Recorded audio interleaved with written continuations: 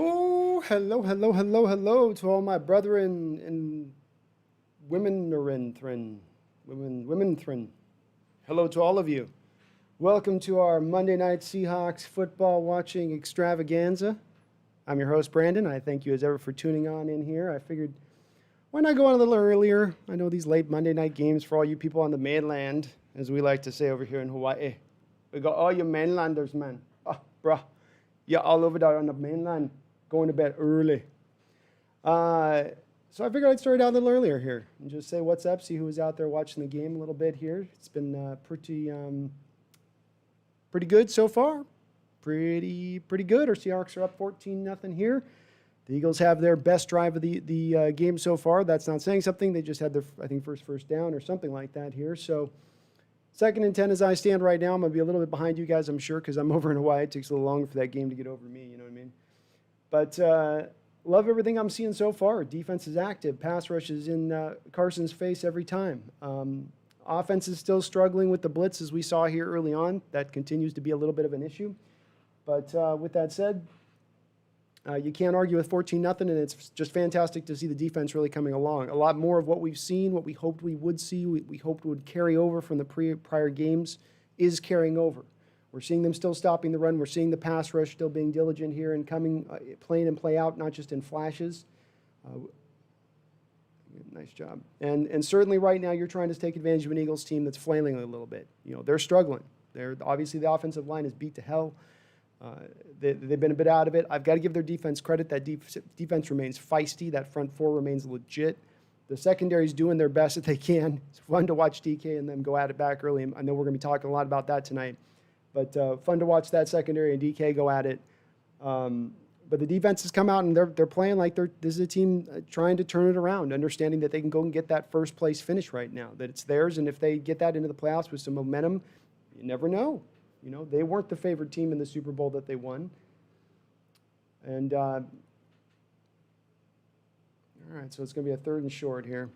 So, Derek, the Seahawks Lightning fans, how you doing, my man? What is up? OCC 2.0, what is up? Hello. Derek says, I'm loving the CIL defense. I am too. And I might be off the chat a little bit, in and out of it, because you guys know how this is. We're going to be concentrating on the game to a degree. But, yeah, feeling good.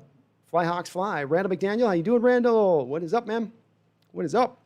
User hit stick. Let's go, Hawks. Go, Hawks. We got a 3rd and 2 here.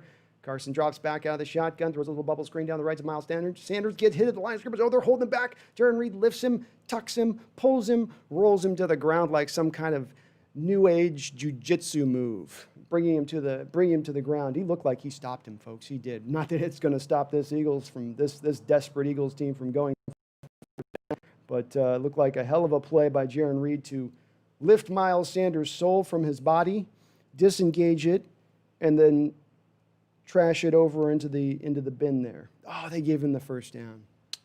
Great play by Jaron, though. Great play by Jaron. All right, Carson. Oh, man. I'll tell you, Carson's receivers aren't necessarily doing him any favors. The telecast pointed out to this earlier on a little bit with the lack of separation you're seeing from some of these receivers. We did get a bit of a nice little boost on that Shaquille Griffin no call early on, the pass interference. That's pass interference. That's pass interference all day long. That initial play to Jalen Reagor over the top. Oh, they caught Trey Flowers for illegal use of hands. That's a bummer. What kind of hands in this? Oh, he just tapped his helmet. That's tough.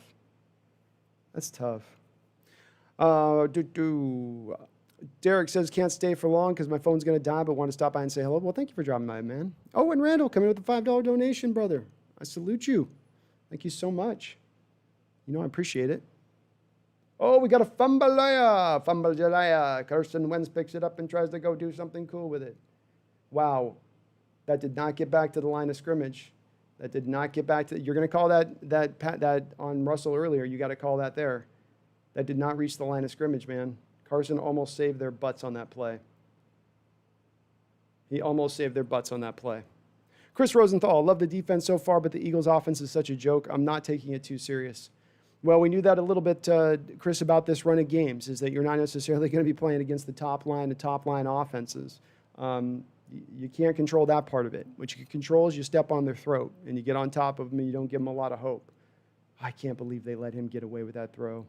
I can't believe they let him get away with that throw. That did not make the line of scrimmage. Challenge that, Carroll. He's trying to challenge it, I bet. That'd be like Carroll to just try to challenge something even though he knows he can't. Eric 99, how you doing? Subated Warder. It's just you. Wentz is terrific. Yeah, I don't think Wentz is necessarily bad. I think his offensive line's in shambles a little bit right now. It's making it hard for him to play the position. We saw that in 2017 with Russell Wilson. But I think if you give Wentz back the line that he had back in that Super Bowl year where he was an MVP candidate, I don't know if he's going to play at that same level, but I think that he's capable of it. You know, and when you look at the last 2 years, you look at what he's had as far as skill position players, he's not working with a lot, not necessarily the top of the line, you know. So I think the jury's still out on him, and I think that the crowd in Philadelphia that may be pining for Jalen Hurts are prematurely pining for him. I think they've got to get their offensive line back to a position of being okay in this game. So we got the 2-minute warning. Obviously, Dunlap's been rushing really well. Jaron Reed's been really active right along him. He's really come alive with Dunlap's addition. Somebody was mentioning on the previous chat about maybe that being, Dunlap's addition helping Reed out in some way. And while I was a little skeptical of that at first, it certainly has started to look like that a bit. Reed is right there neck and neck with Dunlap at times, getting to the quarterback just about the same time. He's looking really good this year. An underrated season so far out of Jaron, who was going to get beaten up because of his earlier Pro Football Focus rating scores in those earlier games. But he's been playing good. We even saw LJ Collier he didn't get a sack, but just on a running play, you saw him scraping down the line, doing some kind of not just sitting there waiting for a play to come to him, but going down and attacking. Love to see it. But some positive signs out of him in that as well. Jamal Adams making a couple plays in the run game in the first half. It certainly is part of the reason that we may be a better and better team here at stopping the run. I don't know who's going to run on us as we go forward with this addition of Snacks Harrison and Jamal Adams, and that's on top of a defense that's already, I would say, pretty good stopping the run on their own. Nathaniel Parks, how you doing, Nathaniel? What's up? Jose Rodriguez, how you doing, Jose? Figured we'd try out this little bit of a mid-game stream thing. I was going to try to do the whole game, but it took too long to get it all set up and worked through and put together, and yeah, so just figured, all right, we'll go with this. We'll go with this for now. I'm trying to change my thumbnail. But a good ad. I like what I see so far. Again, a little odd to see for those out there probably wondering to a degree right now, why are we seeing the Seahawks offense at times really still continue to struggle with the blitz after we saw them kind of solve it last week? And if you'll notice, is just a small little wrinkle to this. We're not seeing Russell moving out of the pocket as much right off the snap. We would rotate a lot of the post-snap stuff immediately as far as the protections are concerned and Russell Wilson's rollouts are concerned. And that would do a lot to kind of go against some of this pressure and blitzes that were coming specifically up the middle of the defense. Haven't seen as much of that in this game so far. Maybe they're looking to go to it a little bit later on as a change of pace or a wrinkle. But it worked so well last week. Odd not to see it again this week. And them just to kind of go back to some of that traditional struggling with the blitz stuff that we saw where Russell's sitting in the pocket, no one's open, then he just tries to kind of break free after his first or second read. I'm trying to change my thumbnail here.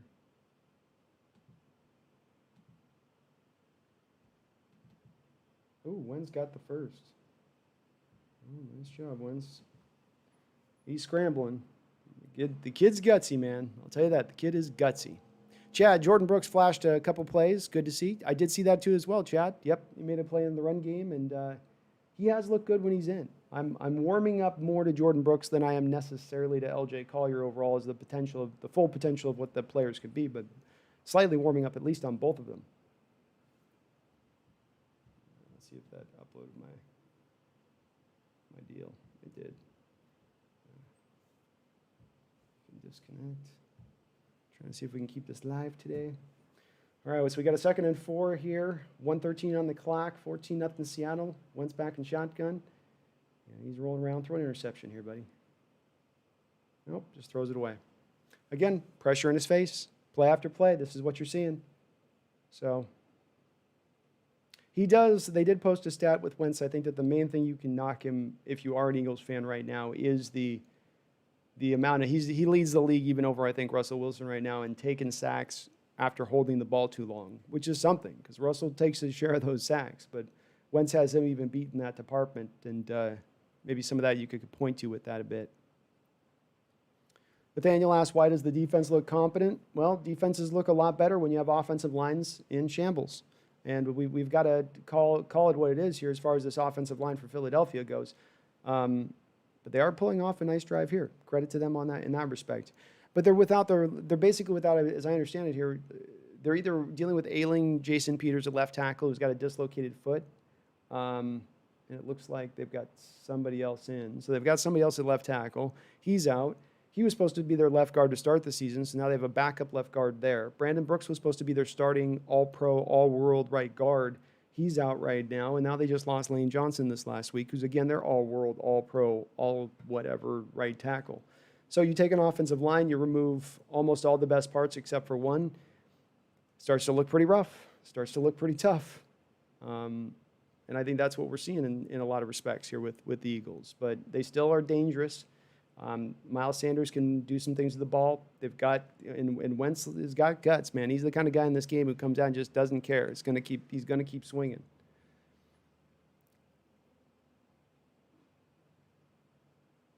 Eric 99 says 3 sacks in the first half. Let's go. Yep.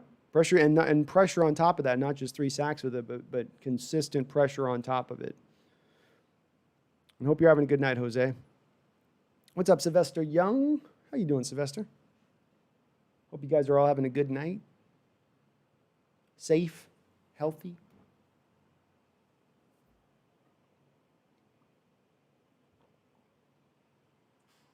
All right, Norton, what do you got? We got them down 2nd and goal. They're on like the 2.5. 17 seconds. Eagles got 1 timeout remaining. Field goal's huge here. I think you get the ball back after half. So that would be a big-time boon if you could get that. Oh, I'm sorry. They're on about the 3rd. You got them in a pickle here. They got two plays, legitimately 2 plays to do this. He's got to get rid of the ball. He doesn't need to get it. He's got it for a touchdown. Shaquille Griffin gets beat by a tight end. Shaquille Griffin gets beat by a tight end, and that's all you need to know about Shaquille Griffin. I've said to many people out there, like, who want to do this, we got to re-sign him to an extension. We have to. Like, do we really? My man just got beat by a tight end.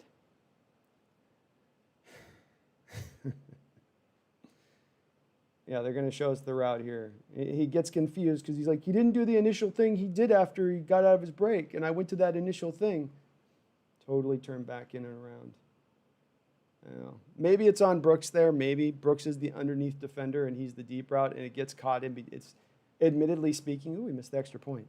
Admittedly speaking, Shaquille's caught in the zone there. That's an in-between situation because if he's got deep and Jordan Brooks has got shallow, it's like a pop-up in baseball where you have an infielder and an outfielder both converging on a ball, and it's sometimes hard to determine who gets it. I will say, though, in baseball, the general rule of thumb is the deep defender gets to call it at that point.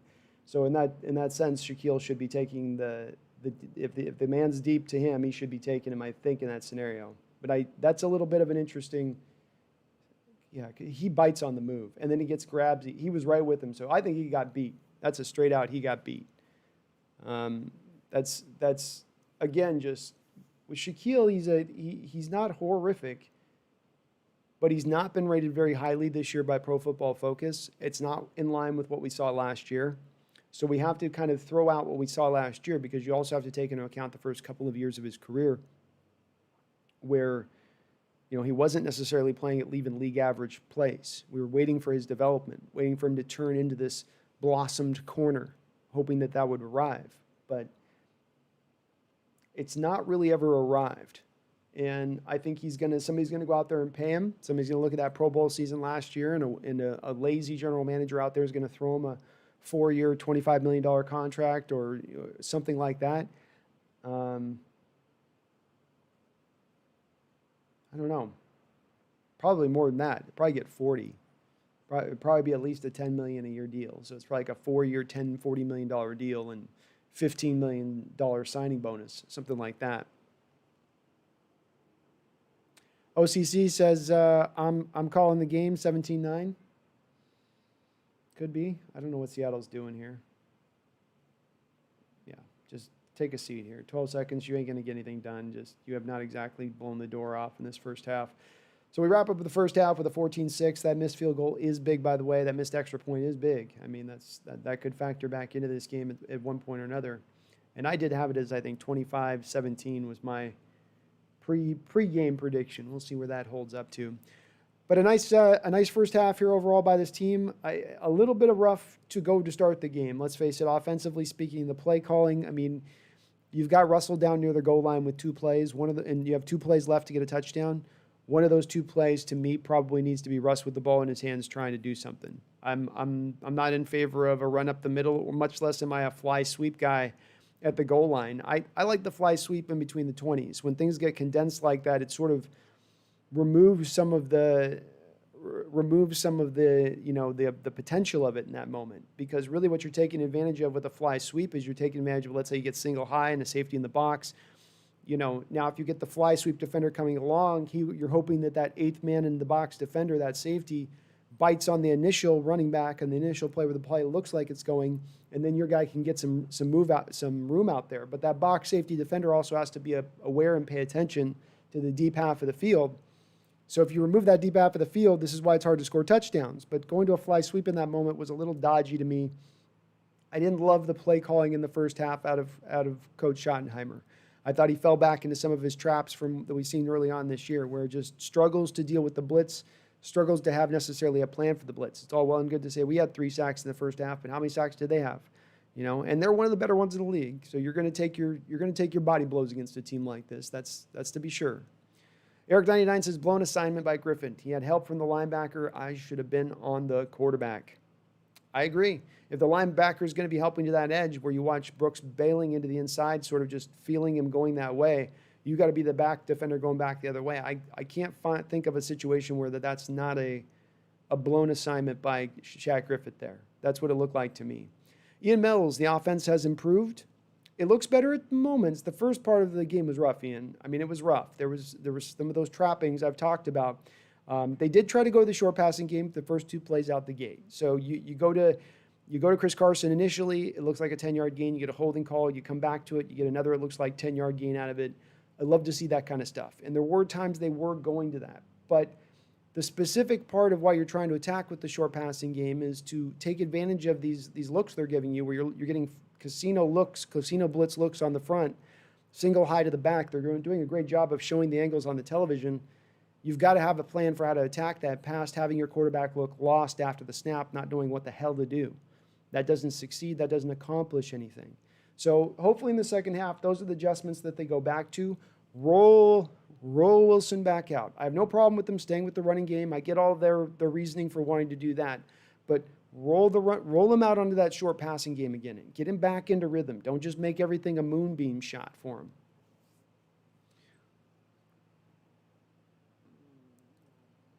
Nas loving the thumbnail. Thanks, Nas. I was trying to come up with something this week. I thought that'd be a good one. Sylvester Young, we should have been up 21-6 if it wasn't for the 2 wasted drives on 4th down. I probably wouldn't have gone for it on 4th down early in that game, to be honest with you, Sylvester. I would have leaned back towards not doing that. I would have gone for get the field goal. That's the general rule of thumb. If you're at home, maybe you go for it. But on the road, take every point you can. Steal a possession in that moment. That's what I would do to take that. But I know he's trying to be aggressive, and so when Carroll's been so inaggressive over the course of the season the last couple of years, I can't start hitting him the other way when he is starting to be aggressive, when that's what I've asked for from him. But you're right, it could be better. Dark RH, bro, I feel for Eagles fans. Well, Dark RH, I feel a little bit for you. That was a rough loss yesterday for your team, the Rams, man. That was a tough one for you guys. But I feel for the Eagles fans, too. The one thing the Eagles fans can comfort themselves with is they got their title. I've always maintained if you're one of those franchises that haven't had a title in your lifetime and you finally get one, I mean, you should have at least a couple years you feel kind of relaxed about it and good about it. I certainly did after we won our Super Bowl. I mean, I was still into I wanted us to win every single one of them. I was still on the edge of my seat with every game. But there's just a natural part of you that's like, yeah, we got one. Yeah, we got one. Man, they're re-showing that throw to David Moore. That was just an outstanding throw by Russell. But you don't see him throw those very often either. He doesn't do a lot of fade balls, and especially to DK, you don't see him do it very much. But nice throw to David Moore. Great job by Moore in that situation. There's a little bit of hand fighting going on as you're trying to move to the spot. We've seen a lot of times where receivers get engaged and they can't get moving to where the ball just lands, and then it looks like Russell overthrows the guy. It's not Russell overthrows the guy. The guy's got to get to that spot by any means necessary. And we saw David Moore do that in that case. He's fighting. They're tussling, as they say in the South, tussling. And he comes back around and just gets his hands up at the last second and get the ball there. Doesn't look over his shoulder too quickly. There's a lot of little small nuances in that David Moore catch that were just pinpoint on. And David Moore continues to have a really, really solid year. He's going to make himself some money. V-Hawk 78. No worries about a V-Hawk. We got our admins in the house. They'll take care of business. Eric 99, fourth down should have been 3 points. The second fourth was a head scratcher at the time of the game. Yeah, both of them are a little odd to me. It just didn't, as you mentioned, in the time of the game. Maybe in the third quarter you're thinking about that, but I don't know. Little odd in that respect. Tim Jobs, haha, we beat the Lambs and we're going to kill the Hawks. Hashtag 49ers. Oh, Tim, so confident. I'm getting the confidence from you, Tim, of a man who thinks he's going to go back and reclaim the division at this point. I love that confidence as a fan, man, as you're sitting in last place. I mean, you can't. I'll tell you this, Nick Mullins is a Seahawks killer, Tim. Nick Mullins gives us a hard time. I'd much rather play Jimmy Garoppolo 7 days a week and twice on Sundays than Nick Terminator, Arnie in his prime, Mullins. I want no part of that. I want no part of that little squishy face looking bastard. Get him out of here.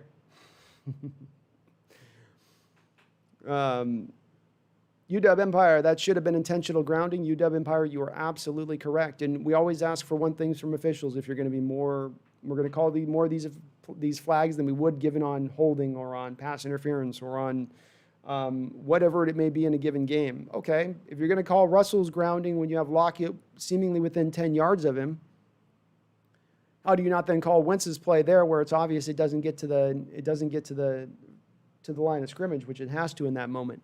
The ball has to reach the line of scrimmage. It was obvious it was about 3 yards short. Brandel, say that again. We can't. Oh, Ian Mills, the defense is looking better even though we gave up a touchdown. Ian, you're right. The defense is looking good. It was more of, we talked about last week a little bit about needing to see these incremental steps forward. Needing to see a defense start to come together on all areas. Starting first out at the fundamental area, the simple stuff, the straightforward stuff, the stuff that should be a no-brainer, and then going into more of the advanced stuff. So the simple stuff is still stop the run. Simple stuff is still get pressure with the front four. The simple stuff is still prevent the big play. And we've seen those simple things today, and now we see the advanced stuff of it start to maybe, take hold, and that's where the turnovers come from. That's where more of the exotic type looks that you can now tap into because you're not as worried to be hit on the back end like you were here over the last couple of games. But make no mistake, at least as far as the first half goes, that defense and that performance and what we've seen off of basically from the second half Ram game onward, it's been very similar. And we've seen consistency on that side of the ball in all facets and all phases.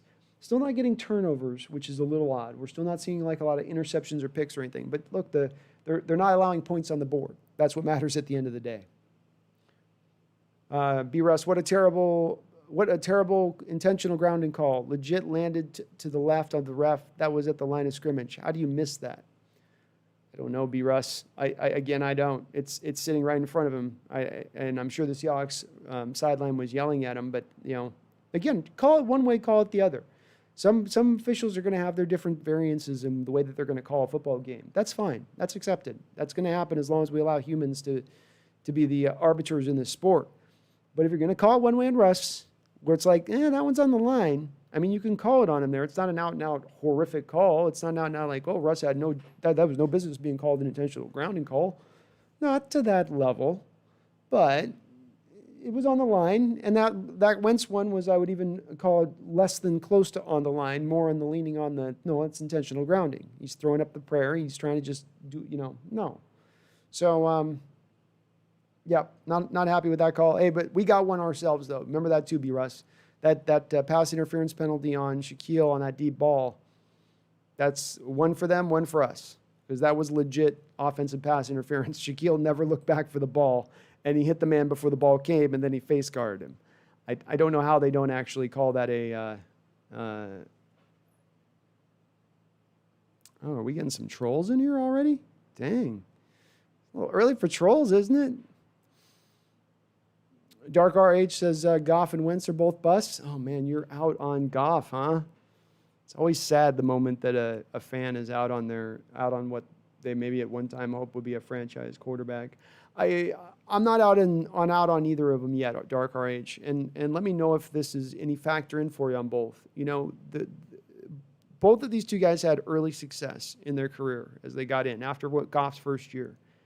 And the common component that you can really point to on both of those two having those good first couple of seasons where they look like upper echelon quarterbacks in this league, Wentz himself an MVP candidate, is they had outstanding offensive lines. We're talking about the Eagles here. I mean, 3-4 Pro Bowlers. And the Rams, Whitworth. And you had a couple other guys, I think, in those first couple of years that were Pro Bowlers on that line, too. And you look at those guys and you go, look. And so Dark RH, just stay with me on this one. I'm thinking in this, you know, invest. I come back time and time again on the offensive side of the ball to invest in the offensive line.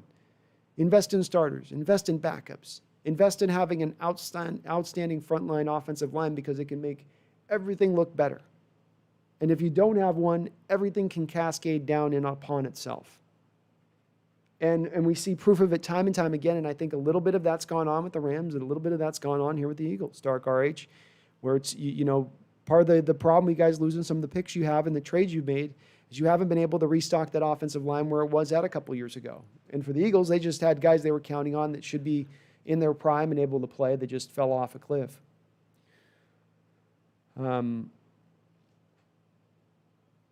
Russell also turns the ball over, but at least he gets 30 touchdowns with it, says Dark RH. That's right. Price of doing a mission, you know, if you are. And if you look at them, Dark RH, they threw a stat up there. If you look at it, they showed Peyton Manning, Dan Marino, and Russell up to this point in their career at this age after this many games.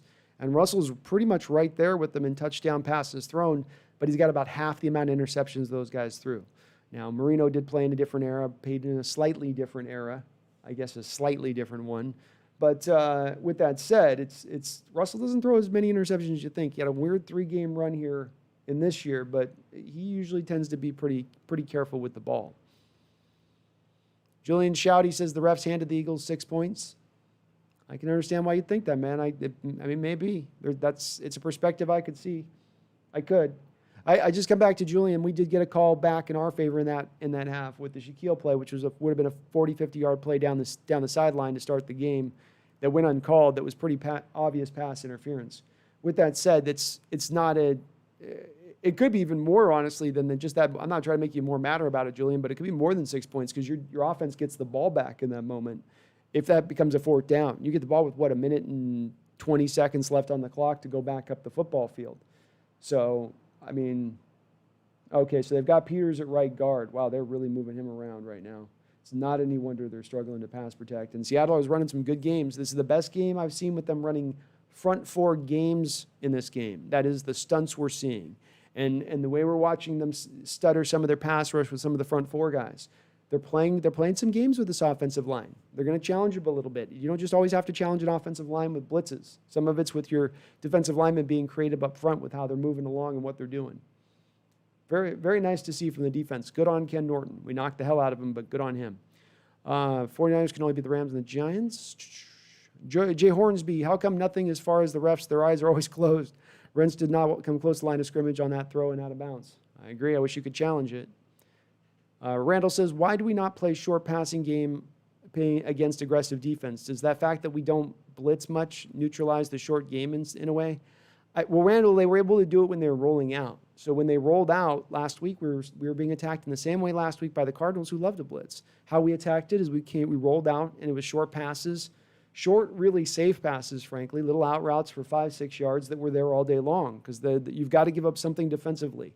Defensively, no matter what you do defensively, there is no perfect defense that stops everything. There is always going to be a hole in the defense. And for our defense, for instance, is the short passing game. That's what we allow.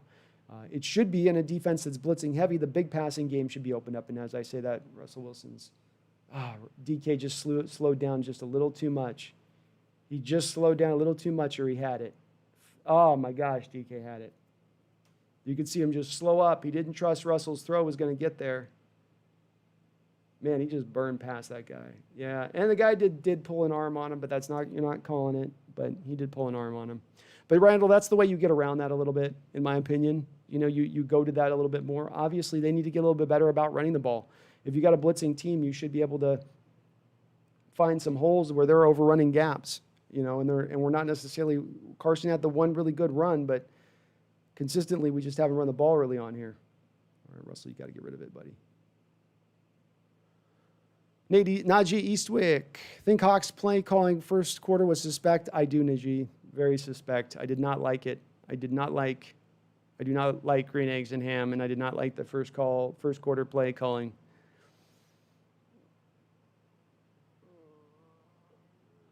Spider Rico, feed Carson in the second half. I agree. Probably should get him some touches. Not going to be on this first drive as we're in a 3rd and 7 now. Nathaniel, you thought that to improve the defense it was going to be more than just Carlos Hyde, huh? Hope you're wrong at the Hawks Nest. I hope I'm wrong too, Nathaniel. You and me both on that. Okay, he's rolling out. Come on, buddy. I just wasn't there on the first drive. Okay. Again, just interesting play calling. Just a lot of Russell getting the snap, shotgun, not really having a play or a plan of where he's going to go with the football. Sort of just looking and waiting, and then just flailing along at the end of the day. They're showing a good overhead shot, so dude.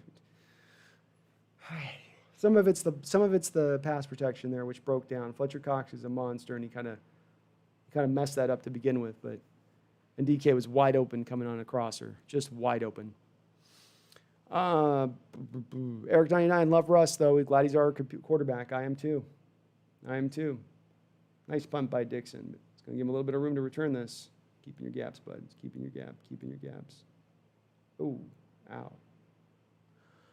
All right. Let's go defense. Juno White, doing halftime shows now? Great. Anyone who is standing out to you can be both positive and negative. Well, obviously DK is standing out in a big-time way. Offensive line, Posick looks great in his return back. Not a lot of people offensively showing out necessarily. Carson looks good. Fresh legs, healthy legs. He was blasting when they haven't given him a lot of touches. Defensively speaking, Rasheem Green got his first sack. Great effort, high effort play by Rasheem Green to get back there, fight off the double team, wait for the peel back block, then get the sack. LJ had a good play on the scrape down play on the thing. Someone mentioned Jordan Brooks has looked good. Bobby looked great going down that seam route, picking that up 40, 50 yards down the field. Got to love that. Jamal's looked active and good.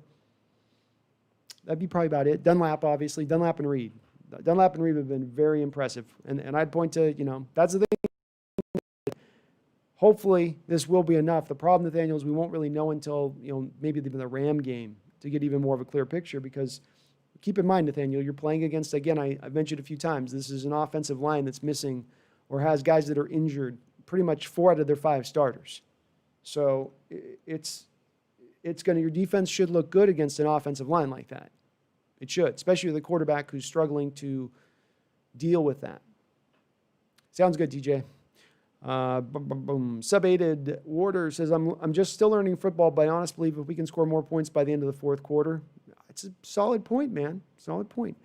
Chad, I need to see a target for my boy Freddie Swain in the second half. Well, with no end in sight, Chad, of Josh Gordon's return, we're going to get more Freddie Swain sights, not just in the now, but in the moving forward. It would appear. Brendan Eichrick says, I want a defensive touchdown so bad. Brendan, I do too, man. I do too. I really do. Carly, who do you think is the biggest threat to the Seahawks in NFC? Asked Carly. I've got to think it's the Saints at this point, Carly, and if not the Saints, the Packers. Both of those two would be the ones that their heads in far and away. It looks like at this point Tampa Bay's scuttling a little bit. The Rams, after their loss last week, just, it could be just maybe the 49ers are just a horrible matchup for this Rams football team. Just that sometimes that happens. But it's hard to see necessarily the people within our division. This is the thing that kind of slides around because it's a long season and determined by sometimes injuries and the way things are going for teams. But as it looks right now, the Packers and Saints are right there with hopefully us as the three of the class of the NFC at this point. Brendan says DK has really went off. I needed a good game from DK. He has. Out there playing with that attitude we talked about. Somebody was out talking about him being a prima donna. It's like, it was being brought. We did a show here a little while ago and it was brought up and I just said, how can you guys think that? It's like, this guy does not play like a prima donna. He plays like a dog. Tobias Larson, what's up, Brandon? Best player of the first half? Good question, man. It's a great question. I'm going to go with Carlos Dunlap. I just think every time I'm watching him, he's active. He's all over the field. He's playing with his hair on fire, playing with passion. He's playing like a guy who's getting to play for a winner for the first time in his career. Oh, the blitz was there and it ran past. Oh, but there's LJ Collier. There's LJ Collier with the wrap. Nice job, LJ. Great job. LJ is very mindful of them when they come through his lane. Good job there. Carson's will run for a couple of first downs. So you need these guys to maintain a little bit of some guys got to be aware to what's happening there and catch him. And he would have been the only guy to catch that play. Proud to LJ. LJ's having a solid game so far. Solid game by LJ Collier. Nicholas Rivas, we're going undefeated at home this season. It looks like that, Nicholas, doesn't it? It does look like that. All right, so we got 3rd and 7. This is a big-time play with Carson back there. Seattle brings a bit of a blitz. Eagles exploit it. Fuck. Damn it. Damn it.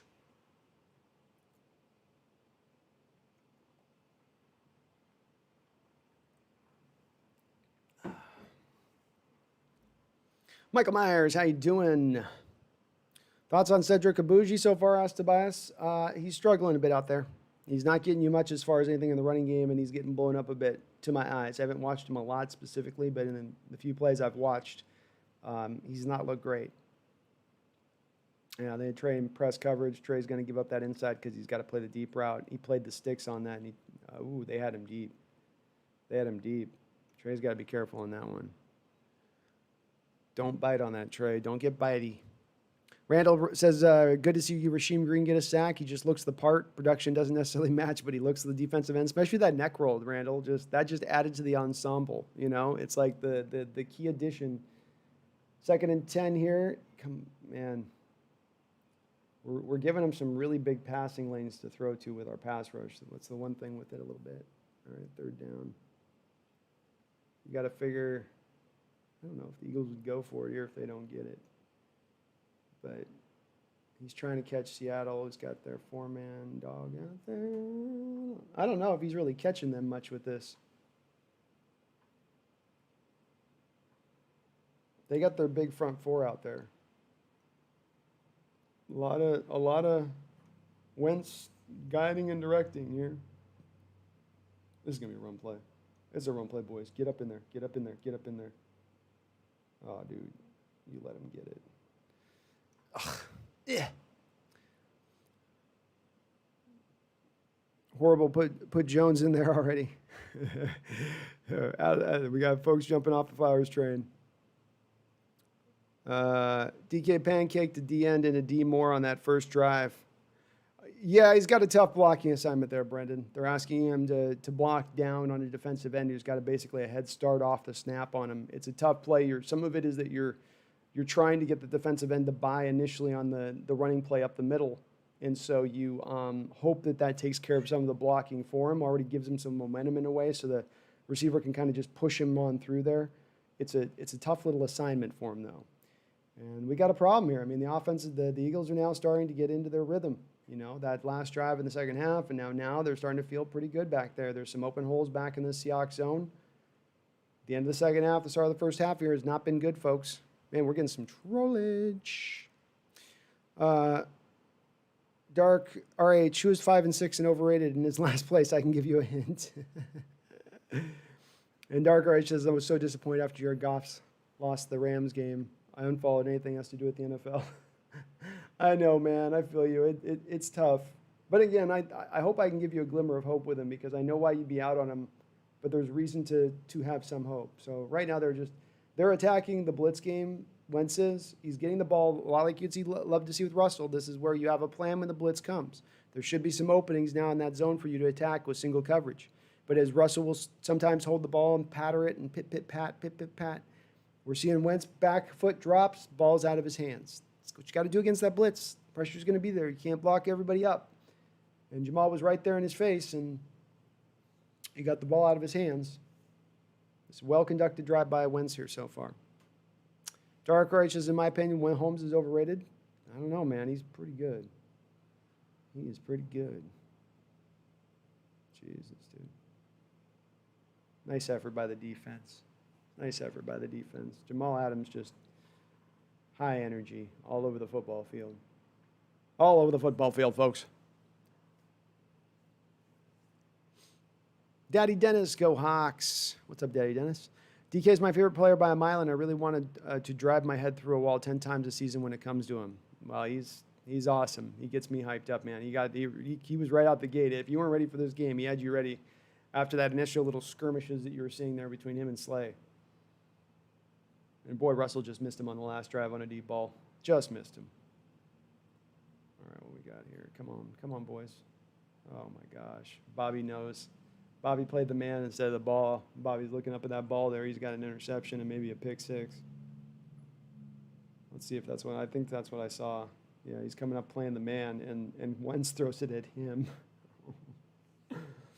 Oh, well, it's understandable. Wentz really, gosh, he's got some throws he makes sometimes. He's like, where was that going?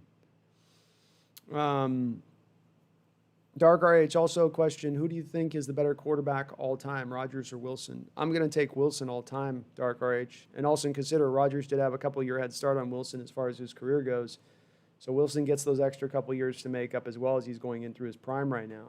So when it's all said and done, Wilson's going to be, I think, the considered the far superior quarterback and the better leader, more importantly. Not more importantly, but also importantly. Dark, dude, I don't know how some people bandwagon. Honestly, if the Rams lose to the 49ers, I don't want to just leave the entire Rams fan base completely. It's a race for third place next year with the Rams and the Seahawks as much.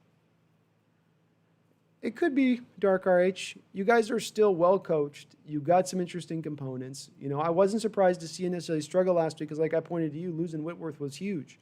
That's your left tackle, and that was going to put a guy in Goff who's already been under duress at times when he's dropping back. That's why they've leaned so much on the play action. You know, now he's going to get it even more, essentially. Okay, so you've got him in third down here. The field goal, you keep a touchdown. It takes a touchdown still to beat you with the field goal here if you can stop him. You've given up some third and longs already on this drive. You've had a second here to get a breath of your defense. Don't bring a blitz. Squeeze the zones on this guy on this play. And they show an 8-man front. Please drop him. Just drop. Yep, they dropped out of it. And they went to the screen. Beautiful. That's how you do it. That's how you do it. That's how you do it. That is how you do it. So often the Seattle Seahawks, when they blitz, will show all the men at the line of scrimmage, and they always are coming. Or if there's nobody at the line of scrimmage, no one's coming. You don't see a lot of delayed blitzes. You don't see a lot of times of stacking it up like that and then dropping most of the guys out. And then they only brought one extra guy, Jamal Adams, who then had the free rush off the side because the pass protection had adjusted to the guys coming up inside, up the middle. That's how you want to. This is how you blitz. You don't just blitz sending as many guys as you can and leaving wide holes. You do it with a purpose. And the field goal kicker is able to knock it through. So we got a 14-9 game. Russell and company need to start getting this going. Come on, Russ. But a fantastic job there by the defense. Oh, we got a flag. Damn it! What happened? What happened? Offsides. You going to take points off the board? No, they'll decline that. Coaching rule of thumb is you never take points off the board. Daddy Dennis, LA is Seahawks territory. Pete and Bobby own LA. When Pete visits LA, people come from all directions to show him love. King of LA football, that's for sure. That is for sure. He will be forever, I think, beloved there forever. I mean, it's a hard place to win necessarily. You know, you've got back, I think, John Robinson back in like the 70s or late 60s. But not a lot of winning outside of that point.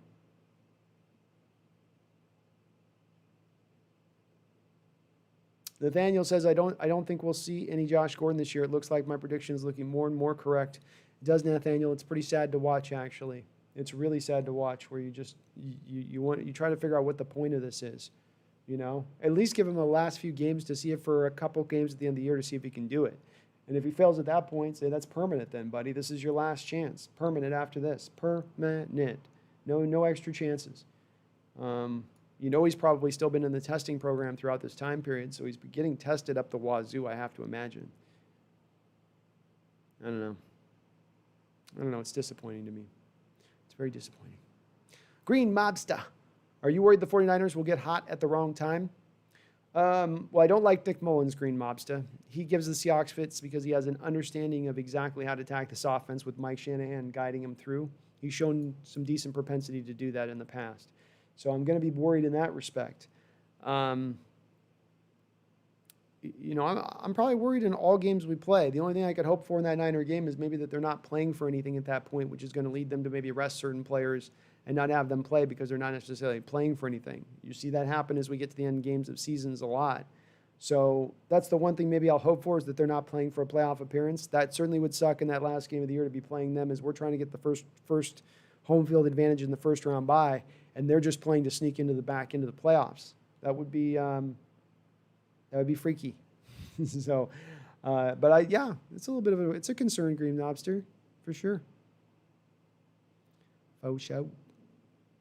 Juno White, plus our secondary seems able to. Juno, I agree with the D-line playing well, but can't help but think the Eagles' O-line is just decimated, playing a big role. You're right. That was exactly my point with it. Was that you're. Probably just messed my thing up there. That was exactly my point with it. Was that you are playing against a decimated O-line. We've seen the past with our O-line. It's really hard to take a gauge of how your defense is doing playing up against that kind of competition because they should dominate it. They should. You should be beating up on backups. You're playing 4 out of 5 backups at positions. You should be beating them up. There's a pretty big drop-off from starters to backups in this league. As we're seeing with our own right tackle, Cedric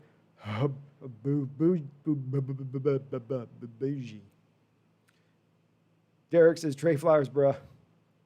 Yeah, he's been a little rough. All right, we got a return here by DJ Jones. Come on, DJ.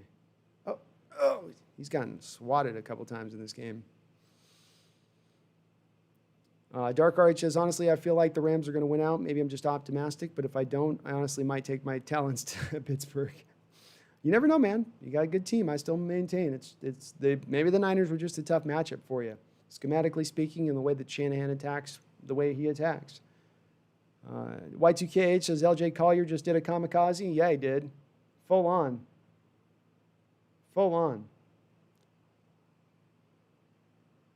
Daddy Dennis says Seahawks defense so tired out there. Well, our offense hasn't exactly, outside that one opening drive, it's not been a lot of consistent drives out there. It's been a lot of just looking for the moonbeam shot to DK Metcalf.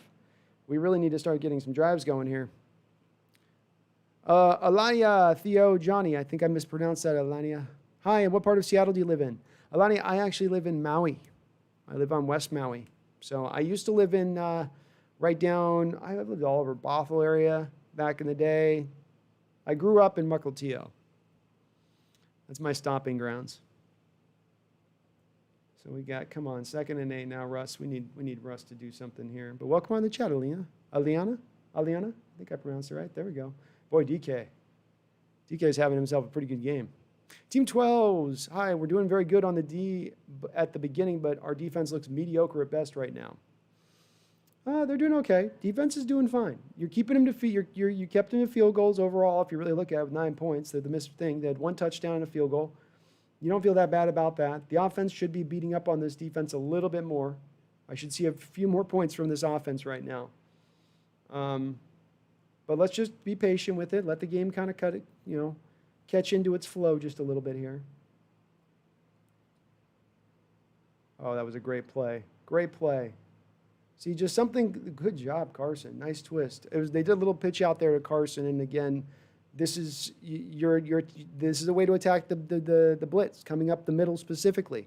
Get out to the edges. So get that guy moving out to the edges with a little bit of steam behind him, and that's just what they did. So nice job by this team right now with here on this initial drive here. We've got a 2nd and 1 now. So let's see what they can do with it. Daddy Dennis, Wentz the tough guy, calls his own number. He does call his own number a lot. Nicholas Rivas, do you think we can take the first seed from the Saints? The Saints do have a pretty tough schedule remaining. Oh, nice. I like sticking with the run there. 2nd and 1, don't get cute. Don't drop back to pass and fall back. And just let's start. We need to get the running game going a little bit here. Yeah, we can because the schedule is much tougher for them than it is for us, Nicholas. That's the only that's the thing. I think they're a very good team though, but they're playing without their starting quarterback, and they have a relatively tough schedule moving forward. So that gives us a pretty good shot, in my opinion. Eric99 says Wentz up the middle has been the Eagles' best play. It has been. He's gotten us a couple times on it. We're certainly not putting a spy on him. Let's just say that. All right, back in 1st and 10 now. Ooh, we got him to jump a little bit almost. Nice play action. Right down the field, and there's DK. Jeez, DK is... Uh-oh. Is DK hurt? Was that a fumble? How did they call it a fumble when it looked like he was down? I hope he didn't fumble the ball there. DK limping a little bit.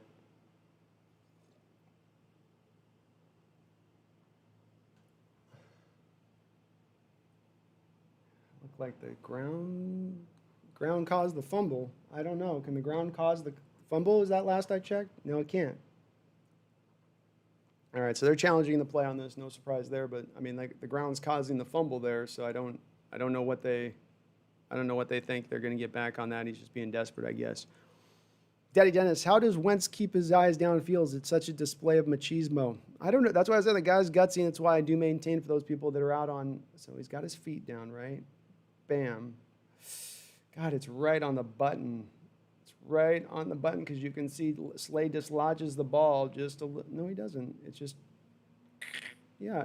I mean, I don't know how that's not the ground causing the fumble. And Lockett sees it too, right as it happens, and goes first down. To me, the ground is causing the fumble there, and if you're going to overturn that, you've got to see it's got to be like the jury and all the members have got to agree on it, like on a murder trial, and that's how it's got to be to overturn it. It's the thing I always go back to that pisses me off because they don't always adhere to that guideline. But this is a situation where you should adhere to that guideline. DK, the ground's causing the fumble there. Yes, the guy's hand is in there as well, but the ground is what caused the fumble. Without the ground, there is no fumble. And Derek, yeah, Bobby just missed the pick. If Wentz just threw it a little offline, but not so offline that it was in the next county, then maybe he would have had a chance to catch that ball. But Daddy Dennis, I do still maintain Wentz is a tough kid. Get him a good offensive line, and you watch him play a lot better. And if the Eagles end up selling on this kid, you're going to watch a smart, offensive-minded guy who knows how to build a team and build an offensive line specifically. A guy like, let's say, John Gruden will take that kid on all day long and turn him into his best version of himself.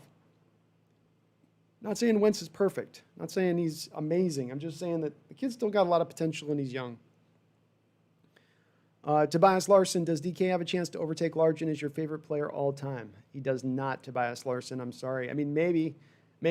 I can't close that door, right? I can't never say never. That's what Sean Connery taught me with never say never again, right? Never say never again. So, maybe he has a chance. Maybe he has a chance. I sound like a drunk. Maybe he has a chance. Undo your bow, Miss Smellypenny. I'll come over there and get to know ya. But I don't think so. Steve's still my man. Steve's the guy for me. I grew up with him too. So you got to remember, Tobias, some of that's just the growing up in that state of things. Okay, so I'm going to be kind of skipping a little bit through the chat here a bit because I want to stay on top of the chat and current is what we're talking about in the moment. So if I miss a question or whatever, just re-ask it. Just ask it again. It's no big deal. Don't make it a thing. But I want to stay up with what you guys are talking about here a little bit. So Eric99, the media has been drinking the Rodgers Kool-Aid for years. Yes, they have been. Yeah, there's some starting to back off from over recent years, especially with once McCarthy went out of there. Yeah, see, how do you overturn that? Please don't tell me they overturn this. If they overturn this, I'm going to go pissed. I'm going to be mad. Team 12, did you watch the Broncos game? I watched as much as I could stomach of that game. That was a very difficult game to watch, and it's brutal for us because we need the Saints to lose. and you're watching them being given a gimme game in Mile High, which tends to be actually a really tough game, a tough place to play because of that thin air. And that alone can sometimes win them a couple games a season. So, oh, did Russell get smashed? Okay. Okay. Really, guys? That was like 5 steps after he threw the ball. Like, what do you guys, why don't you just let him just pummel Russell after he throws the ball before we call a flag? Freaking ridiculous. Green Mobster, maybe the Chiefs will lose again, but they have to be overwhelming favorites to repeat. It's hard to repeat too, Green Mobster. We saw it with our own team. You know, you can have all the talent, you can be the front runner, you can be that team that's destined to win another title back to back, but it's really, really hard. All right, see ya, Russell. Yeah, that the Bubbles Green game is fine. Just get some rollouts going with Russell on the edges, man. I don't know why they're not even trying those plays. Like, they used them so much last week, and now they're back on this, like, Warren Kirkpatrick, Seahawks are going to win it all. Warren, I love the optimism. I'm with you, man. I think they're going to win it all, too.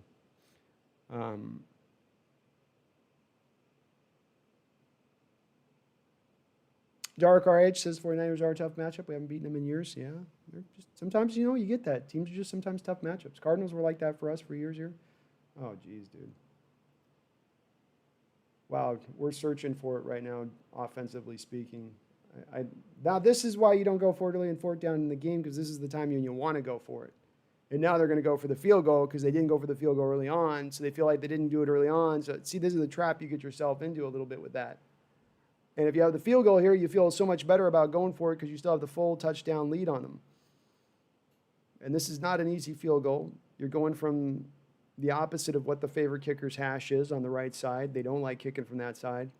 Most. You're in a windy night. It's raining. I'm not a fan of a 44-yard attempt in these conditions, but look at Myers' ice cold blood in his vein. Splits the middle of those uprights like he's cutting a knife down through butter. Nice job. Well, okay, they got a little bit of a drive together. Hopefully they can build upon that. We're going to need another touchdown to win this game. I did say 25-17 to start this out, though. That was my pregame prediction. Y2K, my NFL stream is like 35 seconds behind you. I'm sorry, Y2K. Must be my fast internet speed out here in the middle of the ocean in Hawaii.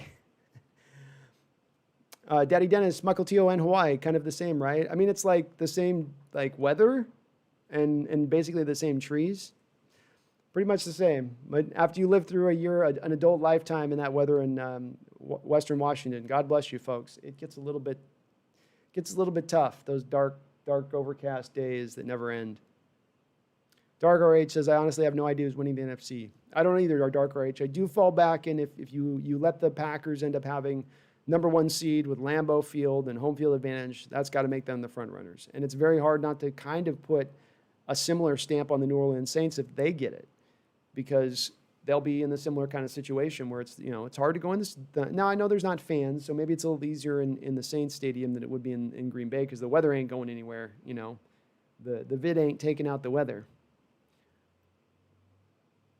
Eric99 says Carson's going to kill the stamina of the D, and the Russ going to cook up a feast in the fourth. I like the sound of that. I like the sound of it. Team 12 is nice. Carson got the man on my fantasy team along with King Henry and Miles Sanders. It's a pretty good fantasy team. Austin LS wailing. Hi, Austin LS. How you doing? Daddy Dennis, it was a scary fall by DK. His ankle turned a little bit there, which was worrisome. That's what's done Julio in through the years has been the feet. The feet on them big men. I think it was also a problem with Calvin. Ice Goated, what's the score? I think we've got 17-9 right now. So 8-point lead, touchdown and a 2-point conversion. We're going to catch up. D-Nugget. What's up, D-Nugget? Nathaniel, looks like I made the right decision to start DK and sit Lockett for fantasy. I'd lean that way through the whole rest of the season. Lockett's not consistent enough in his production. Daddy Dennis, glad to see them burn a timeout, even if they win it. Not really pivotal. I am too, Daddy, especially in a game that could come down to this at the end. These timeouts could really matter. So it's always a big deal as you're burning through timeouts early in the second half. You can get away with doing that in the first half. Second half, it's Not good. It's not good, man. All right. Seahawks about to kick off here. Green Mobster says, what if Wentz somehow ends up in San Francisco? Jimmy is probably out. I think Jimmy's out anyway. I think that they're going to look at potentially one of two options in San Francisco this offseason. General manager down there has shown himself to be very aggressive. I think they can get out of Garoppolo's contract for only a $4 million loss. So in my opinion, what they'll probably do is release him and try to see if they can make a trade happen for either Matt Ryan, who Shanahan, of course, played with when he was an offensive coordinator, not played with, but he coached with the offensive coordinator with the Falcons when he got him into his MVP season. So we might look at Matt Ryan or another Matt. He'll go one of two Matts, Stafford or Ryan, I think, because I think Stafford will be available as well. So I wouldn't be surprised to see Shanahan take a run at either of those two guys as the main two guys. Wentz, maybe. I mean, if they may be in a position of feeling like they're going to put the blame on him, that they'll be listening for offers, you know. As a low-key surprise team there, I wouldn't be surprised to see something like the tackling has not been okay. Good job, Brooks. I wouldn't be surprised to see a team like the Patriots try to do something with Wentz. You know, if Belichick still thinks his team's in a good place or something like that, that could be a surprise team I see as well, jumping into that fray. But I don't know that the Eagles are out on him quite yet.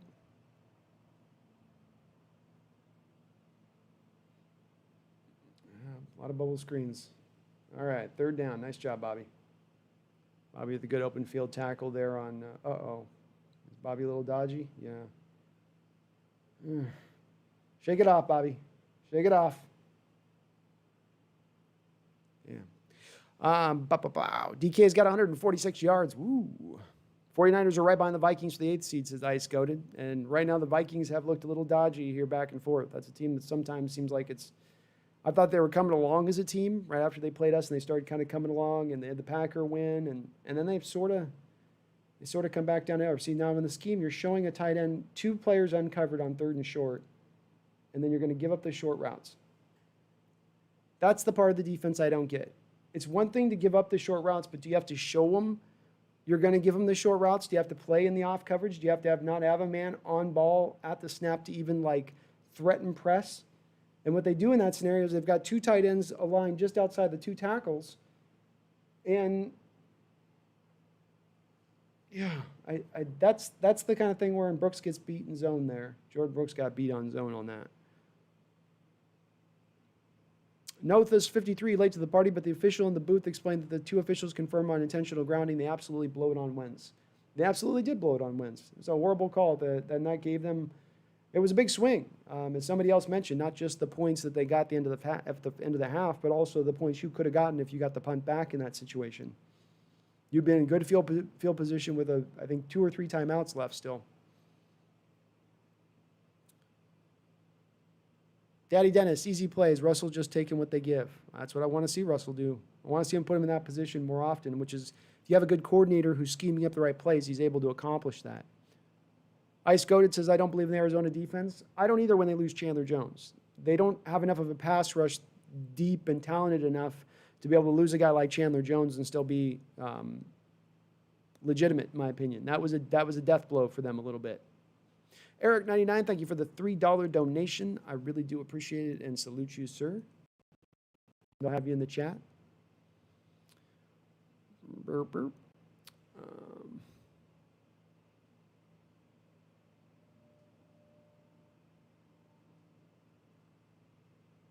Oh, wow, now I'm behind on the chat here. See, this is what I'm saying. I'm going to have to speed up on the chat. I want to stay on to the live stuff, so I'm not too far behind as we're going through the game, and then we'll catch up on questions kind of after the game. So just hold the game. I'll be doing the post game right after this finishes up. Let's just talk what we got going on with the game as far as that goes. So I might skip through there, but thanks, Team 12. Glad you like the haircut.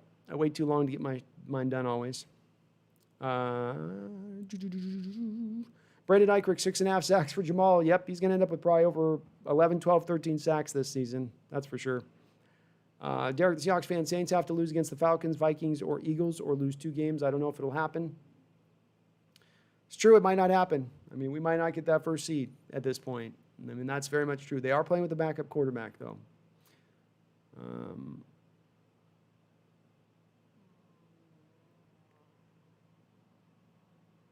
Too many touches for Hollister, says Y2KH. I'll pretty much always think that when I see him making a catch. Like, that's one too many touch. Is there somebody else we can have here? Y2K says, I will say keeping Hollister around seems like it was maybe worth the $2.5 million. Y2K, it was actually $3.2 million. That's the cost for keeping Hollister on the roster this year. And it wouldn't be too much for me if you didn't then also spend $7 million on Disley. That's where it gets to be too high of a cost. You know, there's got to be places on your roster and roster building where you're going to save money so that you can appropriately put the right resources in other places, like, say, the pass rush. And thank you again, Eric99, for that donation. You're awesome. And Nothus53, that was a blown call, by the way. I think I said that, but yeah, that should have been intentional grounding. Team 12's Myers should go to the Pro Bowl 100%. Top 3 kicker in the league. He will absolutely be he's on the track to be on the Pro Bowl right now. He'll be a Pro Bowl starter kicker. I don't know how many they actually elect to the Pro Bowl. I think it's only 1 in each conference. Dark Arch says, let Russ cook. Maybe about time. The running game has not been super consistent here. Wentz on 2nd and 7. Yeah, you're not running up against us. You're Puna, Snacks, Jaron up in the middle now. You reinforce stuff. The snap count rotation is too good. It's going to be very hard for anybody to run on us. Passing, you might have some chances. I mean, here's a situation, 3rd and 7. They talk about the Seahawks offense and how it's struggled throughout this year in these kind of situations. This should be to the advantageous point of the defense. The defense should be able to take advantage in situations like this. But we've seen our defense kind of struggle. And it'll be interesting to see what they dial up. We get a 5-man front off the gate, 6-man front. Bobby dropping back, so it's a 5-man rush is the look. 5-man rush with the look, and then they drop out of it, and then they don't. Yeah, so again, very nicely done. Very nicely done. This is what we've called for in the blitz game. They're showing a lot of things pre-snap, not letting Wentz get a read on things. And then what they show pre-snap is not what you get post-snap. This is how you not only befuddle offensive lines, especially offensive lines that have a lot of moving parts, and no shocker here that the Eagles are going to go for it. But it's as well as you go against what the way you've normally blitzed, your tendencies as a blitzing team so far this year. So we got Wentz 4th and 2 here. He's going to try to run this. Oh, no, he doesn't. Just knock down at the line of scrimmage. Great job. Great job. Was that Jamal again, or was that KJ? The long arm of the law. The long arm of the law. KJ Wright. He was a man of the West. He crossed the Rockies many a time on the back of his horse. He was a killer of screens and outlet passes. Man's name was KJ Wright. Okay, so we're looking good. Big-time defensive stop on 4th down. Puts our offense in a position to now step on the throat of this football team. Let's go, offense. Let's go. Your defense is playing balls out today. They're doing great. They've just given you, I think, the best field position you've had all game so far. This is essentially like a turnover. Time to take advantage of the momentum game here. Ice Goated, do y'all like the Rams' chances? I still do like the Rams. I just think maybe the 49ers was a tough matchup for them. Russ plays well in domes. I don't mind the Saints being number 1 as long as Seattle's number 2, says Brendan. I'd agree if I did pick between the Saints and the Packers, I'll take the Saints over the Packers. Rodgers, I think, is a tougher matchup, especially you got to go into Lambeau. So I miss that. Tobias Larson says, I miss the cats. Is there any chance that you love back the cat tree in the stream? I can start trying to do it. They're sort of hit or miss whether or not they're actually in the tree anymore. So I've got a new tree for them. We got a new couch, and so they tend to lay on that. Team 12s, any way I could get to be a mod? Absolutely, Team 12s. I've been meaning to add a couple mods, so I will look at doing that maybe. You know, I just messed up. There we go. But I'll look again, yeah, to Team 12s. So post in the chat when I post the video. Just post it in my comment section because it's hard to go back through and remember on some of this stuff. That'll remind me. Or remind me later on after I post. But I'll try to remember. I'll try to remember.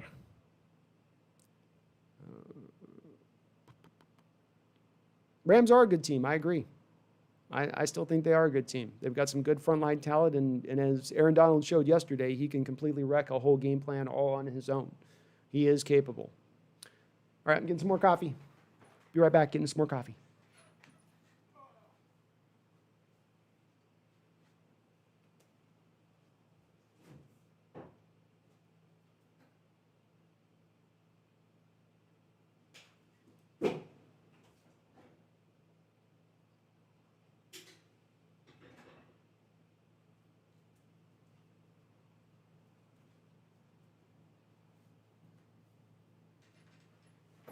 Okay, Russ and company are back on the football field. Let's see what we got. Coming in with a 3 tight end look. It's pretty tough when you go 3 tight ends, 1 wide receiver, and you still can't block out of it. They're not getting any push at the line of scrimmage right now, and they're trying over that left side. But there's just not anything there. And I think DK might have rattled his foot a little bit on that. You can see his foot gets turned over on, and he kind of hits the ground afterwards. I think it's a little dodgy right now. He's out there playing, but I bet that's hurting a little bit. Looked like he got rolled up on a bit. Come on, Russ. 2nd and 10 now. Tough position again for the offense here. He's just got to get that. And then, oh, my God, did he catch that? Oh, my God. Oh, my God. DK just made this crazy catch. Oh, my God. Slay is getting murdered. Slay's getting slayed. I mean, he caught up in his, armpit. Oh, my gosh. He makes everyone look like a little boy. Just big bully ball. Jeez. And then he throws the basket. He throws the football at the camera. I love DK. Somebody asked if he could overtake Largent. Maybe. Maybe he could, dude. Maybe. I mean, he's so freakish, dude. And Slay's out there with just a look like his eyes are big saucers right now. Just like, I don't know what to do with this guy. I don't know what to do with him.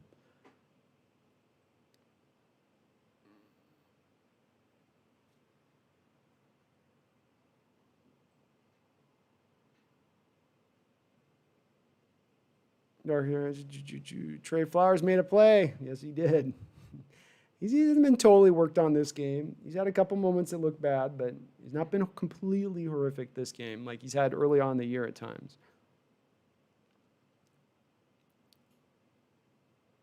Bash MM says, is DK hurt? I think he got his ankle rolled up a little bit there, Bash.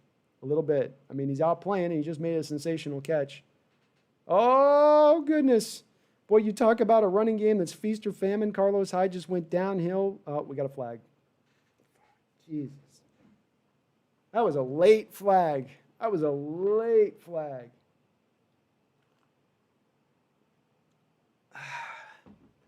to want to see this one. What a late flag that was on a Bouger. Okay, show us the flag. I want to see this.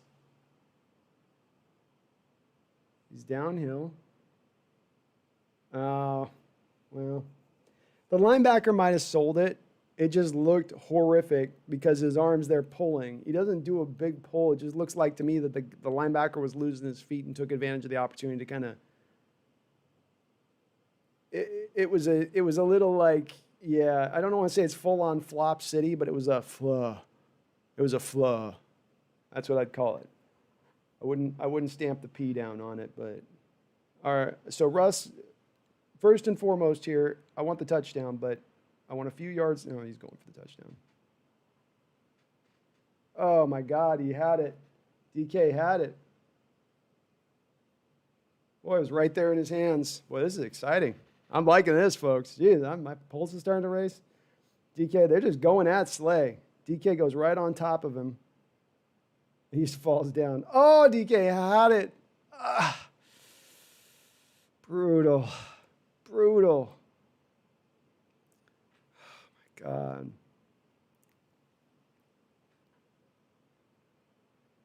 Dang, dude, he just missed it.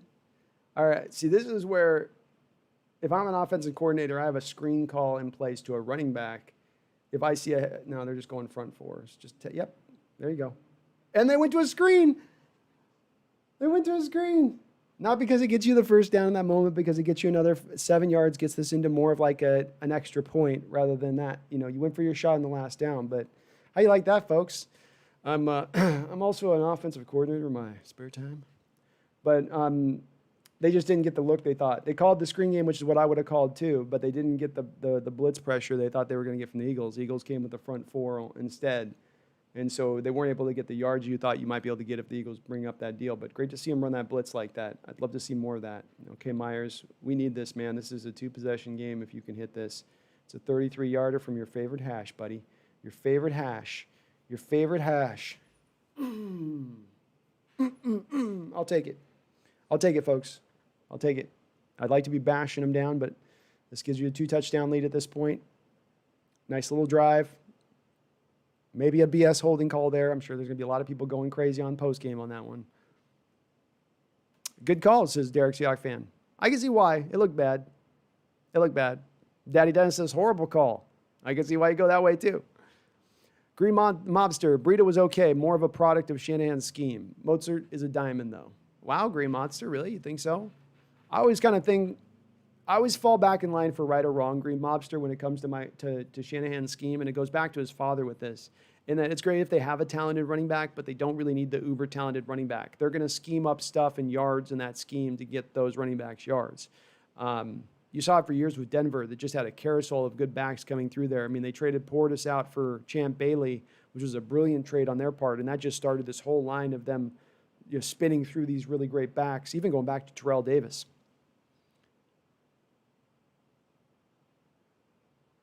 Ice goated 49ers should go after Matt Ryan. Yeah, it seems like the no-brainer move that will maybe be made this offseason. You know, they offer, the Falcons will probably insist upon a first-round pick for him. The Niners will probably end up giving him more of like a second and a third or something like that to make it happen. And yeah, Matt Ryan, as Ice says, is still pretty decent. Derek, DK did push off on that one. Yeah, if he catches that touchdown, you might make the argument they might have waited to pull that flag until see if he actually caught it and then would have pulled the flag. Because it was pretty obvious on that one. So the officials are going back and forth here with calling this game a little bit. I wouldn't say they've been consistent. They're kind of all over the map. But they're not necessarily favoring one team over another or calling it in favor of one team over another.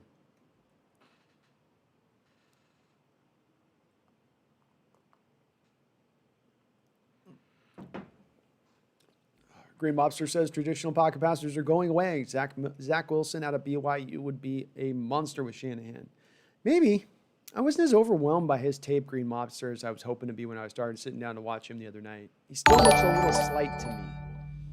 And he's got good mobility. It's not crazy mobility. But I need to watch a little more of his tape. So admittedly, I'm making a little bit of an assessment before really diving in on the cat and taking a little bit of a longer look. Green Mobster, 49ers have to pay Fred Ward. He is not going to come cheap either. Well, they also got rid of Quan Alexander on that deal, trade deadline deal, Green Mobster, who they had paid originally. So they clear off his deal off the books. Now you can afford to pay someone else in that linebacking core at that point, I would think. Ice goated, I like Wilson, but Matt Ryan would make us a top 10 offense guaranteed. I think you're meaning the 49ers, and I would say it's a good chance of that. Oh, boy, he just broke somebody's ankle. I don't know who did that, but that hurt my ankle watching that tackle. Like my ankle just bent back just by watching it. Brendan,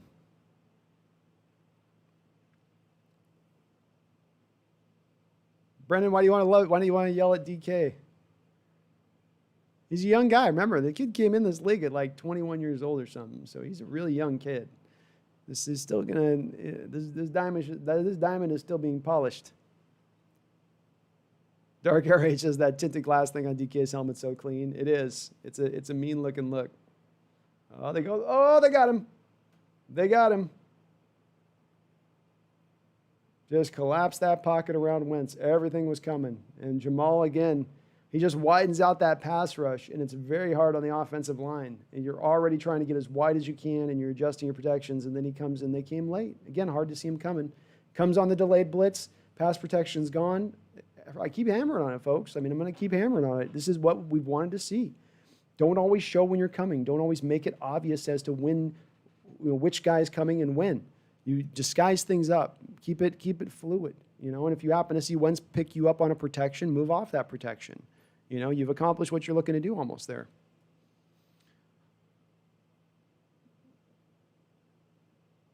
Dark RH, DK should not come to the Rams. DK should remain with the Seahawks for the rest of his career. Dark RH, remember that one time Jalen Robinson pushed DK like 2 inches back?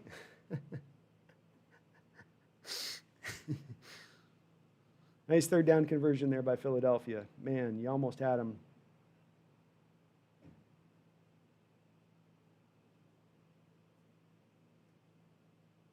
Jamal having a game. 7 tackles and a sack. Showing out here. So we got the Eagles now 1st and 10 from the 40. Come on, Seattle. Seattle not really bringing pressure. Front four is kind of there. Great play by Shaq. Oh, my goodness. Are you really going to call a penalty on that? You're really going to call a penalty on that? Come on. He made a play on the ball.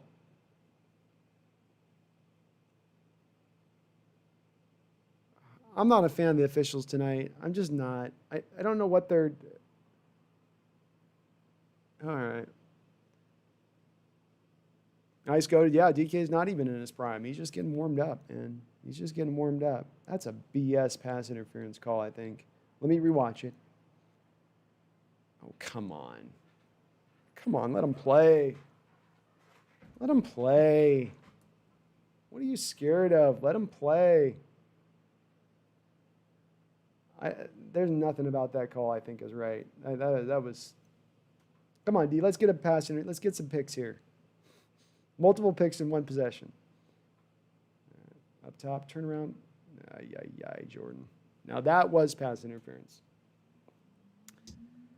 That was pass interference. That's legitimate right there. Green Mobster DK is only going to get better, and he's already damn good. Yep, you're right. There's a reason why only Randy Moss has had a better start to his career through the first same amount of games.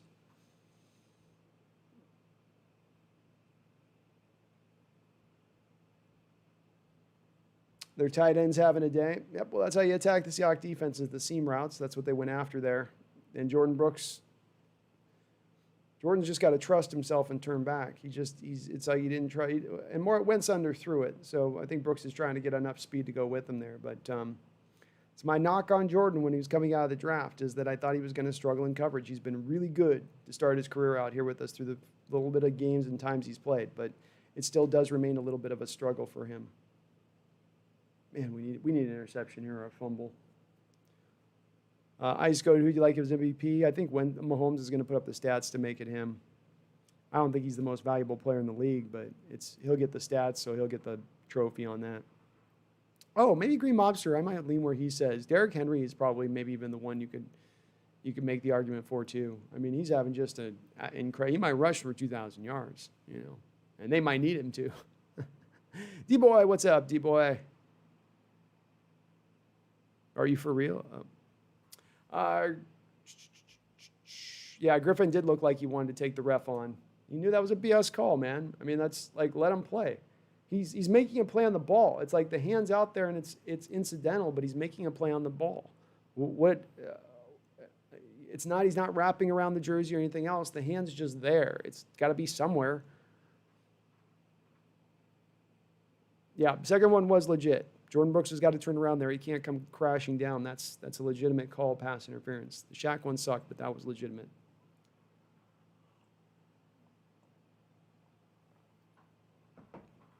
Ice Goat says the Titans have one of the best O-lines in the league. Yeah, they do. It's why they're able to take advantage of Henry's talents to the utmost, and why a team like not Seattle wouldn't necessarily be able to take advantage of him in the same way with the way our offensive line is built. Come on. Oh, my God. Bobby just got juked. Bobby got juked a little bit on that one. Didn't give up the first down, but luckily because you got the field goal on the last one, the Eagles have to go for a field goal here. They can't go for it like I'm sure they'd like to do. And Jamal coming in on a blitz again, which freed up KJ coming off, which rushed the throw. Jamal Adams has been all over the football field in this game. So naysayers out there, Again, when you look at Jamal, there's so many people that want to look at him through the lens of how does he cover and why they're going for it in this case. I am shocked. I am shocked, folks. Very shocked here that they go for it here. Oh, he's wide open in the middle of the fucking field.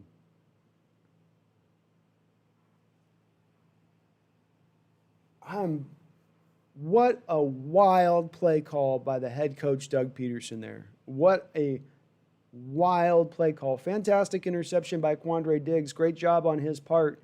Wentz, again, has the guy wide open in the middle of the field on the in-cut route. Look at him. He's got the tight. Look, he's wide open. He's wide open at the first down marker.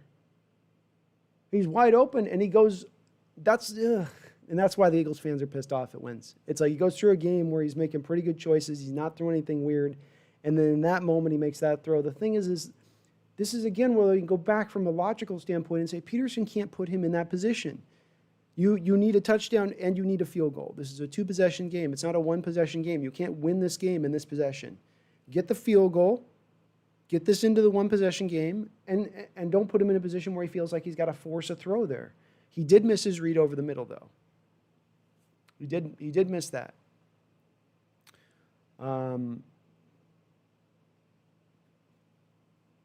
And Ice Goated, I could see how Henry could be considered the most. I might lean to agree with you, Ice Goated, on that one. Henry probably, Mahomes has got the stats, but what Henry is to that team and what they need him to be week in and week out, I think he's having one of those running back years where it's a little bit like Sean Alexander in 05, where it's just so dominant that you can't deny it. Green Mobster, Peterson won it. Sean Alexander won it once. It's not happened a lot lately, but a lot of that's because of the fact that the running game has gone away a lot in the league, and certainly the bell cow back has gone away in the league. He had 3K. Derek said 3K. I know what you meant, Derek. Casey Bowles, Purple Pride, baby. How'd you guys earlier beat this year? You know that, Vikings, baby.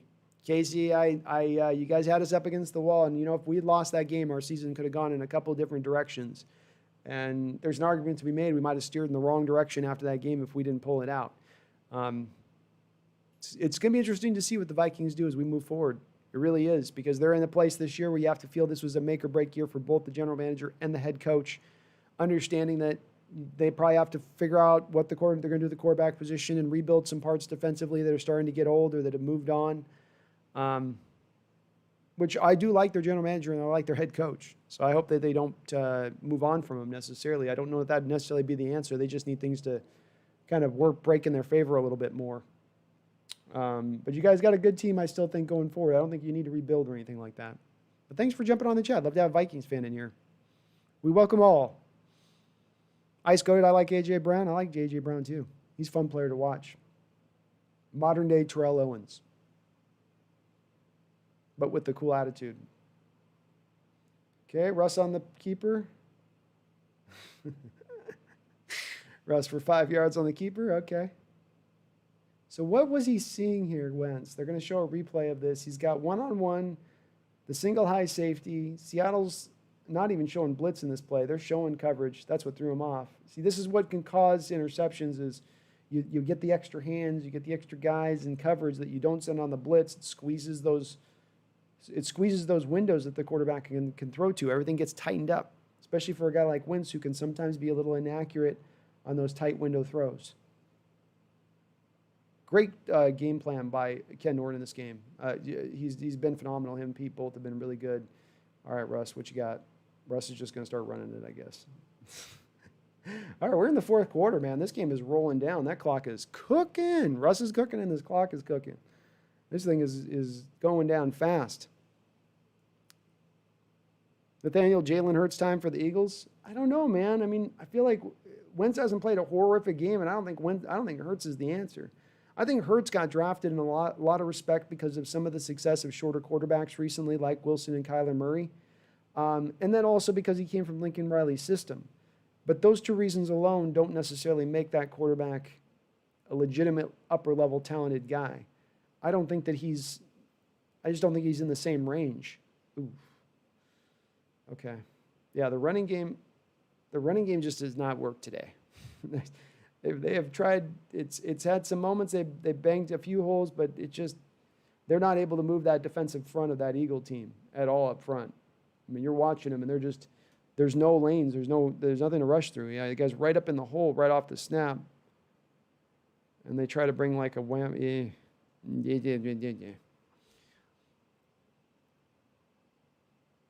Green Mobster, Daniel Jones will be a good NFL quarterback. He has all the tools. He's looked pretty good this year. He's looked improved.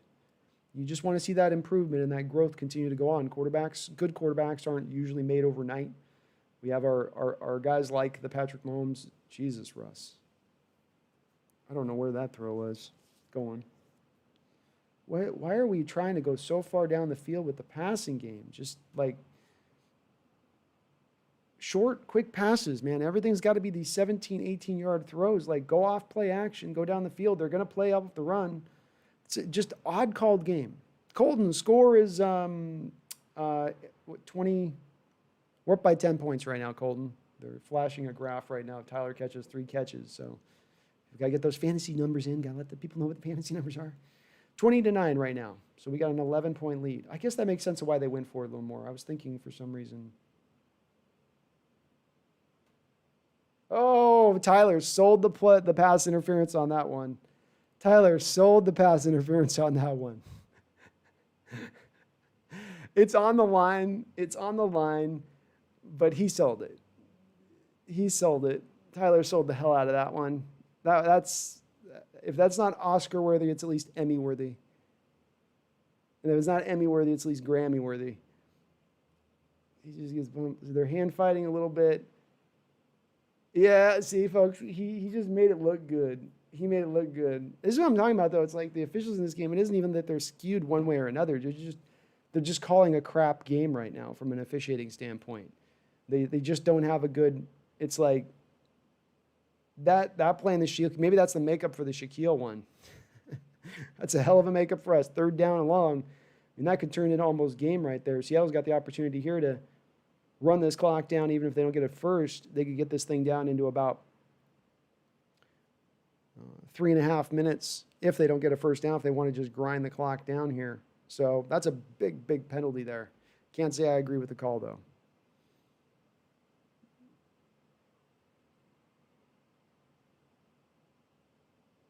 Green Mobster, I think the Saints are number 1 overall now defensively. That sounds right. They've got a good defense. Man, we can't not only not get yards, we can't get any, like, even the left side with Dwayne Brown over there. He's not getting anything done. Just, who has the best defense in the league? Well, I guess, I've got to put where the Steelers are right now, where they stand. I think you got to give them the nod. Saints are right there. Saints are complete defense, and there's no weaknesses to the Saints. There's nothing you can kind of pick at with them. It's very, very tough to go between the two. What's up, Chanel? Bye, Eagles, bye. Okay, another run to Russ. Okay. So Seattle decided they're just going to run the clock out here. Odd play calling, folks. Some odd play calling today as far as what exactly is going through the head of. This has got to be Carroll saying something to Schottenheimer here.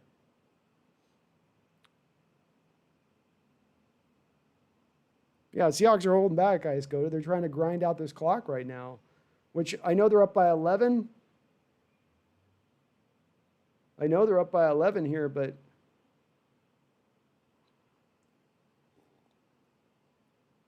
I guess I was thinking what they do here is bring this down to like 4 minutes. Should have just called a timeout there and called it a day. Oh my God. Why not throw there? Like, that whole sequence of play calling was god awful. That's some high school BS right there is what that is. Some absolute high school BS. Like a running play? You got the Eagles in single high. You're not even going to, like, and nobody gets their damn blocks off. Dwayne Brown's injured. Just the whole thing was crap. The whole thing was just crap. Green Mobster said, I thought Carlos Dunlap was washed up and out. Seems like I was wrong. you were wrong and I was wrong on that one too, man. I didn't think he had this much juice left in him. I thought he might have a little more, he might have a little more left to go. Like he might get a little reinvigorated going to a winner after playing for a loser all those years, but I didn't expect this. I didn't think we were getting like a sack a game kind of guy. I mean, this has been next level by way beyond anything we could have hoped to really expect based on the production we're seeing, but maybe we should have. Maybe we should have expected a guy who's had to play in that environment that long, going to a different environment that's the complete polar opposite. Maybe there's a reason that reason to believe that would reinvigorate more. I have a theory on that one. What did I come up with on that? I call it my beaten man theory.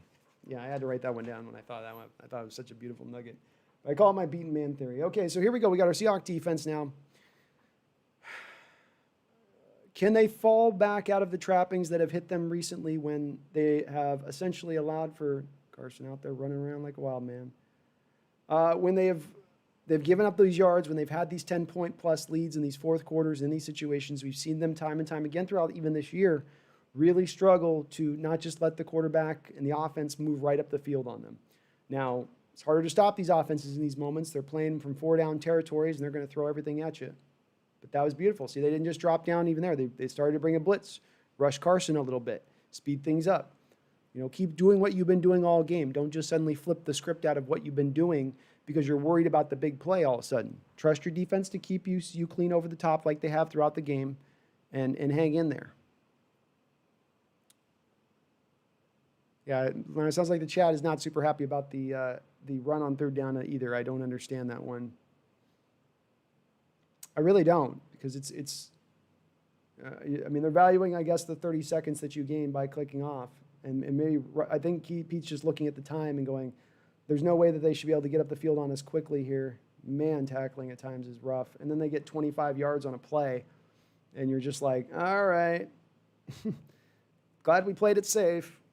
It's like, then they've got, now the Eagles do have just one timeout left, and one of our guys is injured now. Looks like, is that Jaron?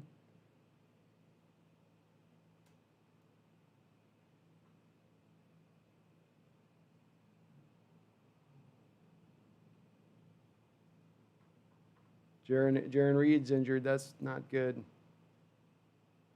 God. Our defense in these situations when we're up by points, like they always seem to let stuff go and give it back up. Rafael Orapariza, Niners gang, F the Hawks. I'm sorry you feel that way, Rafael, but I appreciate you jumping in the chat. Wentz has no idea how to slide. Yeah, Derek, that's been one of those things with him where you go, dude, learn this. Modern quarterback, it's one of the big problems they have is the protecting themselves thing. It's become an issue now. Kyler Murray, I think he's fighting off an injury problem that he sustained in that Seahawks game when our guys landed on him. And part of the reason our guys landed on him is because he, like Lamar Jackson, a lot of Josh Allen, these guys insist on falling forward instead of going to their slide time and time again. And those defenders are there to give them a whack. They're going to knock them upside the head whenever they can see the opportunity to do so or land on their body. You've got to protect yourself or learn to protect yourself. Titus Robin, this has to be the stupidest play calling ever. Titus, it's driving me nuts.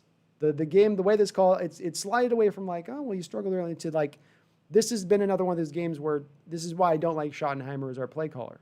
This is why it's like, I look at him and I go, there's no creativity to what he does. There's no answers or adjustments. He just sometimes will look completely lost and there's nothing he can do about it. And thusly, Russell will then look lost,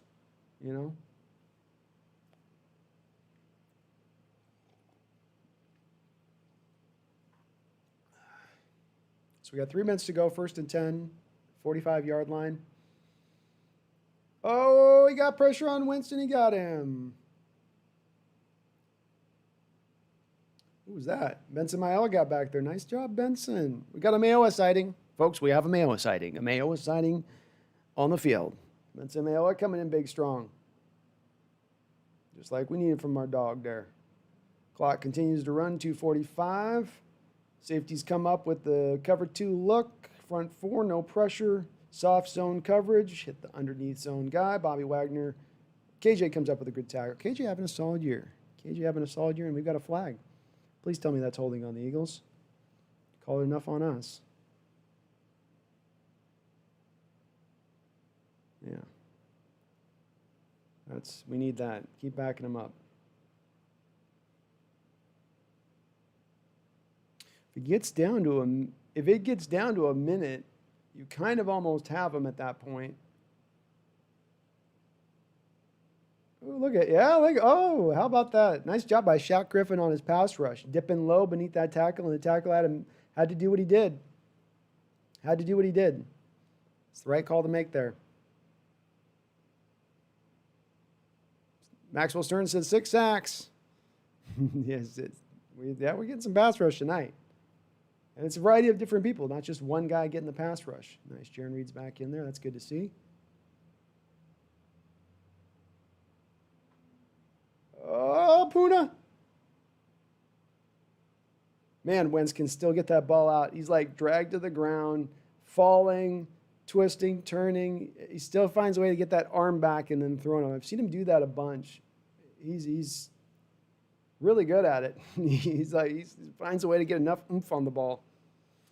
Maxwell says DK just broke 1,000 yards. It's awesome to hear. He's going to have a monster year this year, I think, when all the stats are said and done after the final game.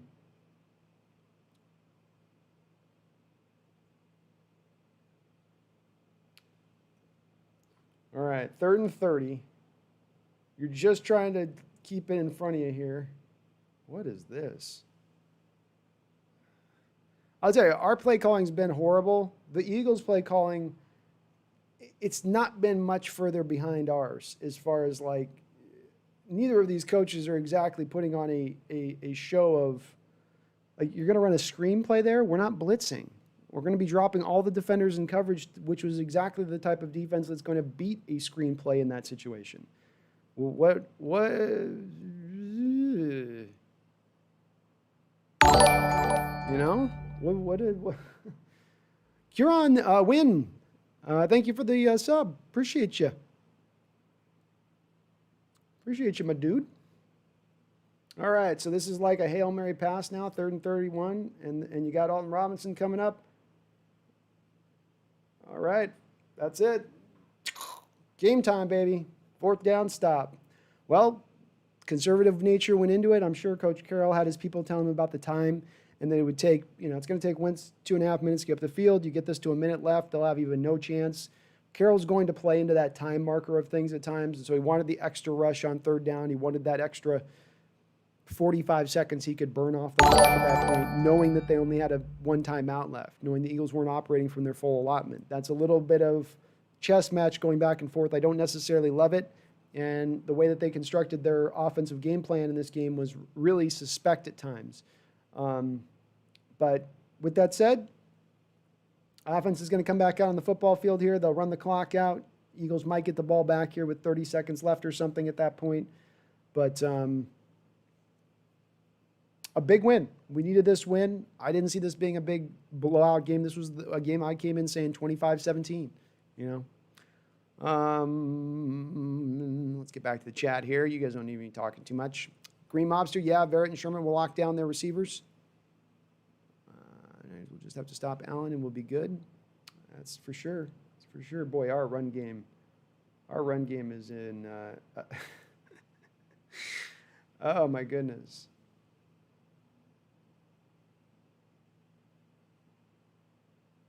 I don't know, what is Hyde mad about? Seemed like a pretty traditional little tackle there. But yeah, we do need the, and they might.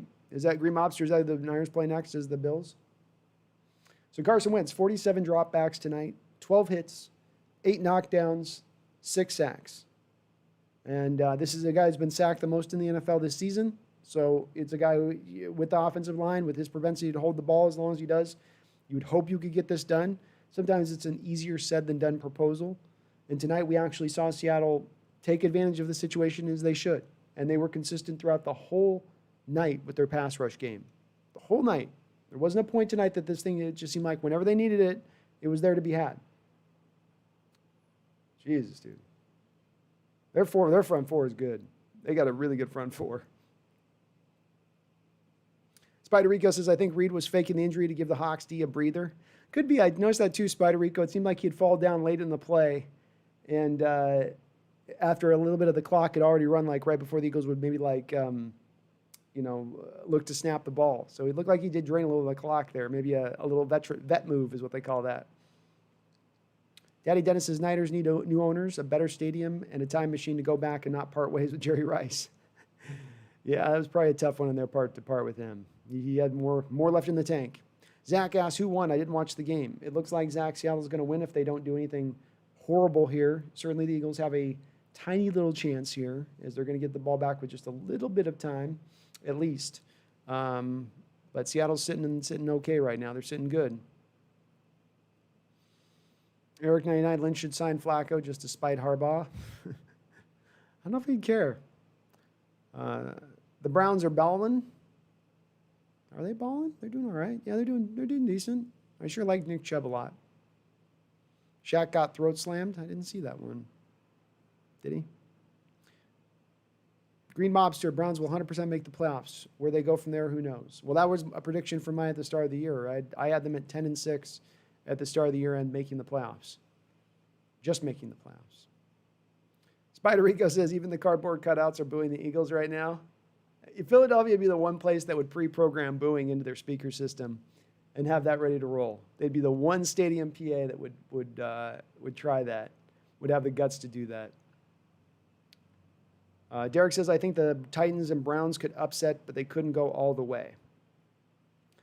It's hard to say. I mean, the Titans have a type of team that is built to be good in, when the weather starts going bad. And they're a team that can shorten the game up against an offense like Kansas City if they play it right. Their potential is a lot better to me than where the Browns are, where I think the Browns, especially losing Beckham, only having really Jarvis Landry there on the outside, that sort of limits their offensive ability, even as good as their offense is at running the ball.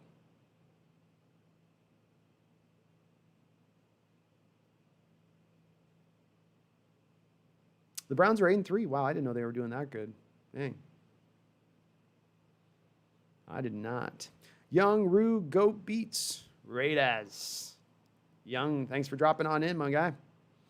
I can see the Browns get the 2 seed. I don't think the Browns get the 2 seed. I think it'd be the Chiefs and it'll be the Steelers at this point. I think they're run. I don't think the Browns aren't taking out the Steelers in that division. Steelers own the Browns. All right, 3rd and 10. 3rd and 10. You can make an argument here to pass the ball and at least try to make it a closer. No, they're going to run it again. Well, now the question is, do you go for a field goal here? You can make an argument here. I don't know. I might call it timeout and think about this one for a second. So Seattle's remaining schedule is going to be the Giants, the Jets, Washington, the Rams, the 49ers. That goes 4-7, 0-11, 4-7, 7-4, 5-6. It's not a bad schedule.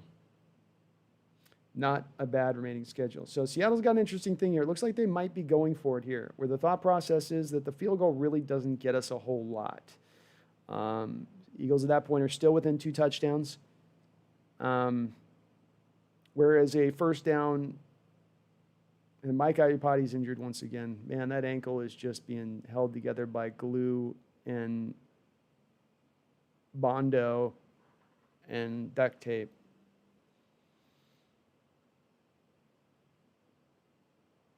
Yeah, call the timeout. Think about it, what you want to do here. I wouldn't be surprised to see him go for the field goal because I guess that does 23-9. That does put you into the 2 touchdown. That's going to make them have to get 2 touchdowns at that point. That's a pretty tall task with a minute left. And boy, Myers has been so good. You certainly feel good about trusting his leg, especially here. You're on the kicker's favorite hash, right side on the left side, and he's already made from 44 and 33.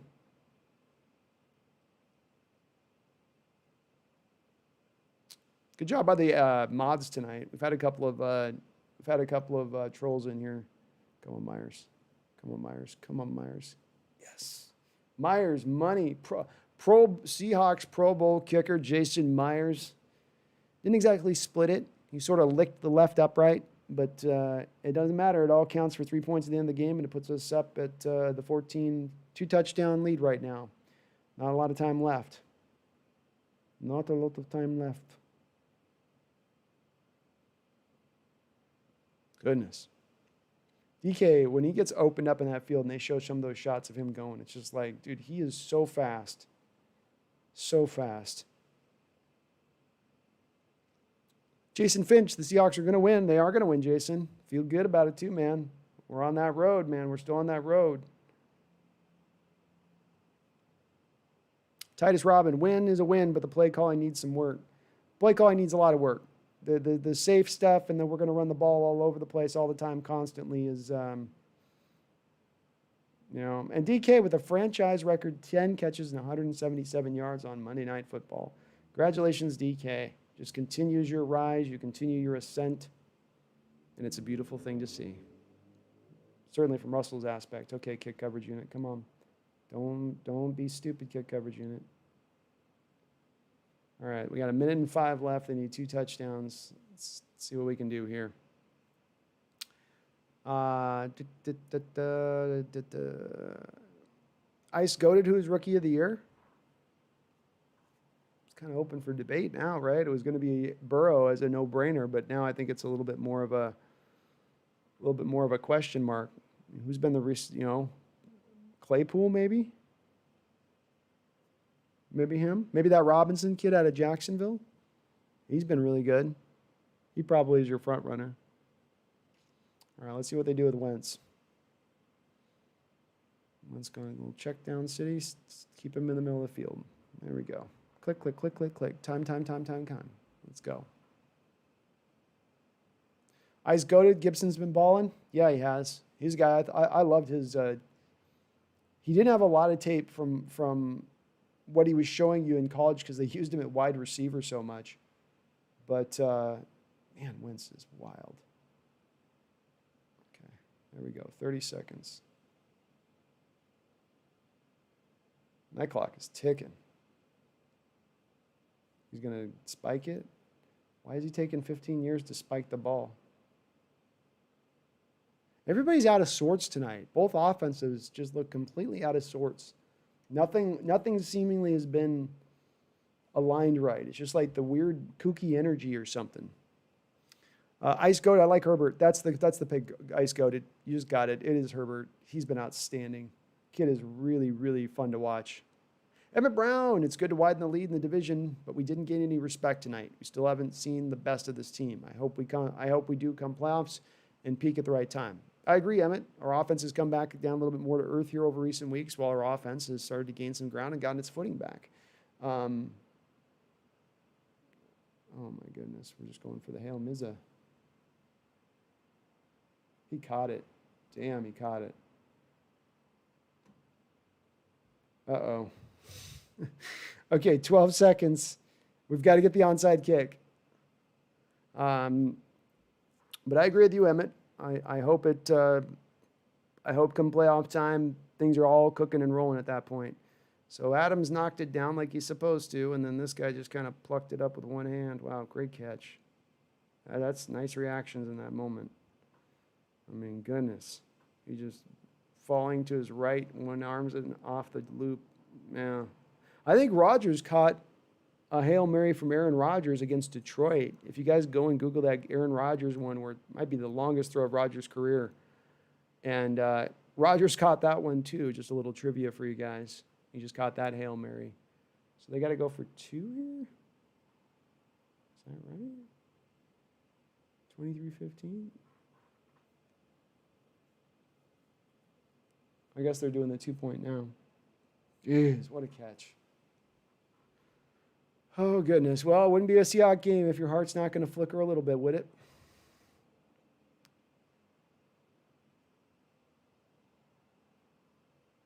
Yeah, I agree, Mobster. I think Antonio Gibson is going to be good for a long time to come. And the perfect modern-day back. He's a receiver for so many years. You'd think he's nice, soft hands, use him out of the backfield when they really understand really what they have there. There just wasn't a lot of college tape on him at running. I think he had like 27 attempts, but he had like some weird 9-yard a carry average or something at the time. All right, there they go. They got it. Come on, guys. Come on, guys.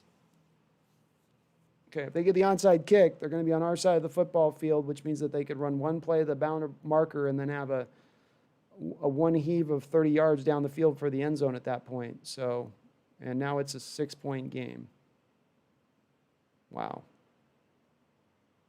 Wow. Oh, I was feeling so good about the comfortable win thing. I was in that comfortable win thing. All right. Game face is back on.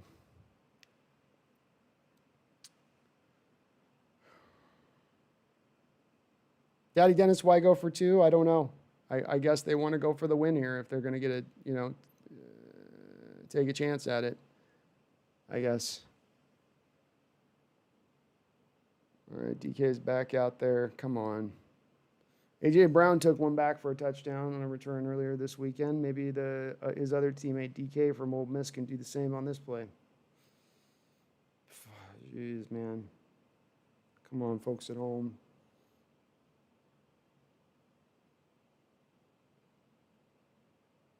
DK got it. All right, we're good.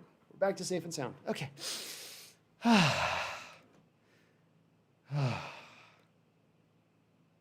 They're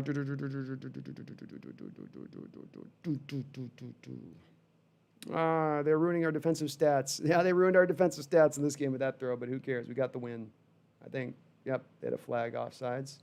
Good. Good. Eric99 says Tom's going to retire. Very well. And part of this is on Tom going to Bruce Arians. Part of him is going to this offense that's not a fit for him at this time in his career.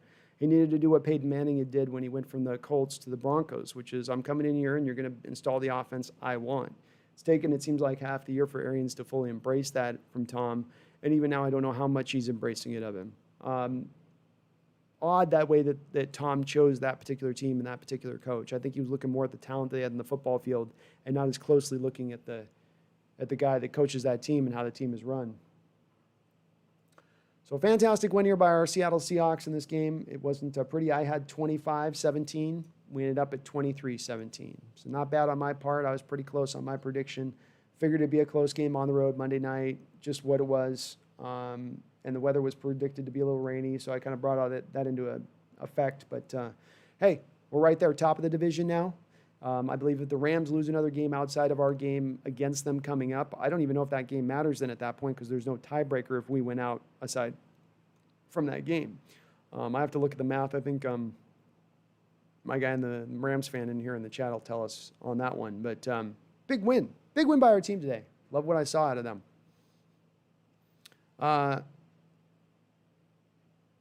Chat here. I swear Pete Carroll has a deal with the networks to keep games within 7 points. There's no other explanation. I know. It's just we can't play a good, comfortable winning game. We've got to have some moments of just. Nate Garcia says, be ready for Kerry Hyder Jr. Well, we'll be ready for him. Who's Kerry Hyder Jr. though? Why does that got to matter to me? Why do I got to prepare for them? Why? Brendan, I don't know why it has to always be a one-possession game, but just be happy that we usually come out on the other end of them as a win. But it's a fantastic win. Don't apologize for wins in this league or losses or whatever you want to say with that. You apologize for losses, but don't apologize for wins. Every team's legitimately difficult to play. The Eagles in this game were coming out feisty and tough and ready to roll. You saw that throughout this game. This wasn't just going to be a walk-through game. I still am going to maintain, I think our defense continues to take steps forward. They're not monumental steps. I like the sack numbers. I do. I love the stopping of the run. They're not being tested at all in all respects. But it's coming along. It's coming along. We're seeing more and more and more and more of these flashes, whereas early on in the year, it was a complete dumpster fire. Your defense just could not do much of anything past maybe stop the run, and that was only because teams were just passing on you so often. In this game, though, you actually came out and did some of the things that we've asked for them to do. And specifically defensively, the game planning in this game, the specific thing I'd point to is that in the blitz game, you've done better at doing what teams who blitz a lot need to do, which is disguise what you're doing pre-snap. So often this team on defense will not disguise anything, and it'll make everything very obvious as to what's happening in front of them. And so that creates these situations where a quarterback will get his blocking alignments all on point. He'll have everybody blocked up pre-snap, and then he's got one-on-ones on the outside to pick and choose where he wants to go through. In this game, you showed a lot of stuff at the defensive line. You had guys up at the line of scrimmage who'd then be dropping out, or guys who weren't blitzing like Jamal did on a play I saw where he delayed blitz coming in. I'd like to see more and more of that from our defense, because then you can be a little more of a blitz-heavy team if you can clean up some of those aspects of your blitz game. But part of the reason that we've been so inefficient in our blitz game, we blitzed at a high volume over the last year and a half. We blitzed at one of the highest volumes of anybody in the NFL, if not the highest in the NFL over that span. But you haven't been efficient or effective at it necessarily.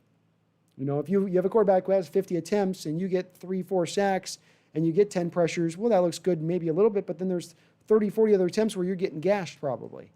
Because usually when you got to blitz that often, there's going to be wide gaping holes in your zones to pick from at that point.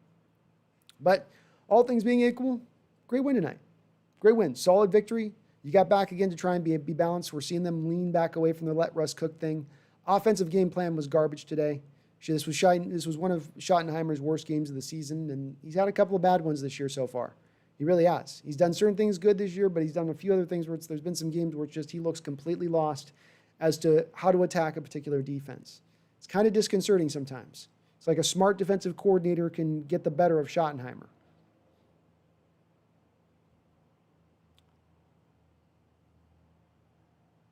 Ice Coda says the Niners will be the 8th seed. Maybe. Insidious, that touchdown was embarrassing. Come on. It was embarrassing. It was. But it's you know, Jamal did what he's supposed to do there, which is knock the ball down.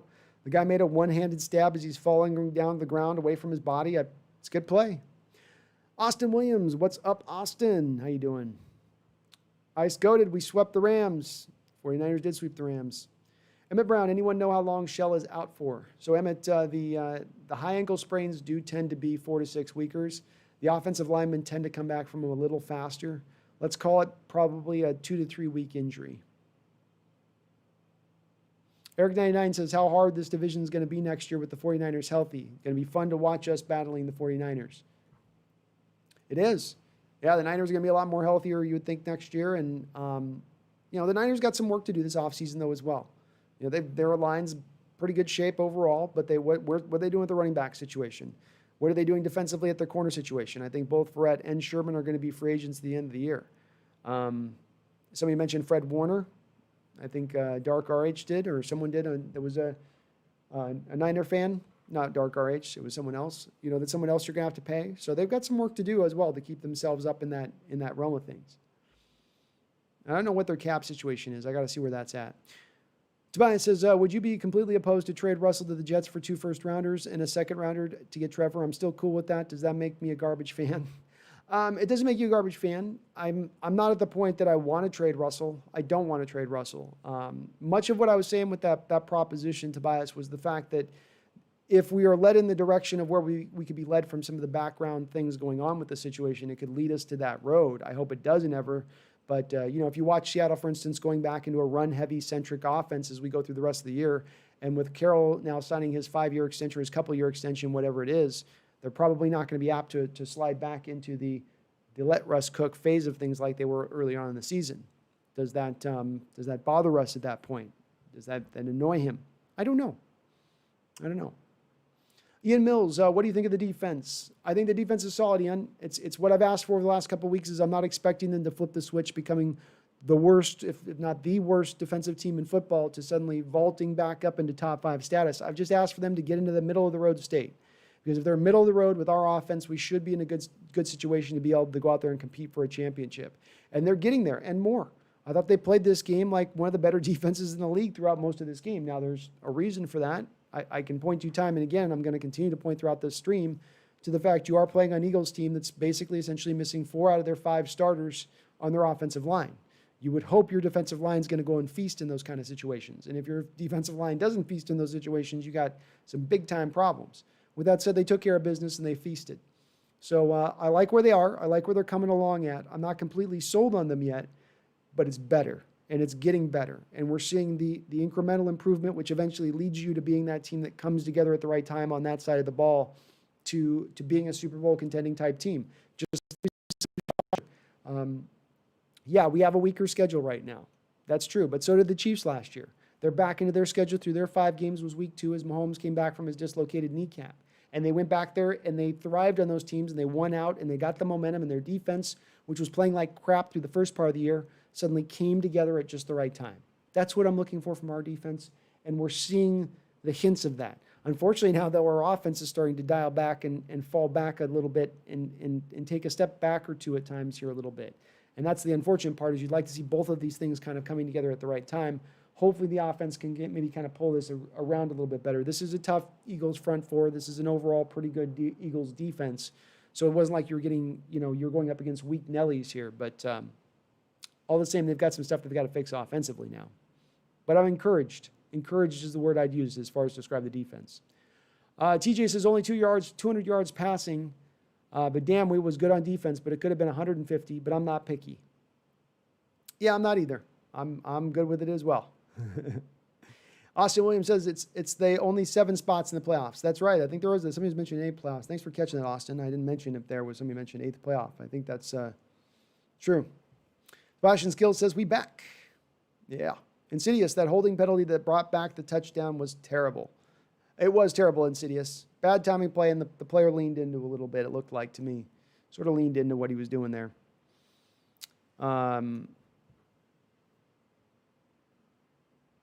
Emmett Brown, this is typical San Francisco reload BS. Another high pick, then probably a quarterback upgrade via free agency or trade.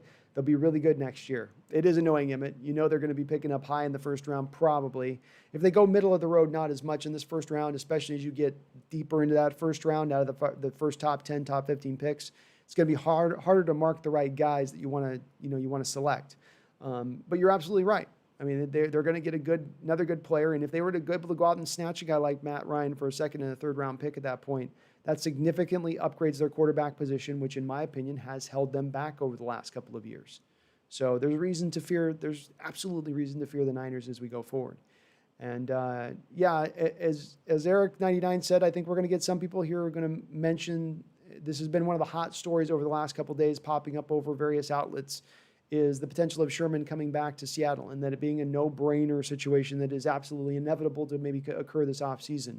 I might have people pump their brakes a little bit on that Sherman talk a bit. I might have you pop your brakes a little bit. As someone else said, maybe some of it is based around his willingness to maybe move to free safety if he can do that, because it's about that time if he's going to make that move. He's not going to get faster another year from now. He's not going to get healthier another year from now. And for me, the third thing that makes it the unlikely part of this is the burning of the bridge. Seattle's not shown a recent willingness to bring back players that burn bridges on their exit. Marshawn didn't burn a bridge. Things were worked out for his exit, and it was understandable.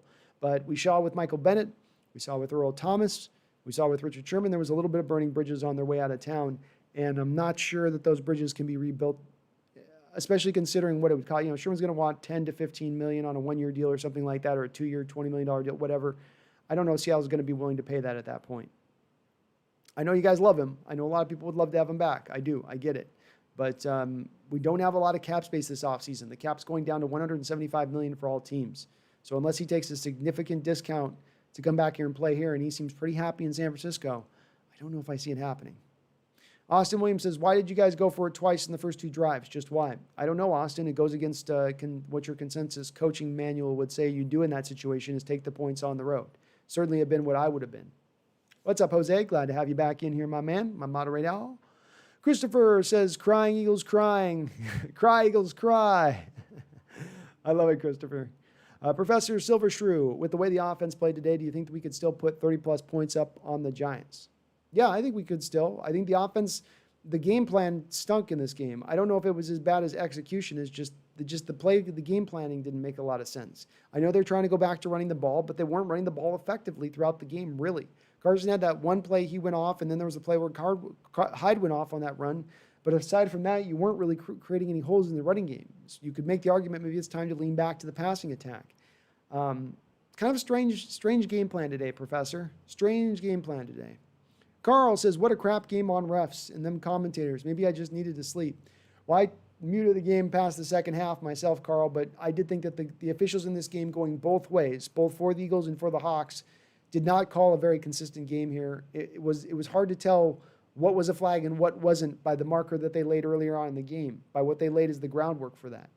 But we'll take the win, right, Carl? We'll take the win. Professor says Eagles have a better defense. Probably a fair. Dark RH, Russ has cooled off a bit, man. It's a little disconcerting to see his play right now, where he played with such a motivation and a spirit early on in the year, and he's playing with a lot of tentativeness now. He's playing with a lot of uncertainty. He's not trusting what he's seeing out there sometimes. That's the part that I don't have as much an explanation for. You can explain stuff physically if a guy's hurt or banged up a little bit, but when it's coming down to it, I don't get why he looks a little out of it, or he's not. He's just, again, the indecision is the part that I'm a little bit not getting exactly what's going on there. Ryan Collum, everyone's saying we have the easiest schedule left. I don't disagree, but am I the only one a little worried about the Giants? Seen way too many Hawks games to expect the dub. Well, as Professor mentions in the comment below, Ryan, it doesn't look like Daniel Jones might play in that game. That was the early word I was hearing about, is he might not even be playing. I think the Giants are going to be tough. I think that, yeah, they're playing for that division title. They're still in the mix on this. But, again, you're playing this, I think, at home in Seattle, which Seattle's played really good this year at home.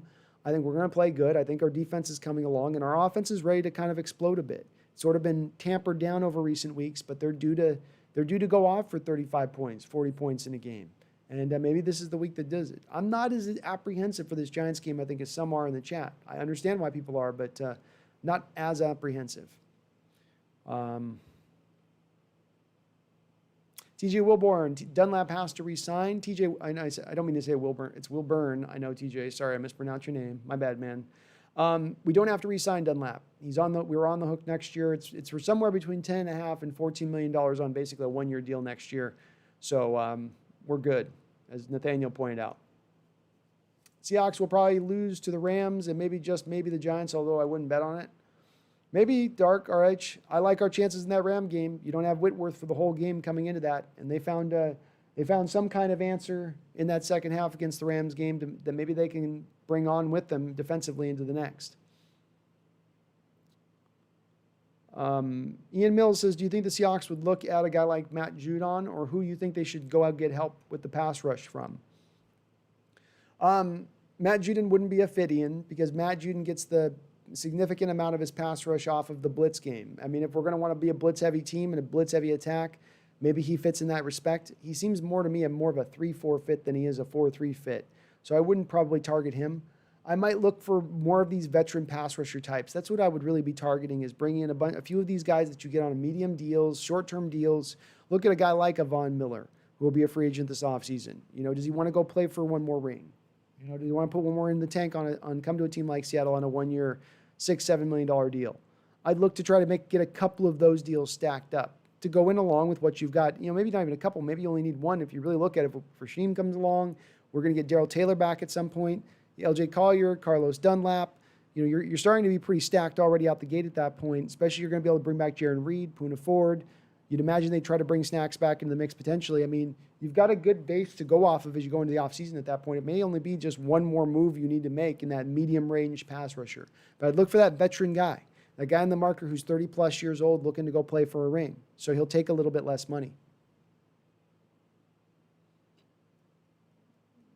Austin, is Russ cooking again? Probably not likely, Austin. They're going to probably fall back in line with thinking that they've gotten 2 wins after the last 2 games, falling back into their formula of a run-heavy approach.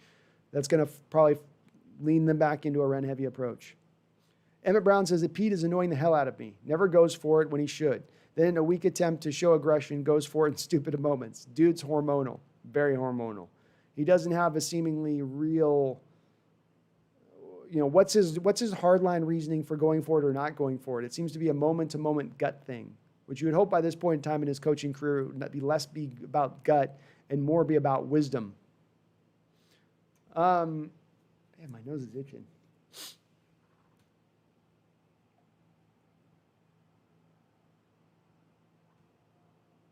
B. Russ says, ref sucked, but I think the Eagles got the worst of it. Announcers were painful, especially in the second half. At least it's not Buck and Aikman. Yeah, that's what I would say, is at least it's not them as well, because those guys drive me bonkers. So I'm anything but them I'm okay with. But, yeah, the officials were tough tonight, B. Russ. That was a tough officiated game. Not good for prime time. Ewan Tyrell says, hey, dude, pathetic performance, offensive, very bad on offense. Yeah, Ewan. And it was a bad performance, but I think I trace it a little bit back to the play calling. You know, they didn't seem to have a way of attacking this Eagles defense. They didn't have a plan for attacking the Eagle defense pass. We're just going to try to run the ball and then we're going to throw it deep. This simplistic approach to the way they attack their offensive game planning is maddening. And it doesn't often make a lot of sense when you have all these offenses throughout the league that are so multidimensional and offer so many different looks and so many different play types. Our play types today it's just very mean potatoes, you know, very bland. Oh, I got like a hair in my nose. How bad is the injury to Dunlap? Did Carlos Dunlap get injured? Do you guys fill me in on the chat? I didn't see that Dunlap was injured. That's scary. We need him. Ian Mills, Juden didn't sign an extension. Yeah, I think Juden's I think he's a 3-4 guy. A 3-4 guy doesn't necessarily fit into a 4-3, and a 4-3 guy doesn't essentially fit into a 3-4. Not necessarily. Popa Kaka. Russ had an okay game. Why is everyone freaking out? Because it's been stacked up on about 4 or 5 games now, Popo, where he's not exactly played great. He's had moments and times and swaths of games where he's looked a little bit lost and confused. So this is not just this game now we're seeing this. This is over a few different games. He didn't look awful in this game, but again, he didn't look like anywhere near the MVP-type quarterback we saw earlier on in the year. B. Russ's thoughts on Lockett disappearing lately? Are they just not using him correctly? Seems like he isn't near as big a deep threat right now. Take away his 2 amazing games, and he's pretty average. Yeah, I've started to cool a little bit on Lockett as a wide receiver, B. Russ. And as you're looking at this offseason as a guy you could potentially trade for some assets and go a different direction with another wide receiver, I'm leaning more and more in that direction as you got to make some tough choices this offseason. There's been people that want to sign him to an extension and do that type of thing, and I'm just not in that place. I think he's a number 2, and there's certain limitations to him as a number 2 because of his size. I like Lockett. He's been a good receiver for us. I think the fan base overestimates him just a tiny bit at times. He's a great fit with Russell, and they got great chemistry.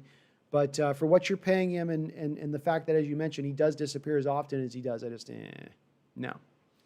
Ryan Collin, what's your favorite place to eat after a Seahawks home game? Mine is Mod Pizza, just a couple blocks down the road. Can't wait to get back in Lumen. Ryan, I'm over in Maui right now, so I've got a local place called Maui Brew Cub that I go to get some orders of food to go or whatever. It's just in walking distance to me. So back in the day, it was the Pyramid down near the stadium I like to go to a lot. That was kind of my spot as when I could get down there. Randall says, am I the only one who's pissed off? Why did Pete squat at the end? He's playing it safe, Randall. I've maintained for a while. As Pete's gotten a little bit older in his age, he plays it a little bit more safe, especially as the game gets closer to winding down. Eric99, going back to the Sherm topic, I think he would only be a rotating player, and I don't think Sherm would accept that on this team. Yeah, I don't know if he'd be a rotational player. I think they'd bring him in to start him and play, Eric. But I think his cost, I think the burning of the bridge when he left, I think his injury situation, and then I think of as where he's actually at as a player at this stage in his career, would probably lead Seattle to go in a different direction. Though, look, they are going to need some corners this offseason. I'm not as convinced that Shaquille Griffin's going to get you is going to get paid here in Seattle. And I certainly don't think Dunbar is going to get paid here in Seattle, not unless he wants to take some veteran minimum deal to come back. So you are going to have to do something at the cornerback position. Gary Machete. Love your name, Gary. Would you rather have Russell Wilson or John Freeze? Tough one. Freeze was money. I guess I'll go with Russell, but it's tight, Gary. It comes down to it, man. I'll tell you what. RIP Jimmy A7X. I expect this honestly. Same old Seahawks. Laughing out loud, no biggie. Being this sloppy is just something that happens after a game like the Cardinals. Yeah, I mean, we just play close games, Jimmy. We have for years now. It's just the way we go. We don't tend to blow teams out, and it just kind of is what it is. You know, you make your peace with it, right? Welcome on the chat. Austin Williams says Jamal Adams was all over the field, and he was. Jamal Adams played, if the Falcon game wasn't his best game of the year so far, then this game would be his second best game. He showed us in this game what you get as the player he is and what he can apply and give you out there on the football field. And people want to fit him into a cookie cutter role of, you know, saying, okay, can't cover, and he's got these coverage liabilities, just a box safety. He's just a player that doesn't fit into your normal conventions in what you describe him to be. He's just a little bit of a unique kind of player in that respect. You got to kind of twist your head a little bit and understand that he's a little bit off center in what you normally would find as his archetype position. I don't agree with those people as well on the other side of it who say, well, he's just a glorified linebacker. I don't think he's that either. Green Mobster says Sherman would be the best cornerback the Seahawks have right now. Maybe. I don't know that. I think Sherman's getting a lot of pub here for the one interception he gets in this last game where the quarterback overthrows a wide receiver and it goes right to Sherman. He's in good position as he always is, but I don't know that necessarily means he'd be the best corner on our team right now. I don't know where Sherman's at. We've got to see more of where Sherman's playing this year so far, I'm not sure. Hold on one sec here. I'm going to get a little more coffee. Right back. Be right back. Coffee time.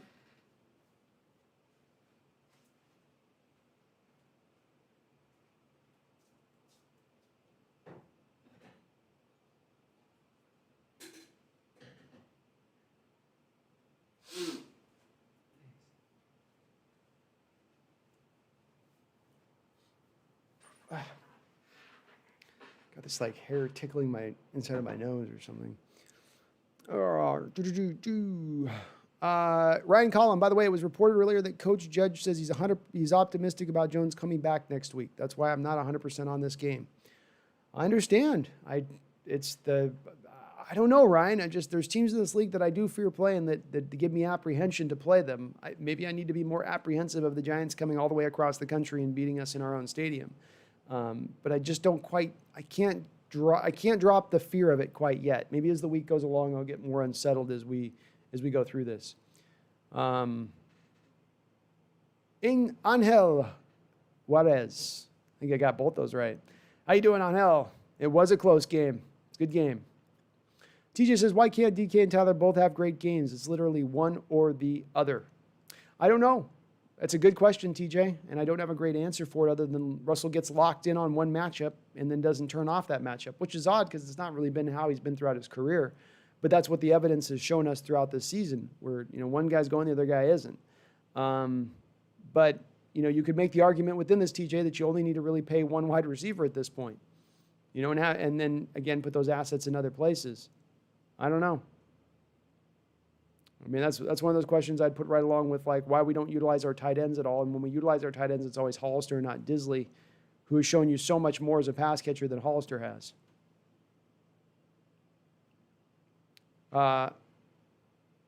Professor, this season is just like last season. We have a good record, but we don't have a blowout win that would set up the Hawks as one of the best teams in the NFL. Still a little doubtful. Professor, it's right to be doubtful, man. This is we're going to go through this schedule of our season, and it's not a tough schedule, and we've got to win out. We do, and I'll feel a lot better if we win out, where we'll stand there. But even when you win out at that point, you are beating up on some weaker opponents, and now you're going to be going against playoff teams as you reach the playoffs. Now the rubber meets the road, as they say. So they're not going to be challenged or tested until that point anyway. That's true, but. We're just going to have to kind of watch and see what happens. You're right. They're not going to be that dominant team. That's not what we're going to see right now, not at least until we get further along here. And there's still time to see it, Professor. There's still time for it to come together. We got more than a quarter of the season left to go. Nathaniel says also, do we bring back Shaq or Carson if at the right price? Because it's not like they're horrible players. I think Shaq ends up costing a lot of money out there. He's a $10 million plus player probably on the open market, whether he's earned it or not. With a guy like Carson, I don't think you bring him back and pay him at this point. Everybody told me throughout this time when Carson was injured that it was him. He's the reason why Russ wasn't cooking anymore. He was the reason why Russ wasn't able to have those passing yards anymore. Well, he was out there tonight, and Russ still struggled to throw the football. Kind of seems like that narrative got bunked tonight, didn't it? So again, I come back to at the end of the day, the resources need to be invested in the offensive line. You're probably going to need to find a left guard, and you very well may need to find a left tackle this offseason. I would prefer to make my investments in that, Nathaniel, over paying a league average to below a league average cornerback and a running back that can't really stay healthy. Space, you're right. We won. That is all that matters. Emmett Brown, we got to be able to bring in the free agent we target. No tickling our junk and signing somewhere else. And for the love of God, don't just put all our eggs in one basket again. I'm good with that strategy, Emmett. I'm completely good with that strategy. I think you got to. It's targeting the right veteran pass rusher that wants to come win a ring and isn't looking to get paid top prize. That's it's finding those guys. You're in that mode. You got that kind of team put together. You got a coach people love to play for. Find the guys that want to be here at that point. Michael Myers says, I see the Hawks having problems versus Washington, the front four and their running game. I don't know, Michael Myers, why I'd worry about the running game and continue. Our running game continues to be good. We're good against the run. We continue to be good against the run. I will say it's legitimate to say their front four is going to be able to probably generate pressure against us. And as we saw today, that's, maybe something that they're going to struggle with. Is the offense going to be able to turn it around at that point in time? I'm scared of that field turf too in Washington. It seems to always take a player down too with the ACLs.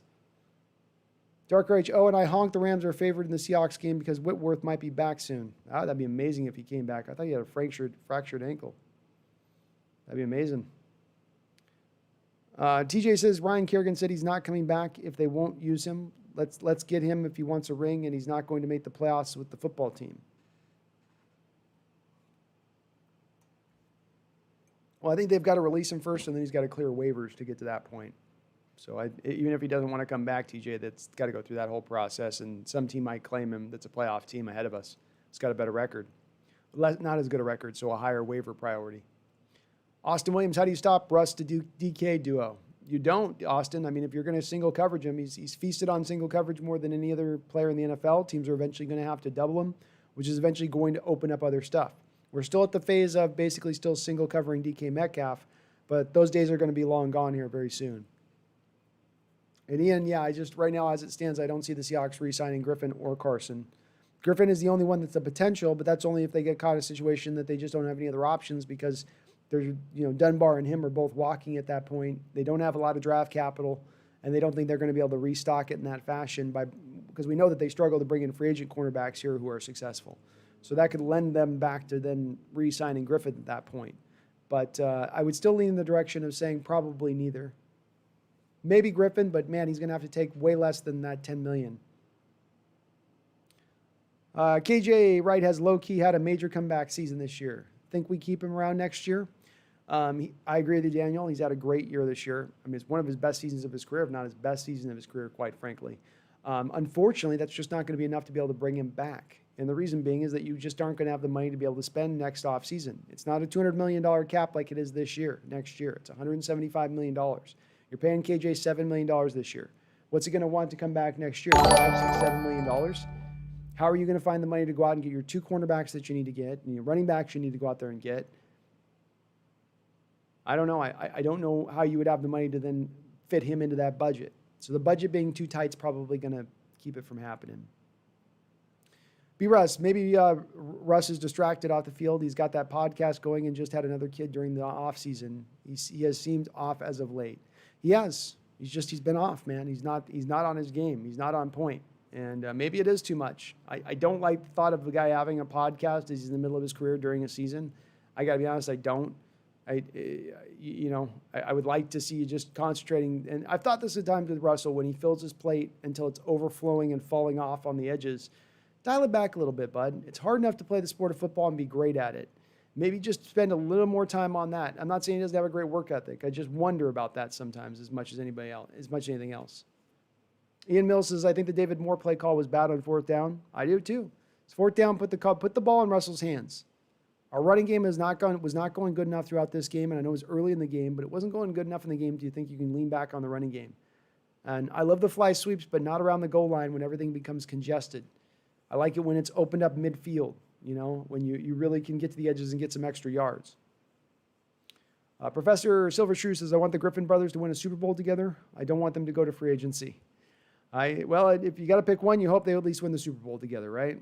But probably. Fiji Mark, how you doing, Fiji Mark? Austin Williams, after tonight's game, did Chris Carson earn his money yet? What did he have? I can't quite understand people's love affair with Chris Carson at this point, folks. It's going to get to the point where it's going to be bothersome for me really fast.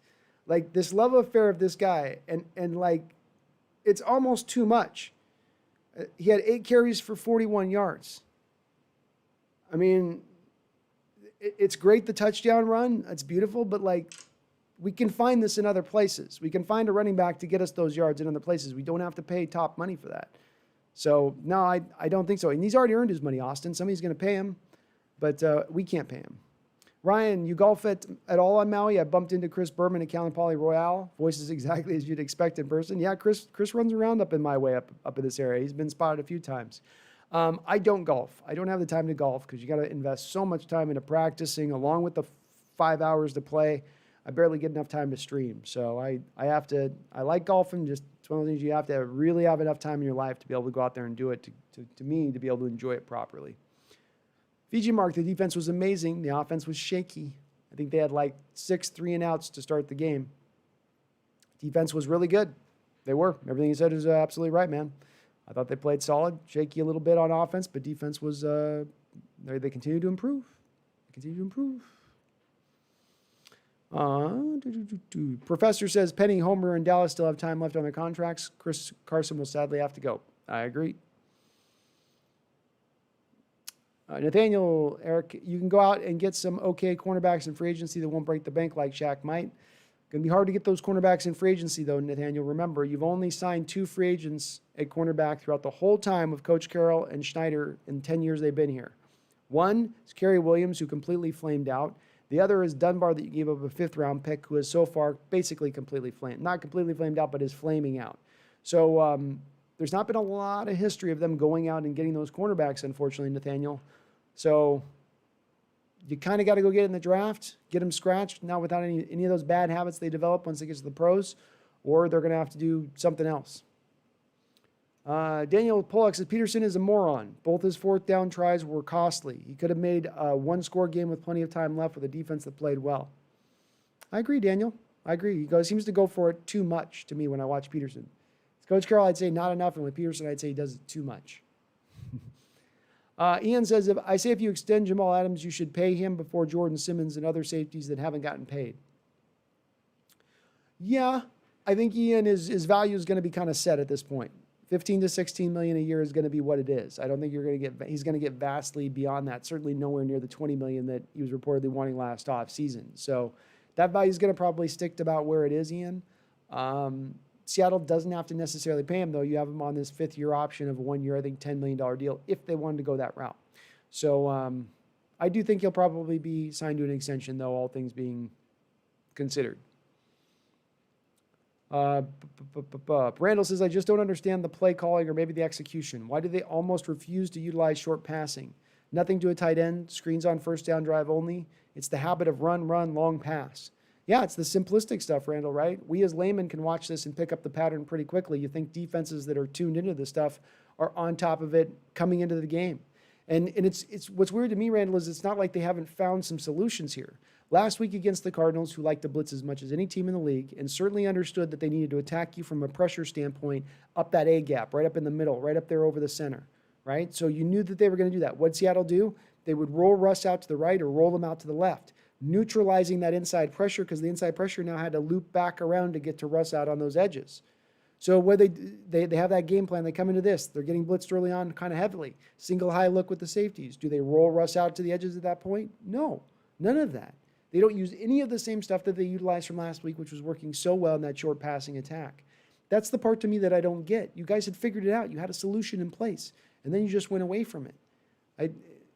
Odd, Randall, odd. I don't think it's execution. I do come back to game planning. Where are the easy completions schemed up for Russell? I watch other quarterbacks with good offensive coordinators in this league. Those offensive coordinators, whether they're successful offensively throughout the game or not, scheme up easy plays for their quarterback. Easy completions where they're taking advantage of a defense. They're playing chess out there. Where is that for Russell? Where are those moments that we're seeing him where the scheming is happening and he's being allowed to be schemed up on stuff? You just don't see it often. Not in this game you didn't, at least. Popo Kaka, DK drops the easy balls and catches the hard ones. He catches more than he drops. Sigarius Rez, defense has really stepped up these past few weeks. Absolutely has. Yes, they have. Ian Mills, Patrick Peterson is a free agent. He is, Ian. He's played a lot of man-on-man corner throughout his career and not as much zone. Again, this is why free agents haven't worked as much for Seattle to come in cornerbacks. Free agent cornerbacks are going to tend to be man-on-man guys. You're going to want a zone guy that you bring in. So you're going to look for a zone corner, and I don't know that Patrick is really that at this point in his career. Green Mobster says, I don't think Seattle is sold on Disley, injury prone. No, they don't. They certainly don't utilize him very much on the football field. Dark RH, bro, I feel so bad. Someone lost $500,000 because of that Hail Mary. Brutal. Well, if they're making a $500,000 bet on a football game, I'm guessing they could probably afford to lose $500,000. Ian Mills, option for the Seahawks next season. Well, I think the options at this point are you're going to probably sign Jamal Adams to an extension. You're probably going to get another pass catching someone in here at this point. I got to think, I don't know what they're going to do with the receiver, but I've got to think they're going to do something else there. But then left guard and left tackle have got to be the things you address. They don't have a lot of places that they have to address because they do have some depth and they do have some talent at these certain positions on this team. But left tackle, left guard probably have to be, you got to look at those two positions. Certainly another pass rusher is going to be needed. Cornerback is going to be probably the number one priority, and even a running back. Austin says, would I rather go to New Orleans and play in the playoffs against the Saints or go to Green Bay and play the Packers? I'd rather go on the road to play the Saints in New Orleans. I think we've got a better chance of winning in there than we do going and winning on Lambeau. Playing in Lambeau in the winter, I've seen too many of those games in the last 20 years. We played, in the playoffs in Lambeau, how many times? 3 in the last 20 years, and we lost all those games by a pretty good margin, I believe. Except for the one that was overtime where Matt Hasselbeck threw the overtime interception. Randall says Eagles do have a mean D, so I'm not expecting 40 points. Did their ability to get home rushing 4 neutralize the short passing game to an extent? To be fair, Rush should have had another touchdown pass.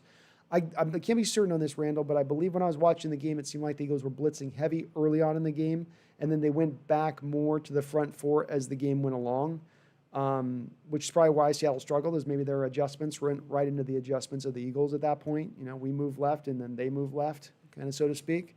But it just seemed like, in my opinion, Randall, it's that they didn't do some of that rollout game early on with the blitzes that were coming. They didn't put Russ on the move and get him away from the pressure. They've got to go back to that as we move forward because teams are going to continue to blitz the hell out of us. But the Eagles have a legitimate front 4 too, Randall. They have a good front 4. Props to them. They've got guys that can get to the quarterback. They're able to stop the run. They turned this into a one-dimensional attack that's going to make your offense go uphill all day, which is how it seemed. Props to the Eagles' defense. They played well.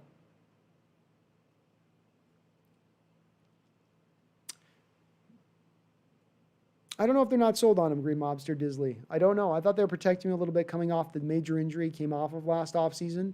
Now I don't know. But they weren't really utilizing their tight end with Olsen either. Hollister's the only guy getting catches out of the tight end position on this offense right now. It's one of the big questions for me in this season is why they're not attacking it more. Oh, and thank you for mentioning that, Nathaniel. If you are here in the chat and watching the stream and you like the stream, please do smash that like button. It helps me show up on those search algorithms. Thank you so much. Daniel Pollock, what are your thoughts on Brooks so far this year? I feel like I barely notice him, which could be a good thing? Question mark. I think he's been a little bit up and down, Daniel. He's been better. Prior to this game, he's been better in coverage, far and away better in coverage than what I thought. This game, I think he struggled a little bit more in coverage on. He's got legitimate speed on the football field. He's a very fast player. I still fall back to thinking his best position is going to be middle linebacker as opposed to the will. Can he be a decent will linebacker in this league? I think that remains to be seen. But he made some plays stopping the run early in this game. Struggled a little bit in pass coverage. But he's popping here and there. He's a rookie, and then part of it too, Daniel, is that he's only going to really be in there in base situations. And so many teams attack us with 3 wide receiver sets, which have you go to nickel, which then removes that linebacker off the field and have you bring on another cornerback onto the field. So you get more Ugo and less Brooks at that point. And that's the way you want to run it. You don't want to stay in base too much like we did last season. You want that nickel guy on the field when you have those 3 wide looks. So you're not going to see him as much because of that as well. Emmett Brown, if we do move on from Lockett, I'd like Allen Robinson or A.J. Green as free agents next year, just saying.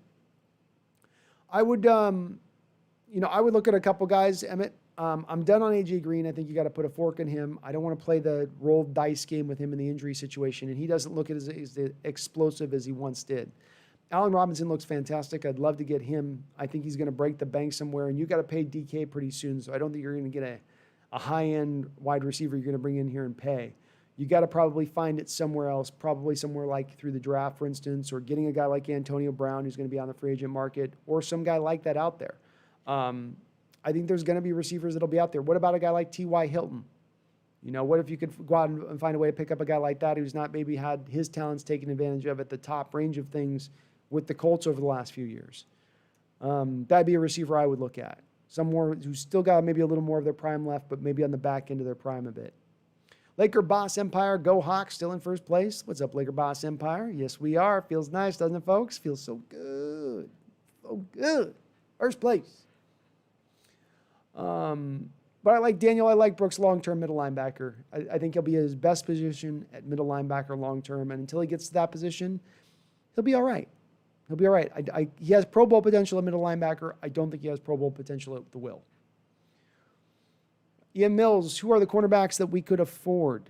Again, I lean back to you guys. I know why you want to look at cornerbacks in free agency, but I just lean back to the fact that there's not going to be a lot of zone corners in this free agent class, and we just don't tend to lean into signing free agent corners. Before they went after Dunbar this offseason, they had only grabbed Kerry Williams, and not only just free agent signings, but trades, because I know it was a trade for Dunbar. But between those two markers, you don't trade for corners and you don't sign corners in free agency. And they've just, for 10 years, they've been militant about not doing it. I'm hesitant to believe that they're going to suddenly do it this offseason. I would probably lean back to them probably trying to go into the draft and maybe get a couple guys in the draft. But I don't have anybody off the top of my head that jumps out to me as a guy you could take a look at. I just don't right now. You know, certainly Sherman would be an option if he hasn't burnt those bridges. Maybe a guy like Desmond King, who I think is going to be a free agent at the end of the year, you could maybe look at him. But there's not a lot of guys out there. And I don't think if you've got a guy who's been a man-on-man his whole career, you're going to slide him in and have him play zone now suddenly. I don't think that would work. Ian Mills, is Fletcher Cox going to be a free agent? No, Ian, he's not going to be a free agent, but he's going to be most likely to be a salary cap casualty. The Eagles are in one of the worst salary cap situations as we go forward. You think after this season they're probably going to feel like they have to make some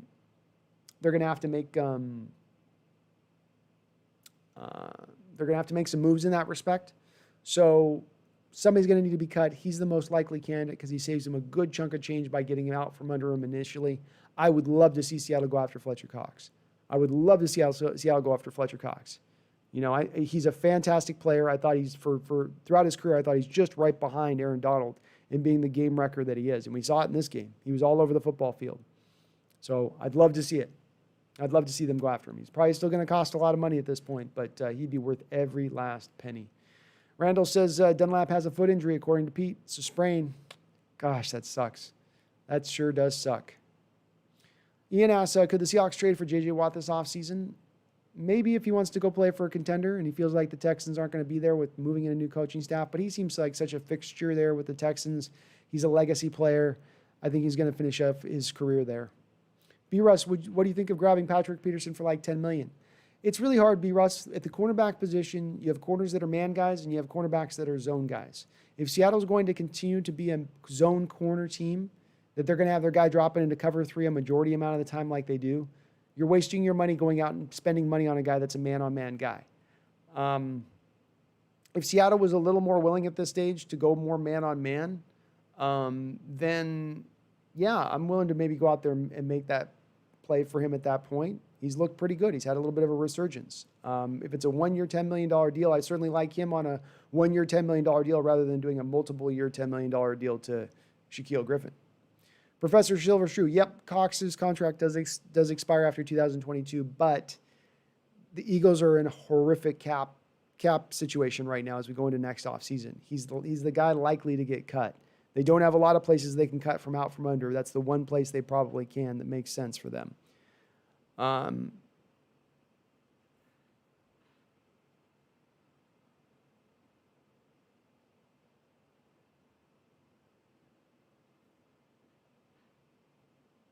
Splashman Skills says, Laker Boss Empire. Damn, finding Lakers Seahawks fans everywhere now. Hey, we love it. I love Lakers Seahawks fans, man. Sweet. Eric's, thank you for the $3 donation. Another donation, Eric. That's your second one. I appreciate you, man. You'll get the double salute. He says, wife sold a $100,000 deal tonight, and we win. Just saying. It's a win-win tonight. That must feel good in your household. Hopefully you guys are tipping a glass of wine and enjoying that. Congratulations to your wife, man. Big-time deal. Nice job. Way to go. Way to go, wifey. And thank you for that donation.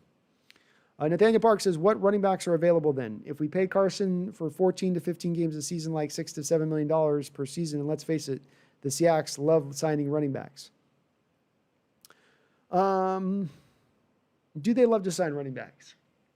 I mean, they signed Hyde to a 1-year, $4 million deal. I think they signed, at one point, Feast Mode himself, Eddie Lacy, to a 1-year, $4 million deal. And then they've signed Marshawn Lynch. I don't know if that's evidence in itself that they are willing to sign running backs, and they certainly haven't offered an extension to Chris Carson as of yet at this point.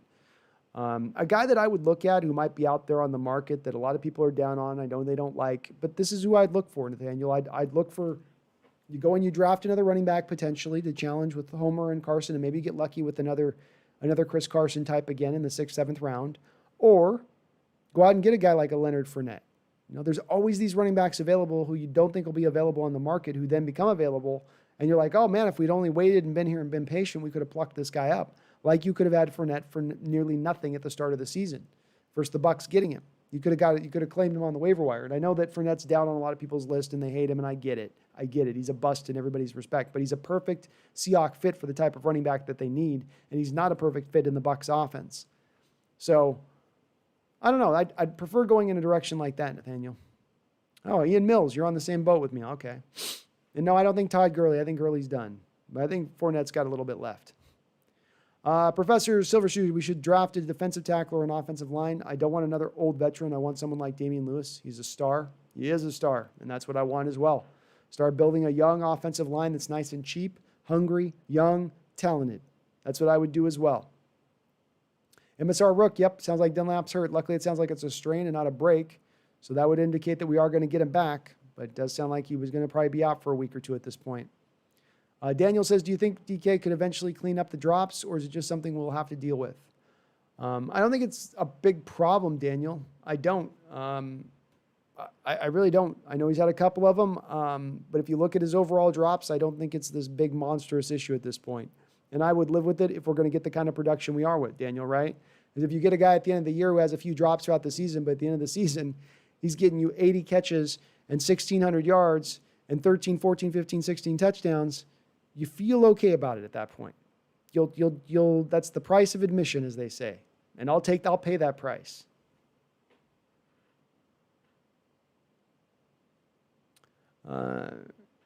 Aaron Jones, is Ian Mills? Yeah, Aaron Jones maybe. Going to cost a bit of money, and he's not the fit as far as the size and specs that Carroll likes at the running back position, Ian.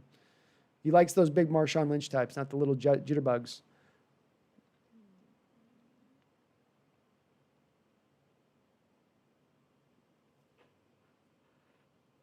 Sir Jarius Rez, hot take, if DK can fix the drops, he'll be an all-time great. Probably could still potentially be an all-time great even if he doesn't fix the drops, and I'm not certain the drops are a huge problem.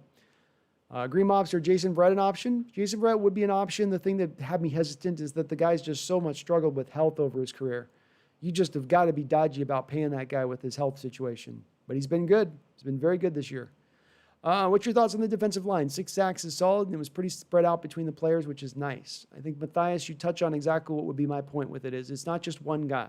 It's not just Dunlap being the only guy generating any kind of pressure. Like we saw last year, Clowney would be the only guy generating any kind of pressure.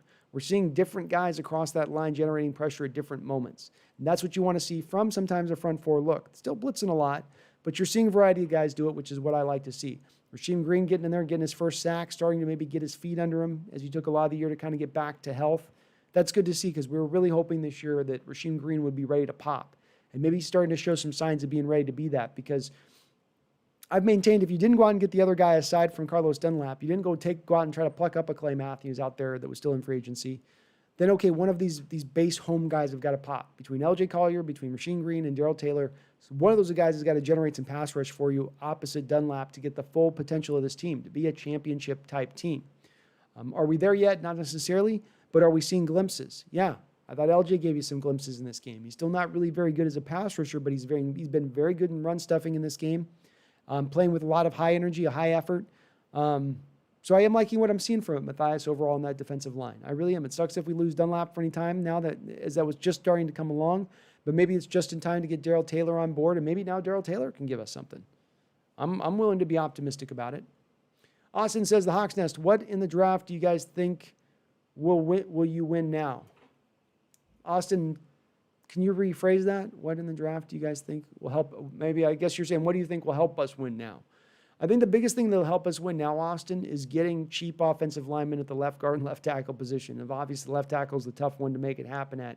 But if either of those two positions, you can get some cheap, young, talented production, like somebody mentioned with Damian Lewis, it's going to go so much further with this team to be able to then allocate those resources you might have to pay for those guys to other places that are desperately needed, like defensive line in the pass rush, or potentially even going out and buying a corner.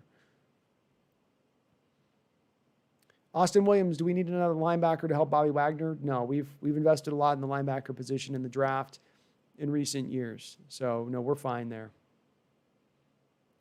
Randall, we got to the quarterback without selling out against the blitz. By no means did our D get dashed. I get he's compromised, but we did what we were supposed to do. Best defensive game of the year.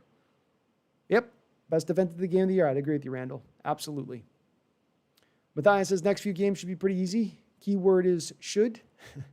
But what's your Rams and Niners predictions? I think both of those two games are going to come down to 3-point affairs, Matthias. I would say with the Rams game, I would put it at like 23-20. Niner game, I'll put 27-14. But I'm going to put us as winning the. Excuse me. I'm going to put us as winning those games right now, Matthias. I think we're going to get rolling here, especially the fact we get to play the Ram game at home. Matthias, I don't get the Carson love on this chat, but then people hate on DK for being a diva. I picked DK and his colored hair over Carson.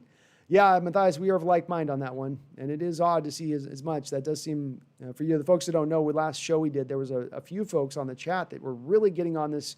Does DK Metcalf have diva tendencies? And a few of us were just, what are you guys talking about?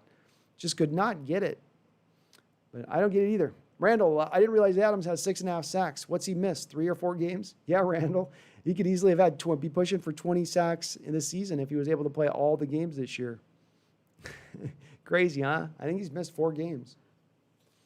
Professor says, I say the only players the Seahawks will keep in the long term are Wilson, Metcalf, Damian Lewis, Wagner, and Michael Dixon. I put Posick in there, Professor. I think he's shown out. But aside from that, probably. Mouse 6, the stupid Hail Mary made the score look a lot closer than it really was. It's the Seahawk way, isn't it, Mouse 6? Randall says, do you think the coaches get on D more about running north and south on third downs? He dances on those screenplays. He does do a lot of dancing, which is odd because he's got an extra gear when he gets going downhill and just puts his foot in the ground and goes down, Randall. When he just decides to go in a direction, he moves pretty fast. Nathaniel says, outside, could you slide Phil Haynes to left guard and find a left tackle somewhere? Still don't know what we got in Phil Haynes a lot, Nathaniel. He's not been in this season at all as an option, which is a bit odd. Maybe that's as much a testament to what the coaches think about his current level of play. But he's a guy who played okay for you at left guard in the playoffs against the Packers. He wasn't as able to really drive guys off the ball as much. He's more of a pass-protecting left guard. But maybe that explains as well why he's not been able to get on the football field with Seattle, because they want those road graders. They're going to want Mike Iupati. They're going to want Jordan Simmons, who they consider to be able to really maul guys. But still interested to see what we have in Phil Haynes. I liked him when we drafted him, and I still like what maybe he could be. I don't know what he could be at this point. TJ says, do you think we will be a top 5 on sacks or too soon or too late? I think we will be top 5 in sacks for the season, TJ, but as much of that will come from the fact that you'll be also the number 1 blitzing team in the entire NFL. If I'm going to be a number 1 blitzing team in the entire NFL, I better be a top 5 team in sacking the quarterback, because there's going to be a lot of plays I'm giving up over the top at that point. I mean, it's sheer extrapolation. It's pure, but it's absolutely right. So you are, but you should expect yourself to be. Randall says, dude, the offense flows better with Carson. I'm not for paying him big bucks, but there's no doubt he's our best back. Plus, he's fixed the fumbles. And again, on Randall on this one, this is just going to be one we might just disagree with on this. This was the thing people were telling me about. Once Carson gets back, the offense will go right back to what it was when Carson was in before he got injured, but didn't go to that tonight. So if that's the argument, that Carson makes the offense flow better and the offense is so better when he's in there, then why were they not better tonight offensively? Why did they have one of their worst games offensively, certainly from a point output standpoint, today than all season long. You would think it would be the opposite. We'd at least see more glimmers of that. And again, when it comes to the fumbling problem, when the guy's getting 5 to 8 touches a game, has he fixed the fumbling problem at that point? If you look over the course of the year, he's had maybe 100 touches, maybe. I think he's still under 100 touches for the year at this point. Is that enough data at that point? Is that enough sample size data for us to really say, oh, he's fixed the fumble problem? I don't know. I don't know that it is, and I don't know that I agree on that. Austin Williams, what is the Seahawks' biggest problem right now? The Seahawks' biggest problem in the games right now is an inability to deal with the blitz game. When teams blitz us heavy, we struggle with the way to react to that. It's really a problem that just kind of continues to persist a little bit, Austin, where teams run those exotic blitzes, and Russ doesn't see where it's coming from, and pass protection doesn't pick it up, and things get confused and halted offensively speaking. Gino says, will we ever have a blowout game? Absolutely not, Gino. Seahawks are incapable of a blowout game. Y2KH says, well, T.Y. Hilton is totally toast. Maybe, but he's also not played with a quarterback that can really take advantage of his skill set like Andrew Luck could early on in his career. He's had Jacoby Brissett and Phillip Rivers, whose arm is done throwing him in the football, Austin Williams, the Hawks Nest, which team in the playoffs right now, offensive-wise, which one will give your defense the most problem? Good question.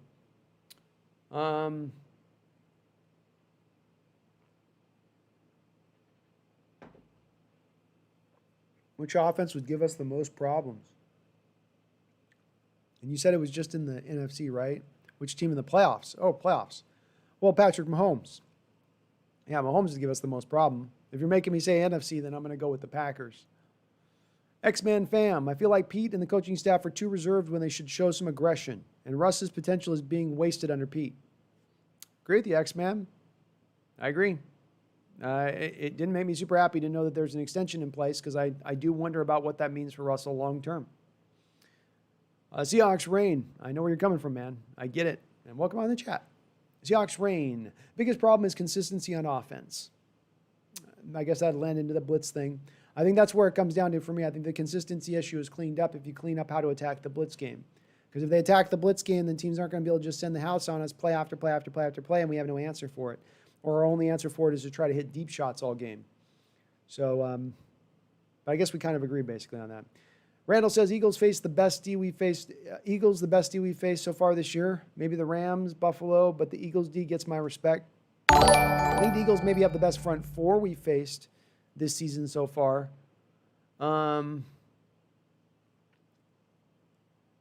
It's close, Randall. It's really close, man. All three of those defenses are really right next to each other, I feel like. I really do. But maybe I'd give the Eagles the edge. Just because the Eagles D plays up so much against it because their offense is so bad and it tires them out. And then they start to give up some points, and it's like, well, we got tired out. They struggle from like what the Bears have kind of run up to the last few years in that respect.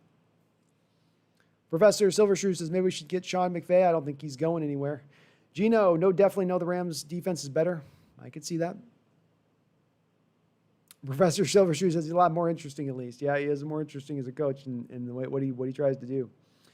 Green Mobster, Eagles are currently $90 million over the cap. Yep, so they're going to have to make multiple moves, and they're going to have to cut some large swaths of contract out from underneath them. And with Fletcher signing his contract extension relatively recently, they can't just restructure his contract or restructure to get out from under $90 million. They've got to do a lot of different things to get that money down low. And maybe they've already started to think that Wentz is going to be out too. I don't know if they can even save money because, again, they just signed him to his new deal as well. You eat too much of the bonus money to get out from under it at that point, so it's going to relegate them to certain set players that they're going to have to release and let out on the open market. Daniel Pollock, are you still ready to move past Flowers? I'm starting to have second thoughts based on the last few weeks. I was never ready to move on from him, Daniel. Only as a starter. I still wanted him on the football team because I think he'd be a valuable backup when you lose your frontline starters. But no, I like what I've seen out of him, man. But he's put together a run of games over the last 4 or 5 weeks where he's been solid. Go back to that Buffalo game and onwards. I think Trey's been a decent cornerback for us. I think he's been a league average cornerback for us over the last 4 or 5 weeks. And he's played better than Shaquille Griffin, and he's played better than Dunbar over that time period. If you look at his Pro Football Focus grades and look at where he's been at versus where Dunbar and Griffin's been at this year so far, Trey's actually out ahead of them. He's ahead of them in the ranking. Y2KH says, how are they at $90 million over the cap? Because the Eagles weren't anticipating that the salary cap was going to be drawn down to $175 million. So they thought they were only going to have to clear out 75, and they were going for it. They just won a Super Bowl a couple years ago, and they're going for it this year. Nathaniel Park says, trade Puna. Well, they might have to make some kind of inventive move like that as we go into this offseason to maybe accumulate some more draft capital / find a way to create some more room. I'd actually like to see them sign Puna to a nice moderate extension at this point. The where I would probably lean toward, though, above all that, Nathaniel, is you put the restricted second-round tag on him. Then if any team out there wants to sign him to a big deal, you have the option to match it, or you get the second-round pick back in return if they go out there and they make that move. I'd probably lean back into that direction a little bit more. Randall says, it's almost like Peterson knew the spread, or odd that he'd go for 2 there. Skinny Joe Merlino, biggest monster, unlikely, but a cool story. Wouldn't that be weird? He's making some background bets. Pete Rose in it. Yeah, Green Mobster, maybe 80 million. They're over the cap by a lot. They're the team that's the most over the cap, Y2K, and it's by a wide margin. Seahawks Rain, Flowers is playing good. Laughing out loud, it's amazing. I always point back to Flowers. Look, he's got the physical skill set to make this work in this defense, in this scheme. And I really felt like a lot of his early bad play to start this season out was more to having to do with the fact that he had some confidence issues going on. You know, he'd been beaten up over the Packers game and the playoff game through the whole offseason by the fans. Oh, you're trash. Oh, you're garbage. Oh, you can't do nothing. You know, and that gets into players' heads, and cornerback especially. You could make the argument the cornerback position is as much a position about playing with confidence as any position on the football field. And when you lose it, you look really bad. But the confidence is starting to come around, and he's looking better and better and better. Certainly not a Pro Bowler, but like I said, league average. League average. And league average goes really long and really far in this defense currently with the current level of play we've gotten out of the cornerback so far this year.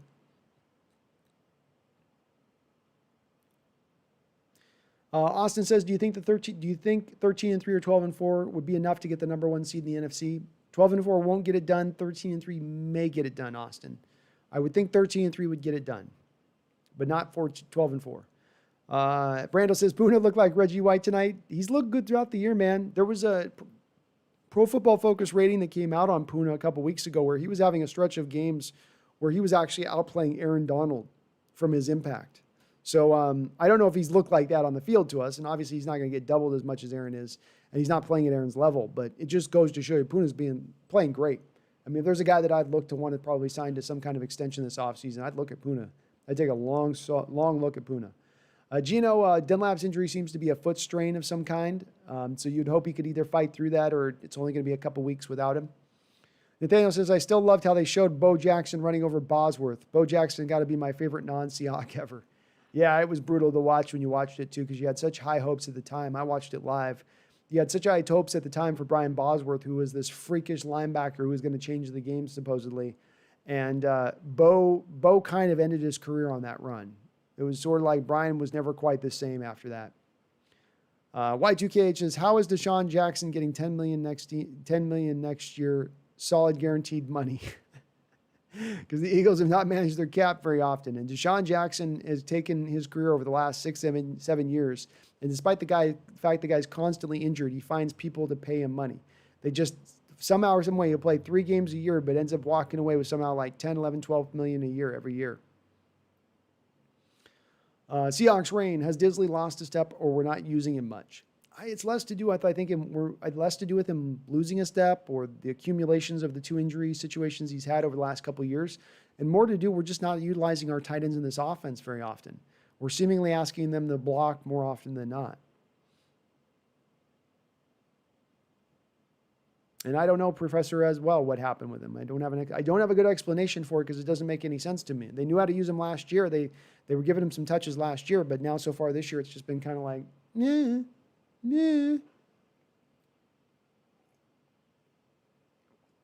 Team 12s, I would love it if the Seahawks signed Bud Dupree or Melvin Ingram for the defensive end, then for a corner, Desmond King, and finally for offense guard, we could sign Joe Thuney or Brandon Scherf. Would love it.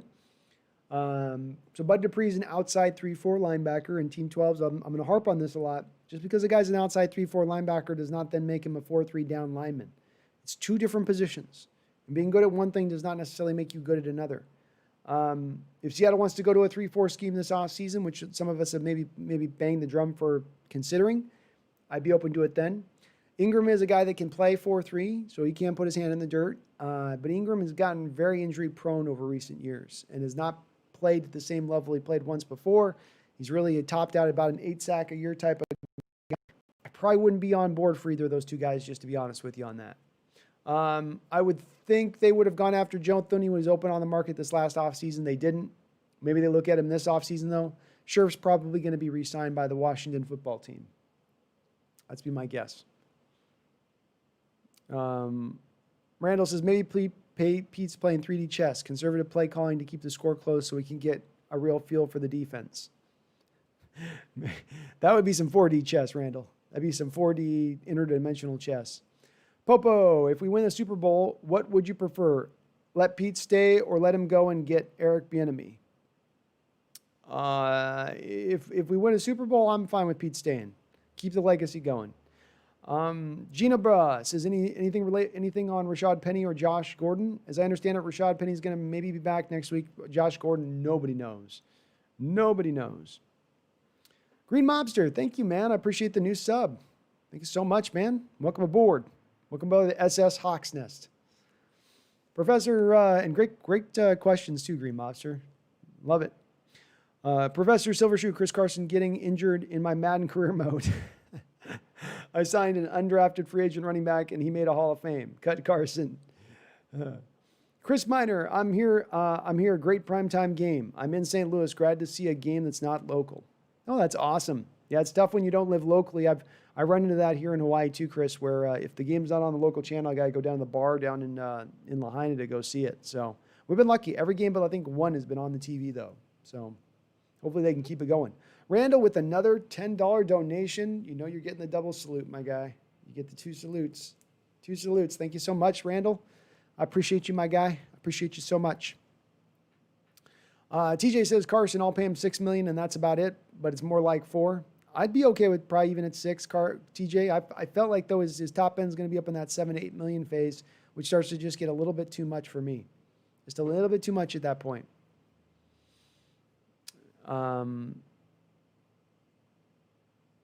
TJ says, why is our defense getting better, but our offense is getting worse? Defense is getting better. You could say Carlos Dunlap's addition seems to have changed a lot of that front. Getting back Rasheem Green's helping out as well. Getting healthier on the defensive line. Snacks Harrison. You've invigorated a little bit of that defensive line with talent and production. So that's probably what has helped the defense as much as anything. Getting Jamal Adams back into a healthier state, that's helped. Why is the offense getting worse? I would say the defenses realized a few weeks ago you could blitz the hell out of our offense and we would struggle with it. We've continued to struggle with it and we really haven't had really good ability to counter that, so teams continue to kind of wallop us with it until we figure out if the solution, they're going to continue to beat us with it. So, Eric99, you have a great night as well. Thank you so much for tuning on in. Y2KH, Chris Carson had 69 carries and Chris Carson has 69 carries and 1 fumble. That's still a super high carry to fumble ratio. With 300 carries, that would be like 5 fumbles. Yeah, it's just people saying he's fixed it on 69 carries. Like I know why people want to like Carson. I know why you're on board with him. I get it. I do. I totally get it. But he's got some deficiencies that have not necessarily been fixed. And when it comes down to there being a lean amount of money to spend, comes down to your wallet being drained out already going into this offseason because of the vid. It just means that you're going to have to make all that many more tougher, difficult choices when it comes to the cap and who to sign and who not to sign. Randall says, I'm glad DK cleaned up the fumbles. More frustrating than the drops. Very easily could have had 3 more touchdowns this year. Dallas, Arizona, and tonight. Julio and 2 turnovers, drop balls.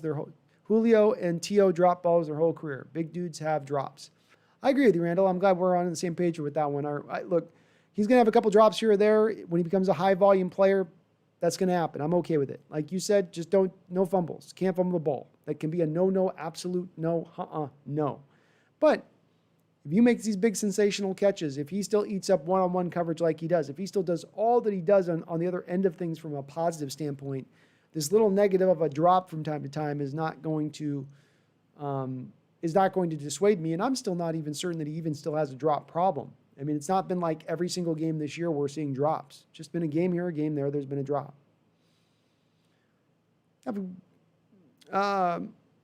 Randall says, we're going to get Jonathan Taylor from Indy in the offseason. He's not a fit in Indy. Trade Tyler for him. I'd love the move, Randall. That'd be a smart kind of move for Seattle to make, in my opinion. That's absolutely a brilliant move, Randall. That'd be a brilliant move. Because Taylor would be a perfect fit for the offense. And like you said, like you're getting Tyler offloaded at that point. Smart stuff, man. I'd love it. I'd love it.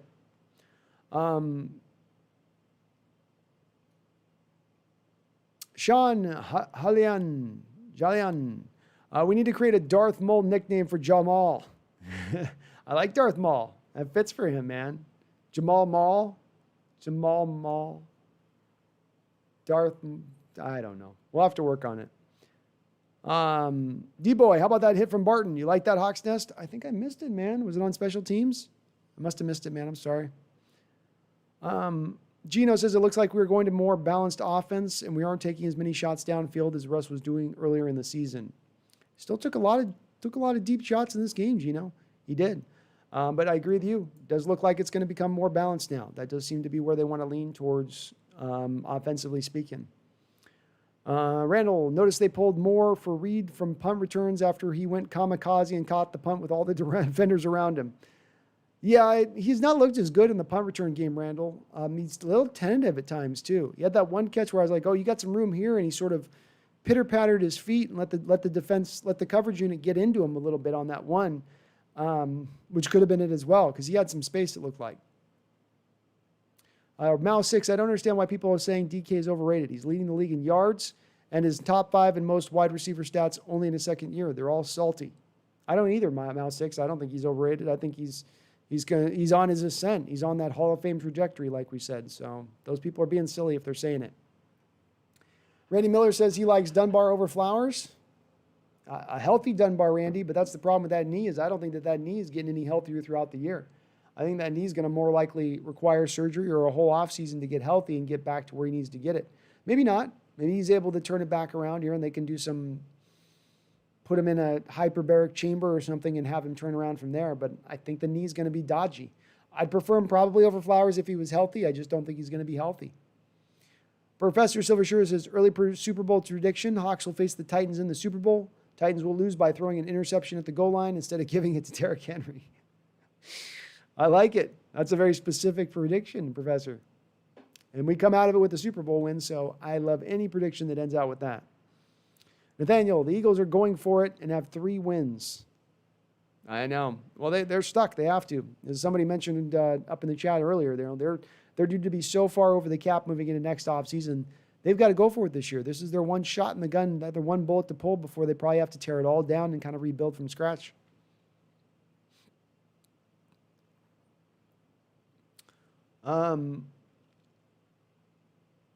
Yeah, I don't think the Titans are going to make it either. I would put the Chiefs in there. I think the Steelers could make it over them. Those would be my 2 teams. Gino says, when was the last time Bobby Wagner had an interception? I thought he had one last year in Carolina. Yeah, Nathaniel mentioned it. He had one last year in Carolina. Middle linebackers don't necessarily get a lot of interceptions. It's not a high interception position. D-Boy, did the Seahawks take their foot off the gas tonight? The Seahawks absolutely took their foot off the gas tonight. And I think Coach Carroll D-Boy was probably looking at the time, and he was doing some math on the time, going, okay, if we can keep their offense and make their offense take 3 minutes off the clock to get up the field, which we should be able to do with them taking the ball at about the 20-yard line, we should be able to just drain this out. And he did. He played it tight, and it got right down to the razor's edge on that onside kick. But with that said, the math fitted out right. The math fitted out correctly. Dark RH says Super Bowl prediction will be Eagles versus the Dolphins. Boy, that would be a crazy Super Bowl at this point if that was to be well played out. Matthias, I think Dunbar will come back and surprise you, Hawks Nest. I still got faith he will prove himself as a worthy 5th-round pick. I know he's been heavily injured.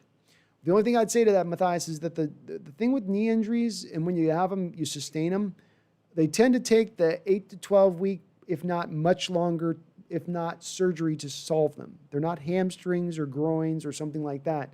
They're a different type of injury. And guys that have those knee injuries like that, they're going to take that time to get healthy. And I don't think he has enough time. There's just not enough time left on the season to get it back and fully rolling. So I like your faith. I do. And I hope you're right.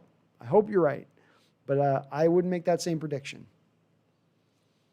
Tim Jobs says the 49ers are the best team in my perspective opinion. And Tim Jobs, you're unbiased. You're unbiased. That's what I love about you, man. But they're coming on, man. The Niners are coming back together and strong, Tim. I do think some of you looking good this week has to do with you guys playing against a Rams team that you just have their number this year. You seem to be a tough, bad matchup for them for whatever reason.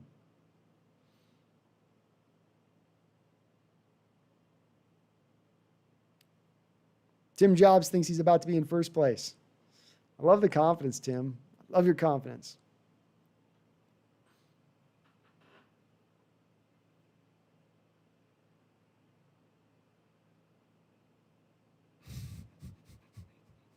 Tim's throwing around money in a bet here. I love it. Oh, goodness. Gino asked why Lockett isn't our punt returner anymore.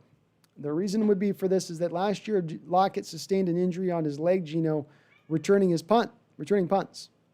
So I think Seattle looked at that and they went and looked at the stats over the last few years when Lockett's been returning kicks and returning punts and noticed that he hasn't been as effective in that role as he was early on in his career when he's a Pro Bowler doing that. And I think that they did that math and they said, what's the point? If it's an injury risk and he's not being as productive at it as he was early on, then why don't we just roll with what we got on this? Kitty, do not cut off my thing here. Do not cut it off. Randall says, talking about that Bo game, I was a huge Raider fan as a kid. My cousin was a center on that team. I had that tape on VHS and watched it probably 100 times. Oh, it's a classic shot, man. I mean, he's running through the into the back of the tunnel and then running over Bosworth at the goal line. It's tough too because those Seahawks teams in the 80s played really good on those Monday night games. They tended to play really good, and that was one where you just went, jeez. That was tough. And that was a Seahawks team you had high hopes for at the time. Matthias says, with those back-to-back pass interference calls, I feel like the refs are way too flag happy this year. I just don't think they show sometimes the consistency in letting you know what is a flag and what isn't a flag. One thing is a flag on one play, and then it goes to the other side of the ball, and then it's not a flag. And tonight it wasn't about them favoring us over the other team or one way or the other. It was just about it wasn't consistent, and there were bad calls. You look at them in the replay, and you go, that's just a bad call. And Shaquille should have been called for pass interference early on in that game. That was pass interference. I mean, it was. And you go later on in the game in a couple of moments, then the one where he's called on later on in the game, that wasn't pass interference on the flip side. Strange.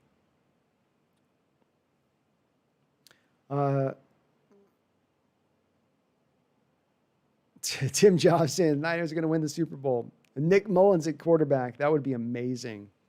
Randall says if we put a second round tender on Puna and he's signed, we get the second round pick of that team. That is correct, Randall.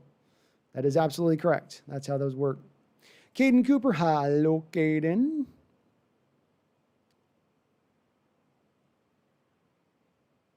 How you doing, Caden?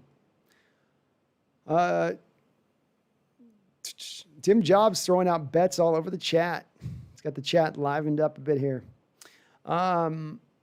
Randall says, Penny's our running back next year. When do we have to decide on the 5th round tender? It's before the start of the 4th year. This offseason, you'd have to decide, Randall.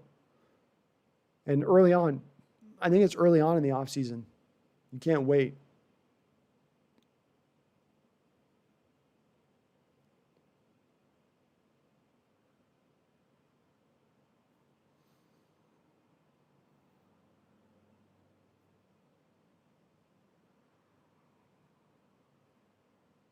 Yeah, Matthias, he's not DK is not a diva. No. Dave Conlon, Bo ended Bosworth's career.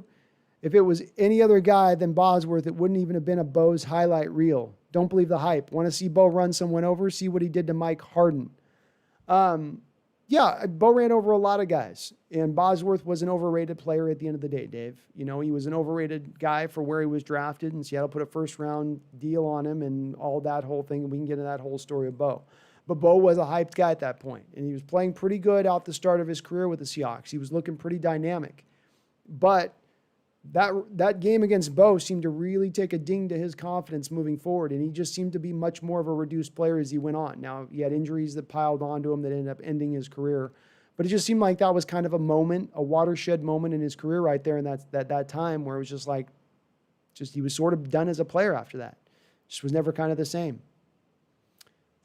I'm glad you got confidence, Tim. I love a passionate fan, man. Passionate, loyal fan.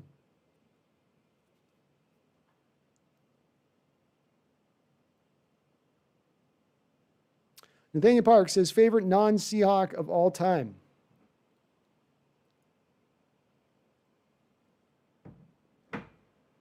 Barry Sanders. Barry Sanders would be my favorite non-Seahawk player of all time. I still think he's the best running back in NFL history. That's just me, man. Just me, I know. HawksNest is my favorite nighttime sports channel because he's a 49ers fan.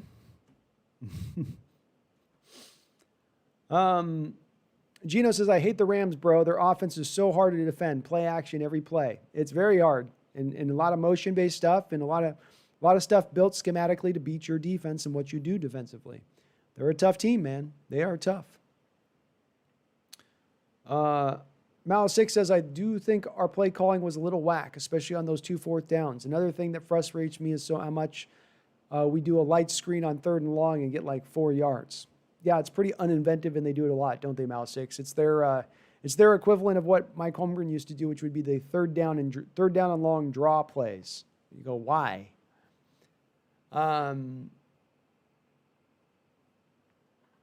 Gino says, if we have a close game with the Jets, I don't know what to think anymore, but that's the way the Seahawks play every game. It has to be close. It just has to be, isn't it, Gino? It just has to be. I'd expect them to thump the Jets. The Jets don't have the front four that the Eagles have.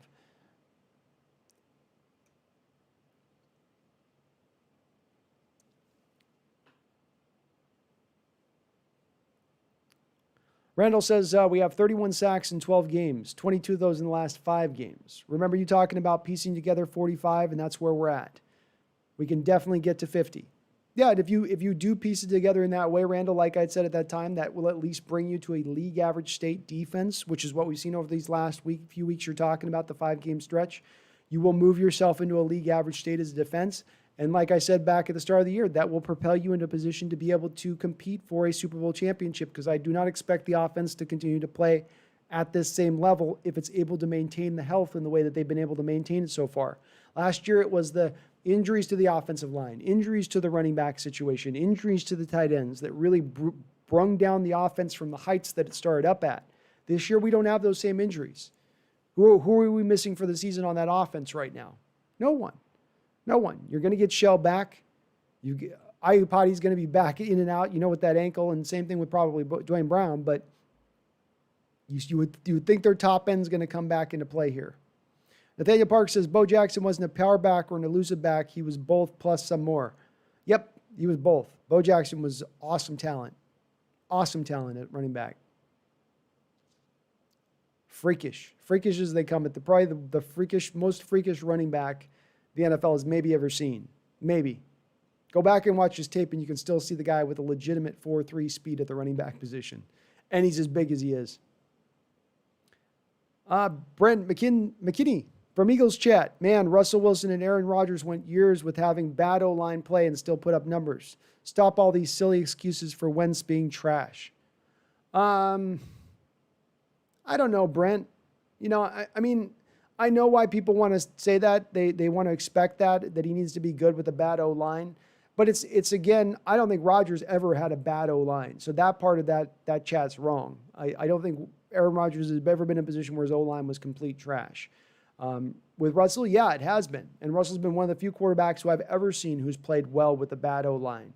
So I think that they're wrong in trying to it's always like they only have what Russell Wilson as an example, so they sort of just shoehorn in Aaron Rodgers in along with that to make their argument work.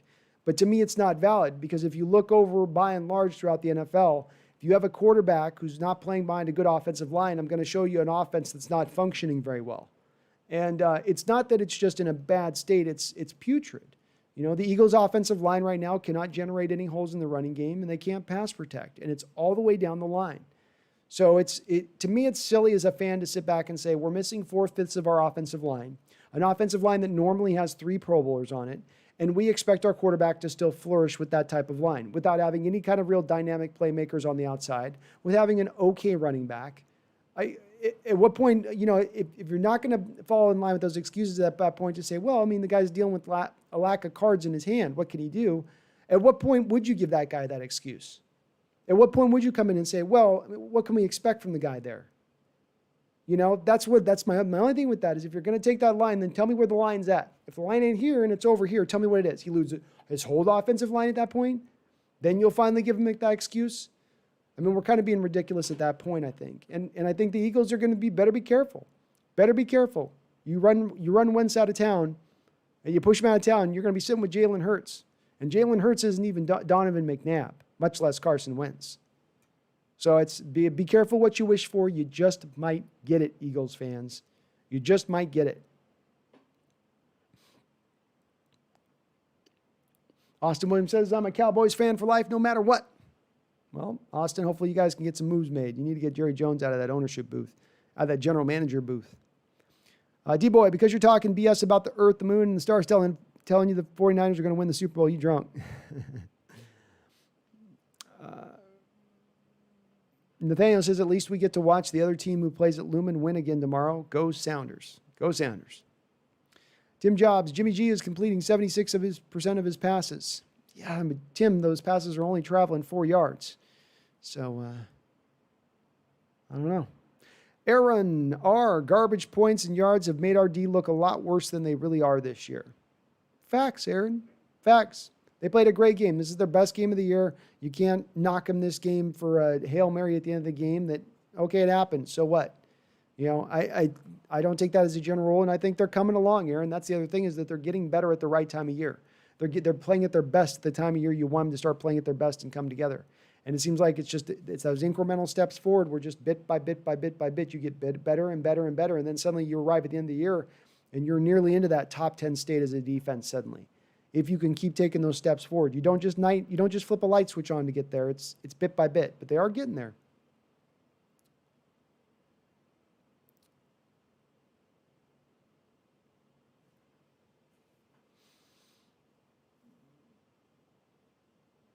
Mouse 6, do you think Jamal Adams was worth it considering what we gave up? Also, thanks for always responding to my comments. I watch all the streams. Love how positive and smart you are. Go Hawks. Love you, man. I love you too, Mouse 6. And thank you for catching all the streams, man. There's a lot of me talking on that. A lot of me yammering away. I still go back and do believe at this point in time that Jamal Adams is worth it. And I think we're going to see the best of Jamal Adams as we go through this year. The more we realize and understand how to utilize him correctly. I think that some of the stuff that he gets knocked on here in Seattle so far, not being able to cover, he's a box safety, he's a glorified linebacker. I think these things are not correct. I think that they're not the right evaluation of the situation, and it's sort of an incomplete grade up until this point because we don't have enough of what we've seen him on the team. But I still lean back in the direction of falling back on his play from the Jets, knowing the player he was coming out of college, knowing what I've seen so far in these games with the Eagles and with the Falcons to start the year, because he dominated a lot of that Falcon game in a lot of respects. I know he gave up a lot of yards, but he was really good in that game. Maybe not dominated, but he was outstanding in that game. He's a different kind of player, man. He's a harder player to assess than your normal players where you're going to look at sacks, you're going to look at interceptions, you're going to look at these grades. You got to kind of just do the eye test with him on the football field to really understand his true value and what he adds out there. But I liked what I saw tonight, man. He looked great. World Radio Live, be honest. Vegas, Riggs, point spreads. Why did Eagles go for a 2-point conversion at the end? Wasn't needed. Well, somebody said World Radio Live that somebody lost $500,000 on that 2-point conversion. I don't know, man. Certainly is a little bit dicey, and the only thing I can think of is that Peterson's thinking he's got nothing to lose. They're still going to be a contender for that division if they lose this game. Why not go for the win? Why go for the tie? Be aggressive. Peterson certainly is an aggressive cat in general, so it falls in line with how he normally operates. I'd probably go down to that more than I go to the conspiracy of Vegas giving Peterson a call on the sideline and saying, go for 2. We got $10 million at stake on this.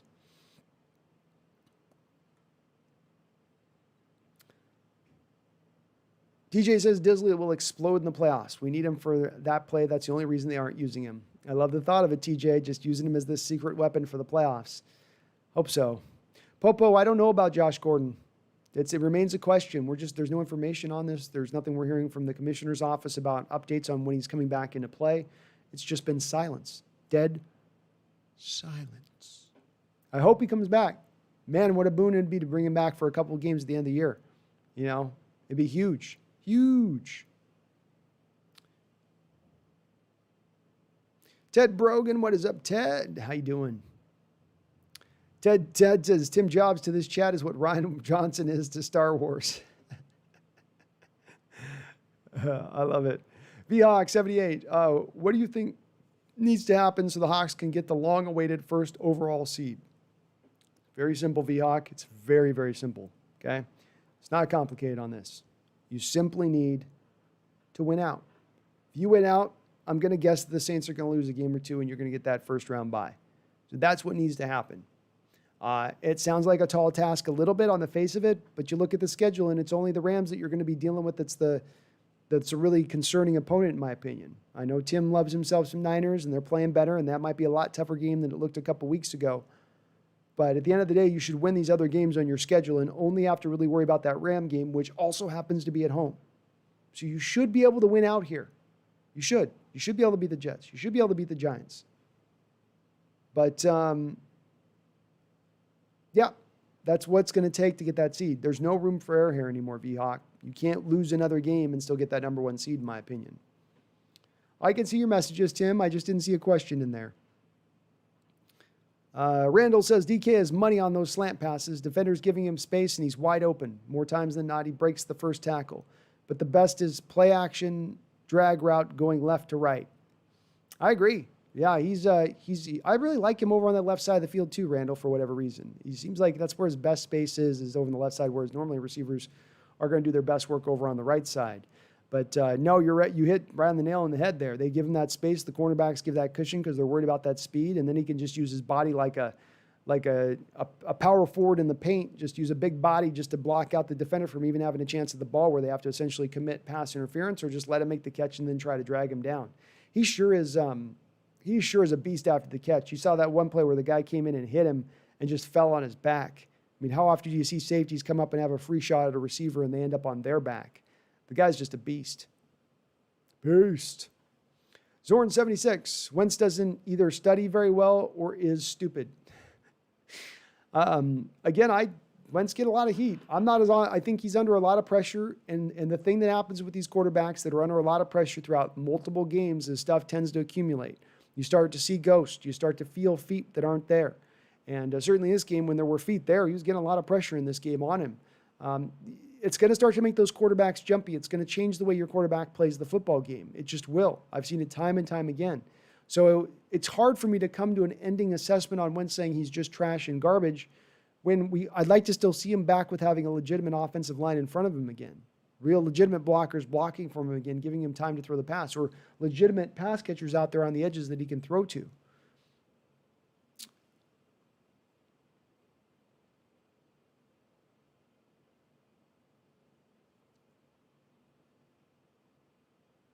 D-Boy says, the Hawks Nest, is it time to sit Winston down and let the rookie play? What's the best move for Wentz? I think you're meaning Wentz, D-Boy, right? No, I think Jalen Hurts' draft value got over-elevated for a couple of reasons. Number one, first and foremost, because he looks like a reasonable facsimile of Russell Wilson and Kyler Murray. People saw the tape on him and they thought, it's like these guys have been successful. This guy will be successful because of that. NFL teams are embracing the shorter quarterback more often now. The other thing that elevated him was playing Lincoln Riley's offense at Oklahoma. These two factors really put him above. And Lincoln is the kind of coach I've asked for Russell to be brought in with an offensive mind like that, who can really make his quarterbacks look good. He'll get the most out of a quarterback's talent. So I don't think that he's better than Wentz at this point. I don't think he's going to be better than Wentz at this point. Wentz has more talent. Wentz maybe not exactly as mobile as Hurts, but not far off. I still have a little bit of faith in Wentz. I think when you've got 4/5 of your offensive line missing, nearly every quarterback in the league is going to look horrible. Mahomes is going to look horrible, you know?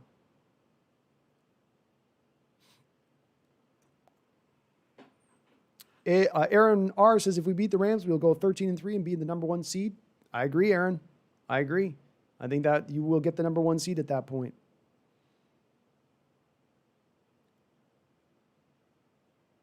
100%. 100%. Maybe not 100%, but high likelihood.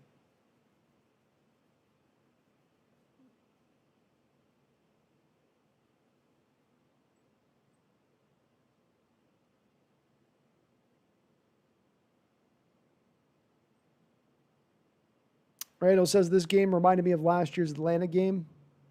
A little bit. I mean, Atlanta game, they threw for freaking Matt Schaub threw for 400 yards on you.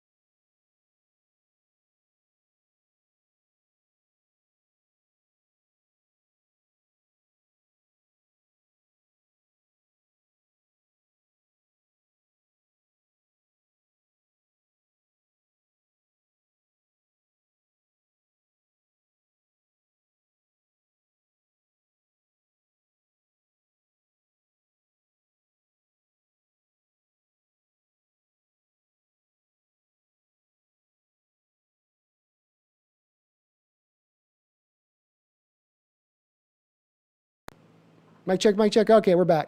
I got it. See, I know how to fix it now, you guys. I'm back. I know you can't hear me. Can we hear me now? Give me a yes if you can hear me in the chat. Give me a hell yeah. Give me a hell yeah. Okay. I know you guys can't hear. Hopefully you can hear me now. Give me a yes if D-Boy, can you hear me? Yeah. Okay, we're good. We good. Okay, got muted. At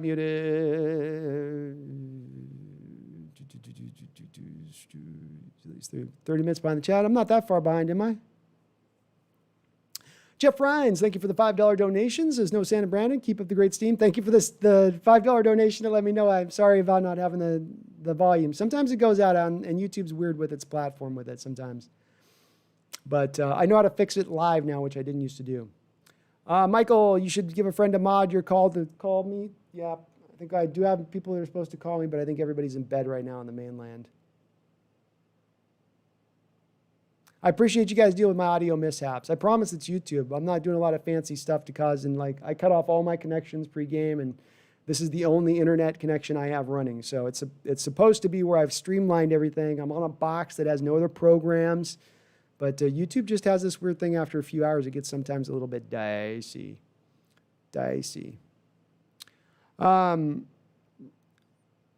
Randall says, great chat tonight, buddy. I was irritated after the game, a Monday night game all the way across the country to secure pure place, and I was irritated. The chat is like counseling. Feel better. Well, I'm glad you do, Randall.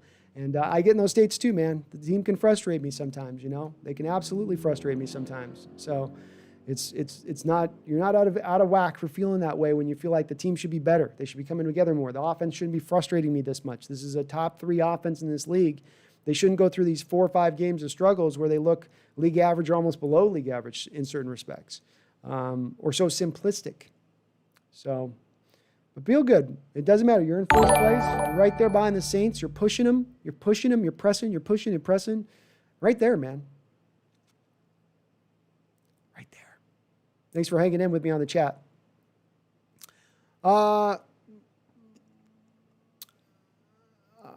Mao 6 says, since I couldn't hear your response, what should we look for the Giants game, and is Daniel Jones playing? Daniel Jones is up in the air. It's going to be a game-time decision. And I think what we're looking for in this game is you're going to see balance in this game going against a good defense, because you get too one-dimensional against a good defense. That defense is going to feast on you. We've seen that. I'd expect more balance. I expect them to do more of this, trying to hit these deep shots to DK. They seem to want to do 2 or 3, 4 a game, which I'm not against. I'm okay with it. And then offensively, look, they shouldn't be able to attack you too much offensively. You should be able to shut this defense down, especially if you got a guy like Jones who's going to be ailing if he's going to be playing. He should be dealing with a little bit of a broken wheel out there. So hopefully, yeah. And Jeff Rhines is the GOAT for that $5 donation to get me back up and let you guys know. I'm trying to pay attention on the chat if I see you guys say so. And I've been better tonight on the chat, staying up ahead of things. So hopefully we're good there. But Mal 6, it's going to be probably another close game. Luckily, we play this game at home, which I think will give us a little bit of the edge. I look at it being a 10-point win in this game. I don't think the Giants are going to give us as much problem as I think some people think in Seahawks land. TJ says, is Russ scared of throwing another pick, or is he letting the Russ Cook thing go to his head? There was one throw he didn't make in this game, and it was on, I think, the intentional grounding penalty, where he seemed to have Hollister open on a little 4 or 5 yard route to the sideline. And rather than going to that, he sort of had the defender coming up, and he thought maybe the defender would come jump the route. And I would look for Russ, make the throw to Hollister there instead of throwing that out and away. And I thought that was one place where he was trying to be a little protective, especially down inside the red zone. It was almost like Pete's words in the back of his mind a little bit. I don't know if he's scared of throwing another pick, but he certainly has not been as decisive with the ball as he was early on in the season, TJ. He's doing a lot of patting the ball. And thank you again for that donation, Jeff. I do appreciate it, man. Get that audio back. Ted Brogan with the $5 donation. Thank you, Ted. Teddy. I vacationed in San Francisco with the fam a couple of years back. Alcatraz at night was awesome, but I thought not running into Tim Jobs was the best. Made the vacation worth it in itself, man. Hopefully the audio's back, Randall. Let me know if the audio is not back. I should be good now. FU says, love our team today, but Russ could have exposed them. He should have. Russ should have thrown for some more yards in this game, I would think. FU says, DK always fighting. You think it's bad or good? Bad that we get flags for his fights and good that other teams not to mess around with him. Yeah, I don't have any problem with DK's feistiness on the football field or coming out there with that attitude. I think you need more of those kind of players with that kind of attitude on this football field. It's a welcome sight. I want a team with a little bit of an edge to it. And I'll take a few personal foul penalties here or there. The price of doing business, the cost of admission, whatever you want to call it, I'll pay that price. You know, you need to have those dogs on the football field. It's an emotional sport. It's a sport about being intimidating, about physically overcoming another man out there. You know, you don't do that by being a nice guy and, just a nice, happy dude. You go out there with the attitude, giving it to him. Giving it to him all the way up to the whistle. I love it. I love it.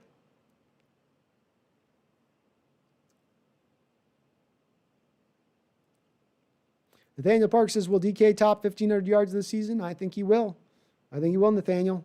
I do. I think Russ is going to continue to feed him, and he loves what he sees from him, and that just ends up leading you in the direction of going, let's go. You know? Let's go. So, 1,500 yards, 75 catches, 12 touchdowns, 13 touchdowns, something in that range. Sounds about right to me. D-Boy, who had the better game tonight, Carson or Carlos? Carson, I guess, D-Boy.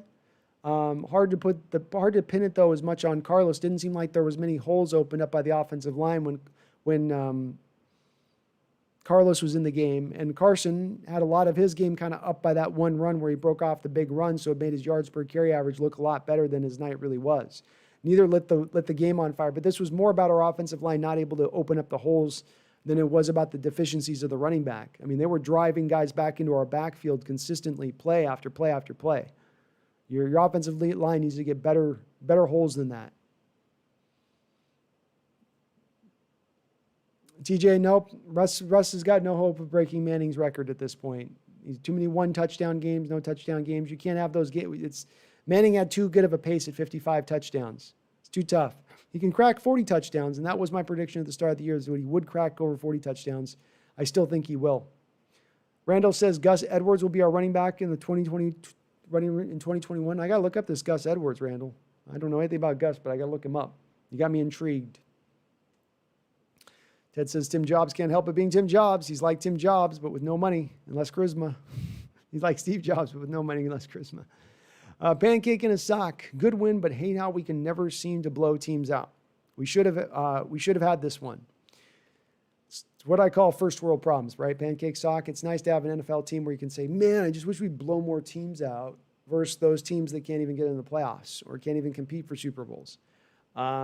It would be nice tonight to blow this team out, and you would hope to blow them out. You are playing on the road. You are playing against a team that's still fighting and hungry. They're a lesser team, but they're a team that's still fighting for their division win to get into the playoffs. But at the end of the day, you got the win. You know, and that is a tough front four. They've got some good parts and pieces of that team. It's not just a complete doormat of the NFL that you play tonight. But I understand your frustration. I know where you're coming from. Seahawks 78, do the Seahawks have a problem with playing down to the not-so-good opponents? Because I think so. Not necessarily. Not necessarily. I know why you'd think that, but I don't know if I'm completely to that place. I just think that certain stuff's coming along, like the defense is coming along, and the offense is faltering a little bit. You know, and there's ebbs and flows to a season, and teams' units go up and down a little bit like that. So it's a little bit of what we're seeing. You know?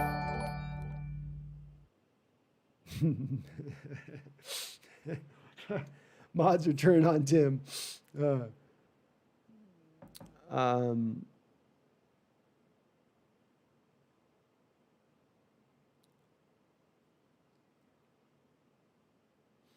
FU says, did Wilson choke the MVP already, or you think he can win it this year? No, I think he's fallen too far. He's strung together too many games where he's just not played all that great.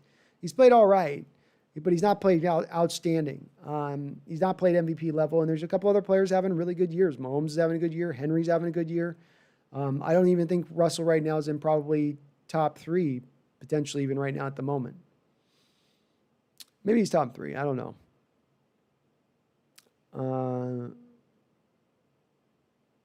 Fendabands. The Vikings could get the Cardinals out of the playoffs. Vikings are 1 game behind them.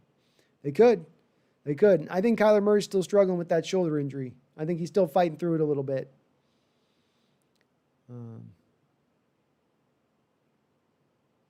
TJ says 42 touchdowns is where Russell will probably finish. I like it. Sounds about right. Who's Austin Williams? Austin's our guy in the chat here. Robert Jimenez. Seahawks have to play down to their opponent when they are heavily favorites coming in. They certainly just don't tend to blow teams out. It's just not in the nature of what they do. And maybe it is they're playing down to their level of competition.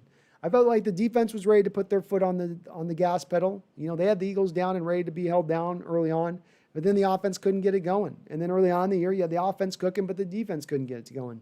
I don't know if in that case it's playing the level of competition. It's just that you can't seem to get both sides of the ball going at the same time as of yet.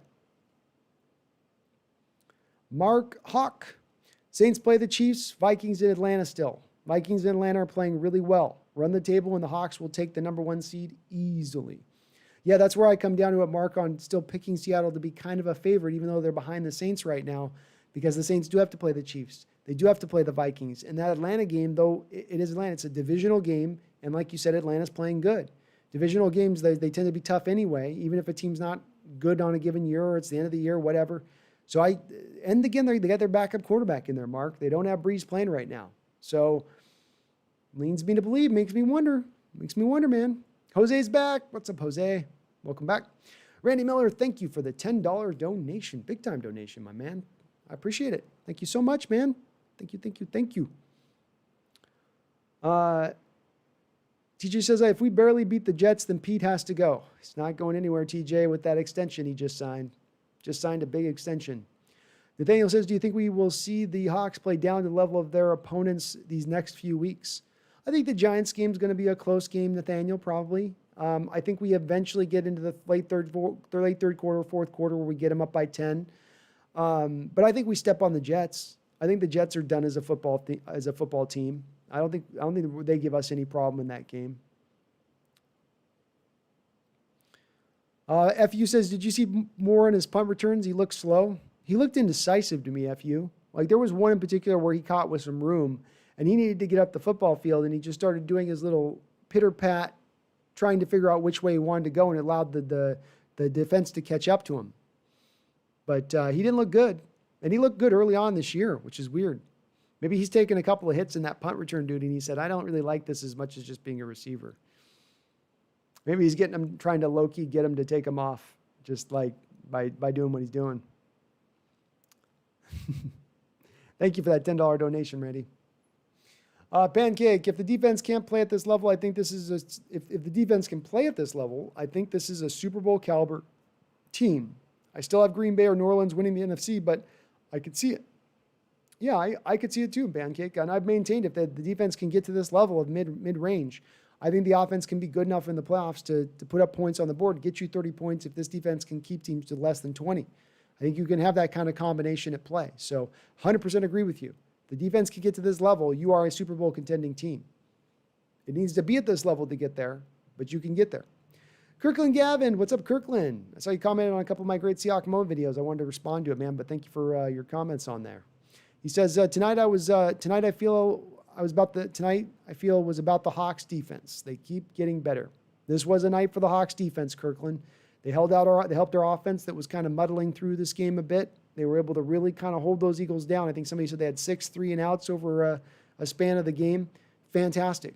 And some tough stops when they needed it. So feel good about this defense, Kirkland. They're turning in the right direction. We're seeing little steps moving forward to getting this defense significantly improved off that worst in the NFL pace that they were starting at.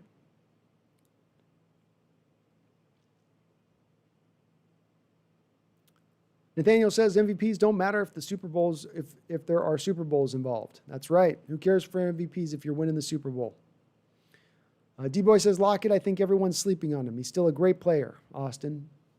He could be D-Boy. It could be he's still got some left with him. And I think he's still a very good receiver in this league. But just I know he's coming up for that contract extension, and I know that we're going to have to pay DK soon. And are we getting enough production out of him to validate paying 2 wide receivers on this team right now? Versus taking that money and maybe investing it somewhere else like the offensive line. Mark says Green Bay still has to play Tennessee. Run the table and the Hawks won't see Lambeau Field. That's right, Mark.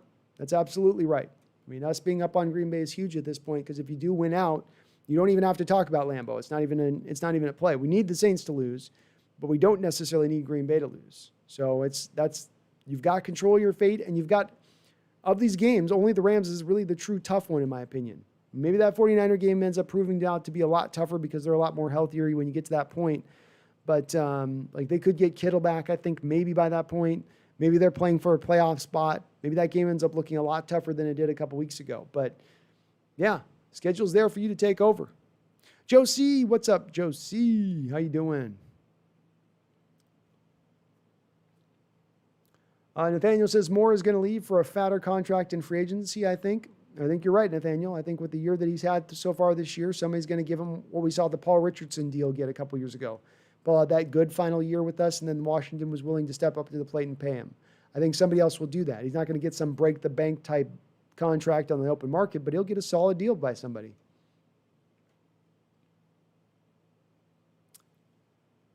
Dark RH says, Seahawks fans are so lucky to have Wilson. We are lucky, Dark RH, but we also had to wait 35, 40 years to get that quarterback, you know? We bided our time. We had to deal with the Dave Craig, Matt Hasselbecks, John Freeze, Stan Gelbaz. You know, I mean, it was kind of rough. Kind of rough for us for a while. TJ says, Super Bowl against the Chiefs, we win 35-38. Wow, that'd be an exciting Super Bowl. FU says, what do you think about the Ravens situation? You think they should get fined? It has been odd that there's been certain teams that have these huge outbreaks that seem to be something you can point back to where they're staying within their protocols, especially when you look at Seattle, who's not had one test for positive COVID stuff up until this point. You know, you do wonder on that going, are they really protecting themselves appropriate, living in sort of the de facto bubble as you sort of need to in this situation?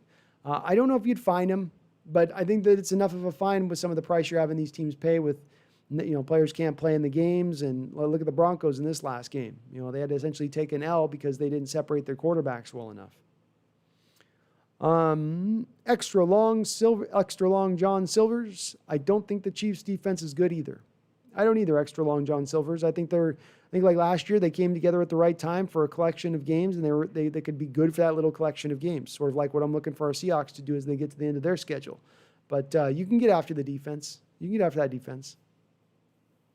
Austin says, as HawksNest say, we all brother, even if we're not a Seahawks fan. That's right, man. Even if we're other fans of teams. If you're in my Hawks chat, you're part of one of my subs, we're all fam here, man.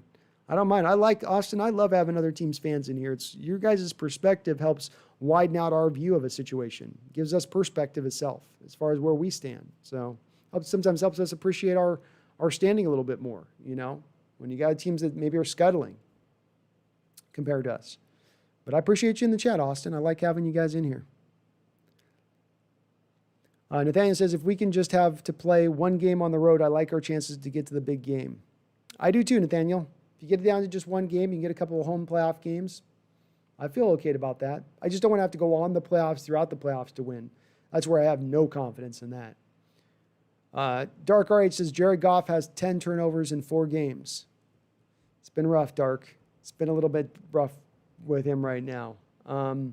He's missing Whitworth in there, dude. He's going to miss him. And I know Whitworth played in some of those games, so it's a little bit of an offset from that. But we'll see how it goes with him.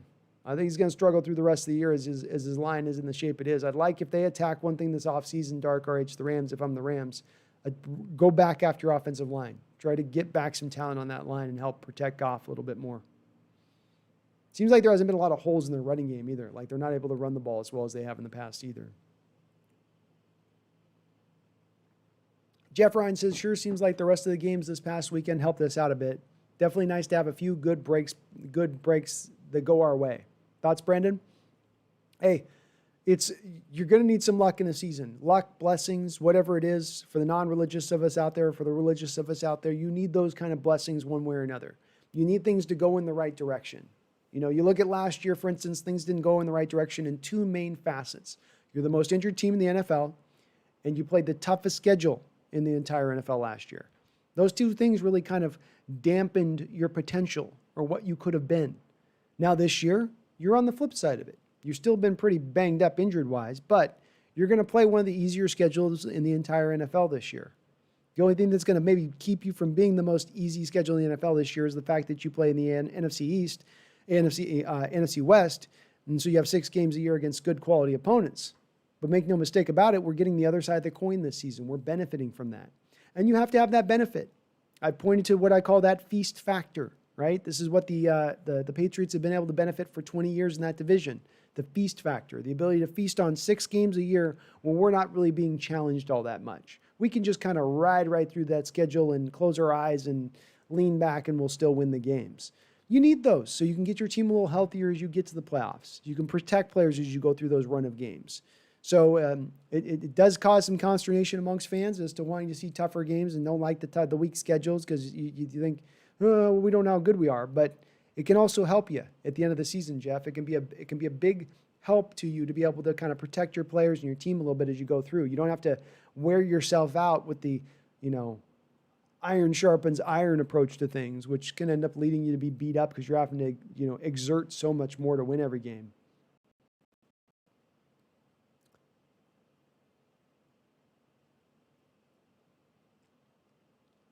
Pancake in the Sox says, I really want to see Russ win MVP, but he needs to learn to play better in the second half of the season if he wants it. Solid point, Pancake, and absolutely on point. Absolutely true. If you're going to want it, Russ, you got to play it more than just the first half of the schedule. You got to put it all together for a full season. And if you have a 5-game stretch of every year of your career where it's kind of like where you just sort of just disappear, it's you're not going to get it. D-Boy, the Hawks Nest, do you think Adams will have his best game of the year next week when we play the Jets? Remember, he had a back and forth with some of his old teammates when he left the Jets. Could be. He's that kind of guy that's got that chip on his shoulder that someone showed where he liked an Instagram post, the Jets being posted for 0-11 by some fan, and he liked it. But he's coming along. And that's the other thing about this, D-Boy, is he's coming along at maybe his most healthiest here as we get into this next game. So I loved how he played in this game. He continues to get a lot of pressure on the quarterback, continues to be solid in stopping the run as he started out this game, made a couple plays in the backfield. Good chance of it. Good chance. Kirkland, go Hawks. FU, Steelers or Chiefs? Feel like the Steelers could take the AFC. They could because they can win in that shootout with the Chiefs, can't they? And they match up pretty good against the Chiefs in that they can generate pass rush with those edge rushers especially. For some reason, I just like the Chiefs this year and how they're playing and where they're at. So I'm going to go with the Steelers over the Chiefs just because it's hard to get back to the show after you did the prior year. TJ says, do you think the MVP is a favorite player award because every time Russ has a great year, not gotten one vote? Yeah, and also it's the East Coast bias, TJ. It's sometimes those East Coast writers that vote on the MVP don't watch Seahawks games because it comes on later there. We take this game tonight. It's a late game for us. So what? It comes on 6, 7 o'clock over there. Do they watch all of our games? I don't think that they always do. Dark RH says, dude, Sunday can't come fast enough. I agree with you there. I'd love for it to already be Sunday. Dark RH says, literally the only good thing about Sunday is the NFL. I agree with you, man. I love my football on Sunday. FU says, would hate to see Tyler on another team. He's a great player, very underrated. Yeah, I think he's a very good player. I don't know if he's a great player, but he's a very good player. TJ says this is turning into the TV show Survivor. Ciao, Saya Thang Huang. Ciao, that's a hell of a username you got there. That's not cool, bro. How I feel as if... that's not cool, bro. How you feel if I did that to a Seahawks fan? Bro, I'm a Philly native, bro. Go Eagles. Ciao, I don't know what you mean, man.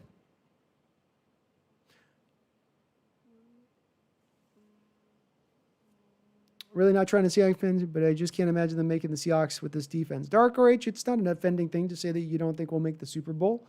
It's you're making your analytic proclamation, man, and it's valid and understandable. If anybody wants to point at us and say I don't see you as being a Super Bowl team because of where I see where your defense has been at through the course of the full season, I can understand that. I do think we're coming along better and better. I think we're improving defensively, and I think you'd admit, Dark RH, as if this defense continues to move in the direction it's moving in throughout the last 3 or 4 games, that's a better potential to get to the Super Bowl at that point. But if you're a team that's going to play like defensively like you did through the first 6-7 games of the year, where you were on pace to go more yards in the air than any team in NFL history, yeah, it's hard to look at that particular version of our defense and say that's a Super Bowl contending team right there.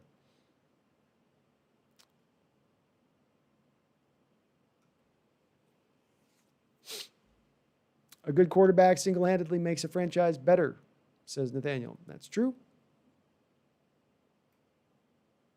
Yeah, D-Boy, I didn't know what Chow was talking about either. It didn't make sense. Chow, Carson Wentz is the man. Chow, I've been defending Carson Wentz on my chat throughout this chat, Chow. Most of the chat's been knocking Carson Wentz. I've been the one guy here standing up on the podium for him.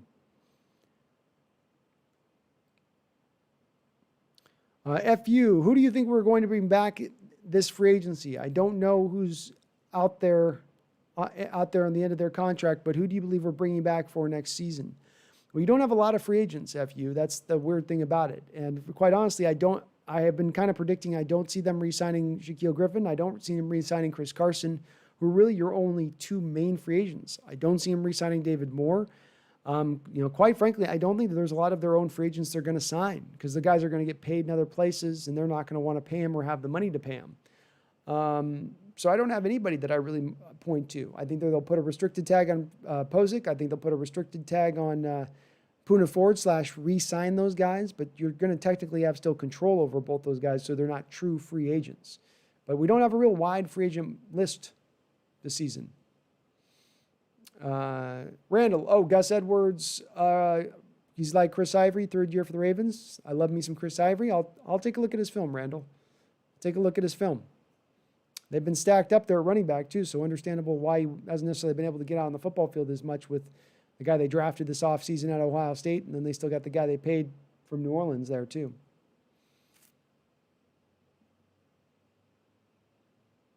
Austin D-Boy, who was the quarterback that got the Seahawks' first Super Bowl appearance? That was Matt Hasselbeck. Matt Hasselbeck.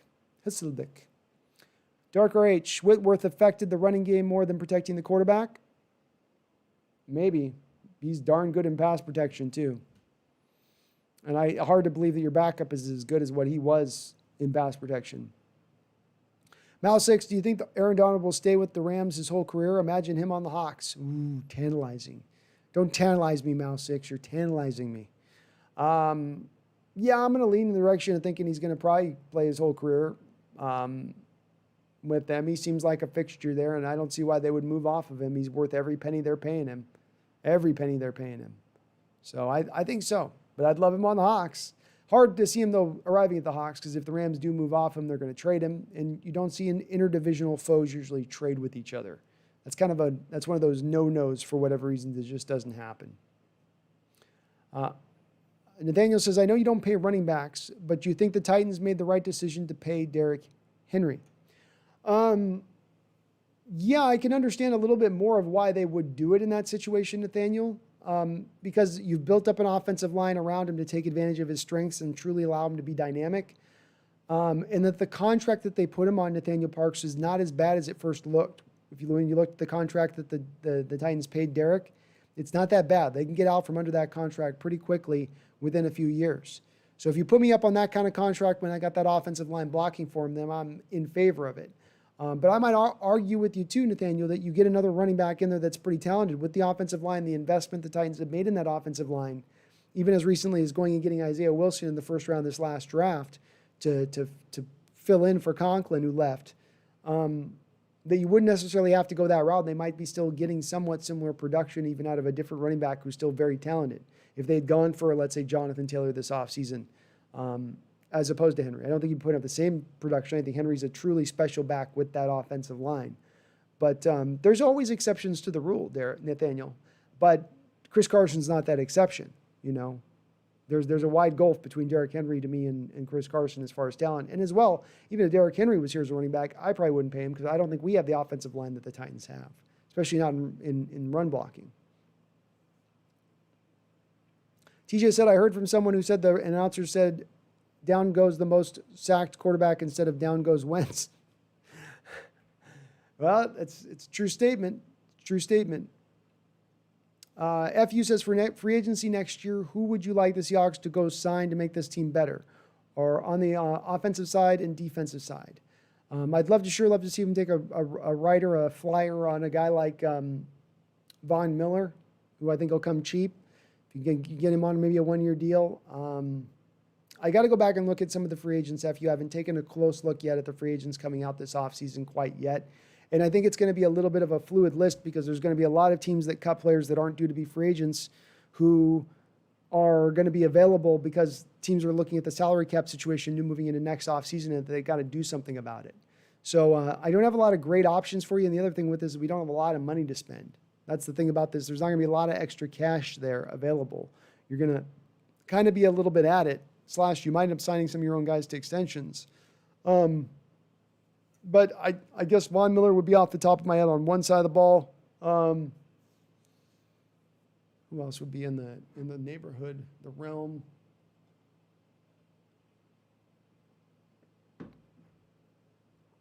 I don't know. I'll try to think about it a little more here on the chat if you want a couple more items, a couple more guys that might be possibilities. But nothing jumping out to me necessarily off the top of my head. Again, too, I just don't know. It's not like last offseason. I just don't think you have a lot of money to spend. Dark RH, worst team in the league, Jets or the Jaguars? I'd go Jets. Jaguars have showed me more this year than the Jets have. Nathaniel says it's going to be great to see Jamal Adams board versus the Jets. Exactly. AK-47 Ball, told you all Jamal Adams was a GOAT.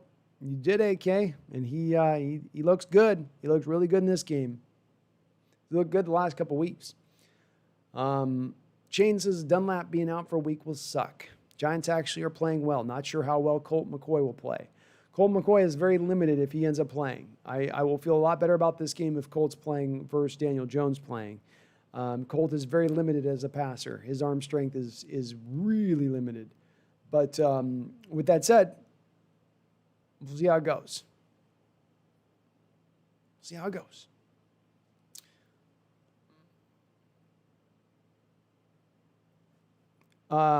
Is it okay to talk? You talk who's to Dark Arch? Is it okay you talk about who you want every fan is welcome to? That's right. Every fan's welcome here, man. All are welcome in the Hawks Nest. It's a big nest, plenty of room. Jose Rodriguez, the NFC least, helped us this year. They did. So did the AFC, too, right, Jose? I mean, getting to play the Jets, getting to play. I mean, the Dolphins are good, but we got to play them with Fitzpatrick, and they weren't as good as maybe where they've been playing in recent weeks. Getting to play the Patriots this year where they stand, I mean, certainly the Bills game was tough, but 1 out of 3 being real tough games isn't bad. It helps, man. It helps. Kirkland said, I thought the play calls were kind of weird, not what they've been calling. Yeah, I agree, Kirkland. It was a head scratcher, man. I didn't understand the play calling in this game at all. I didn't understand what offensively they were trying to accomplish. You couldn't really see where what coming into this game, what were you going after? What were you attacking? It seemed to be slam the ball up in the middle. Oh, the run game ain't working. Let's try to take some deep shots to DK. Kind of simplistic offense approach this week. D-Boy says, do the Jets get a win first or do the Steelers lose first? The Steelers will lose first. I could see the Jets going 0 for 16 this year. Legitimately could see them doing that. Nathaniel, do you think Jamal for 2 firsts and a third was a good trade now? I do as it stands right now. Because again, what is the players you're getting in retrospect of that, Nathaniel? I mean, it's first round picks and third round picks. If I'm giving up a Jordan Brooks, LJ Collier, and a Cody Barton to be able to get Jamal Adams, do I make that trade? Yeah, I make that trade. We won't know until in retrospect what the Jets were able to pick in those positions or what's available to them or the type of players they're able to grab. But picking in the back of the first round, knowing the talent that's been available there over the last few years, Nathaniel, knowing how we've picked in the back of the first round when we're picking in that position, I have no problem with Seattle adjusting their strategy and understanding, look, we don't pick first rounders at the end of the first round very well. We've swung and missed there like 5 straight years. Let's try something else different. Let's do a new strategy. So I like it from that standpoint. Now, could you have gotten a different type of player for 2 first rounds and a third rounder? Would there be a better player you could have maybe gone out and grabbed aside from Jamal? That remains a question. I'm not as in on the boat as believing that that's a yes at this moment. Still to be determined, in my opinion. Shane says Russ has taken some good shots this season. He has to be sore. That Philly D line is always brings the heat. They do. He took a few less hits this week than he has over the course of the season, Shane. But yeah, that Philly D line's legit, man. They're legit. Dark RH says Carson Wentz actually played good last season, but I don't know what happened this season. Well, the offensive line's in a lot more miserable shape this season, Dark RH. I mean, that's what I would point to. And when you look to an offensive line down 4 or 5 starters, I'm going to show you a quarterback who's going to be playing a much more reduced capacity, reduced level of what they normally play at when they actually have that offensive line. Dark RH, he's not a very efficient passer, though. He's not necessarily a very efficient passer. Again, though, too, just coming back to it, you're not going to be efficient when you got a pass rush bearing down on you all the time. We've seen this with our own team with Russell over the last 4 or 5 weeks. His downward play has coincided with the pass rush being a lot more ferocious and fierce and getting to him a little bit more. Some of that is him holding onto the ball, not getting the ball out of his hands quick, but it turns you into a not very efficient passer when you're constantly under duress. TJ says sign Griffin, and that's about it besides Posick, but I don't know. I wouldn't sign Griffin, but I would sign Posick. Kirkland mentions Matt Hasselbeck's "We want the ball and we're going to score" proclamation in that Green Bay game. Yeah, that was a tough moment in Seahawks history right there. SM Gaming, we got some late hour trollers here. Okay.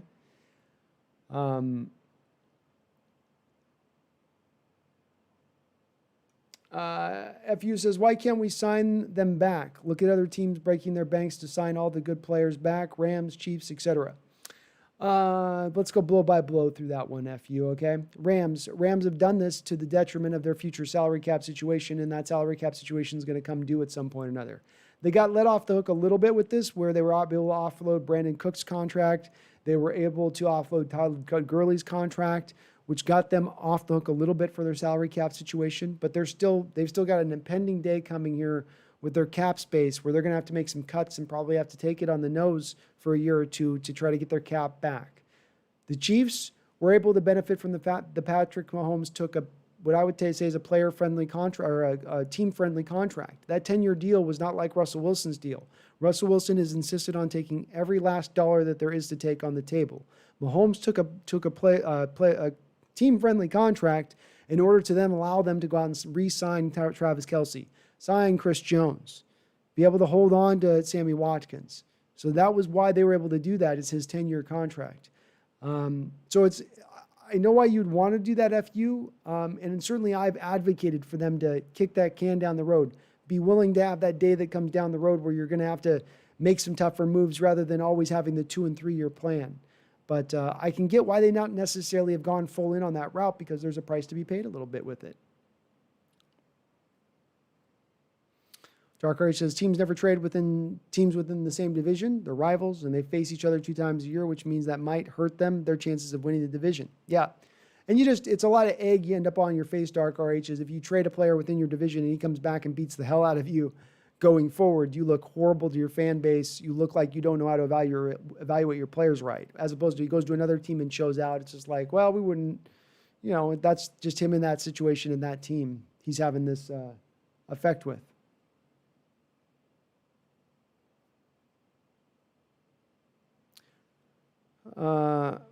Dark RH, Hawks didn't choke first Green Bay in the playoffs game. Seattle was one of the most injured teams that limped into the last offseason. Not having Carson and Penny was rough. Yeah, I would mention that too, Dark RH. When it comes to last year, when you look at it, you were the most injured team in the NFL. You lost more starters due to injury than anybody else, and you were in your most injured state by the end of the season. So to expect a team like that to go into Lambeau Field and win a football game, that's a little ridiculous. That's too much to me at that point. And that's just what happened last year. It happens. Some years you're the most injured team in the NFL. Niners are dealing with this right now. They're the most injured team in the NFL as it is, and it has a lot to do with why they do sit in last place right now.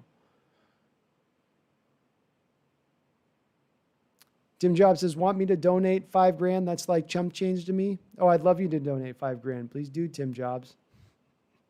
Please do donate $5,000. D Nugget says DK still got a little bit of rookie butterfingers. A little bit. It's not horrible, though. It's not horrible.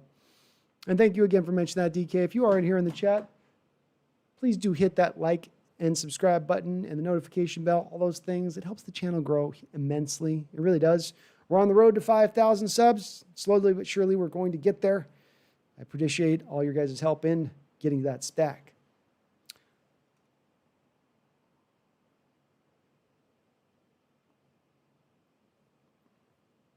Shane Hafner says the Green Bay loss was due to Malik Turner's drop passes. That killed the momentum. Well, that killed that particular drive, Shane, but I think part of the reason that you were having so much of a tough time in that particular playoff game is the injury situation. You know, Diggs is playing through it injured, through the high ankle sprain. Jadeveon Clowney's playing through the hernia that he's got at the time. Your D-line's beat up. Nobody else is getting you any kind of pass rush. I want to say right at that point, I want to say also your strong safety, you might have been down to Lano Hill or something at one point or another in that game. So I felt like that was really what ended up upsetting the cart, stopping where you could kind of get.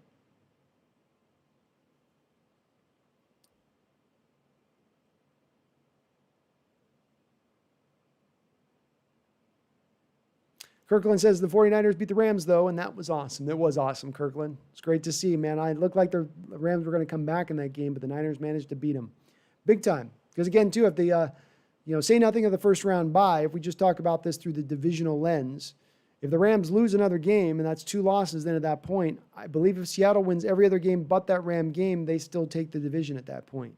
So, essentially, that Ram game then becomes irrelevant. The Rams have really put themselves up against it with that particular game. Videomaker says Seahawks may end this year with 45 sacks because they play some bad O-lines in this stretch, and maybe they can get 50 if they get 6 sacks a game in 3 of them.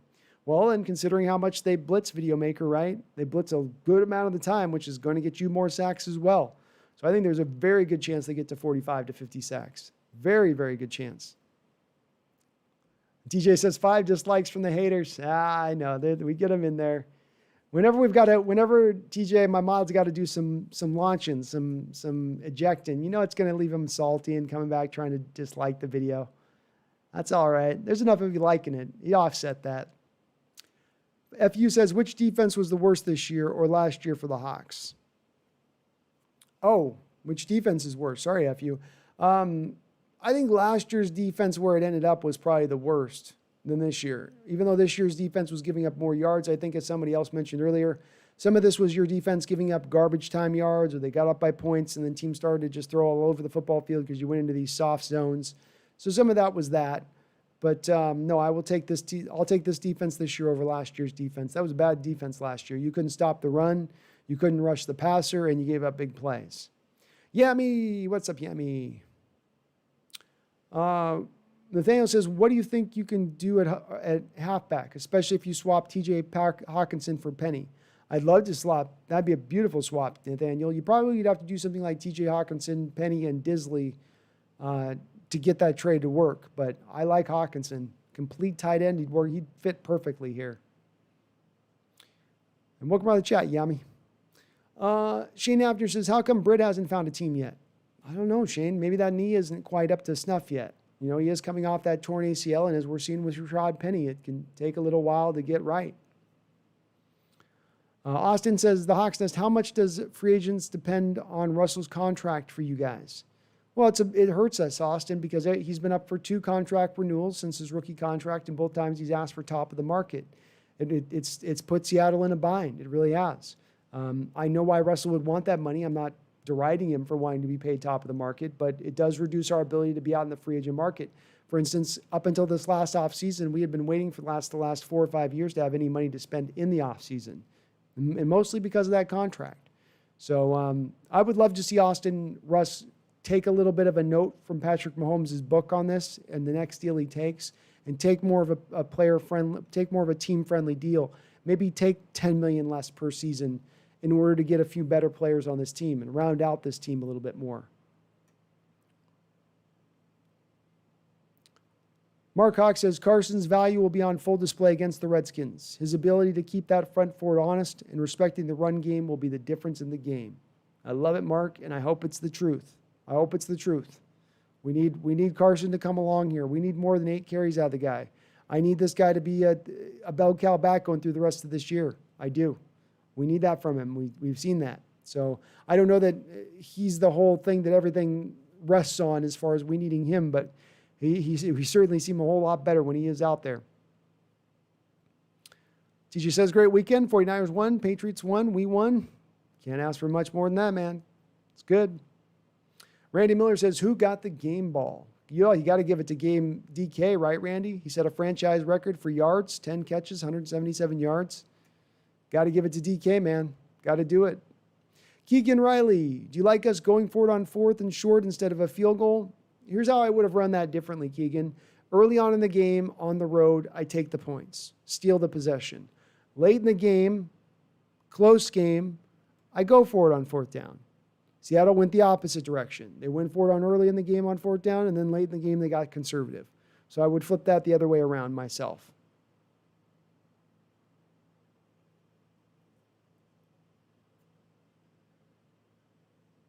But welcome in the chat, Keegan. B. Russ, oof, Will Fuller suspended with PEDs. Guess it ain't a surprise he's playing lights out this year with no injuries. Low-key funny comment, B. Russ. Yeah. And he's the only target that Watson's got to really throw to. That as well.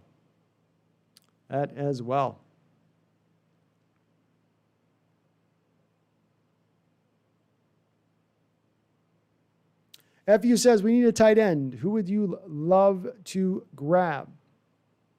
Well, it'd probably have to be a depressed asset, FU. I still do like the potential of Disley. I really do. I just don't think they're really even trying to use him that much. But he's exactly the good, complete tight end that I like. Somebody mentioned here Hawkinson. Maybe the Lions are going to be in kind of a fire sale mode as they bring in a new head coach and a new general manager into the fray there. I've always liked the kid, David Njoku, who's been injured this year with the Browns. But if the Browns were maybe willing to move on from him, I'd be open to maybe plucking him because I think Hunter Bryant's really worked out for them as the second tight end to Austin Hooper, who they signed in free agency there. He'd be another guy. O.J. Howard's a guy who's got an ACL injury this year, but maybe we can pick him up in a trade for a reduced value. He's a guy who I like as well, and he was really starting to come along this year when he went down to an injury. Those would be the couple of guys off the top of my head.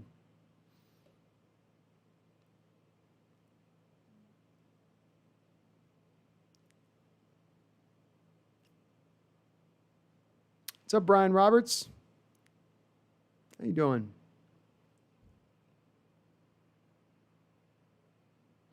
Yeah, we just don't have money because it's been, number one, you've always had from about 2014 to 2017, it was the combination of Russ and then the Legion of Boom contracts you were carrying. Now, more recently, it's been Russ just mainly pushing that salary up on his own a bit in conjunction with, let's say, Bobby, because between the two of them, you got those guys taking up about, 1/4 the cap between their combined value. But yeah, we don't have a lot of money to spend.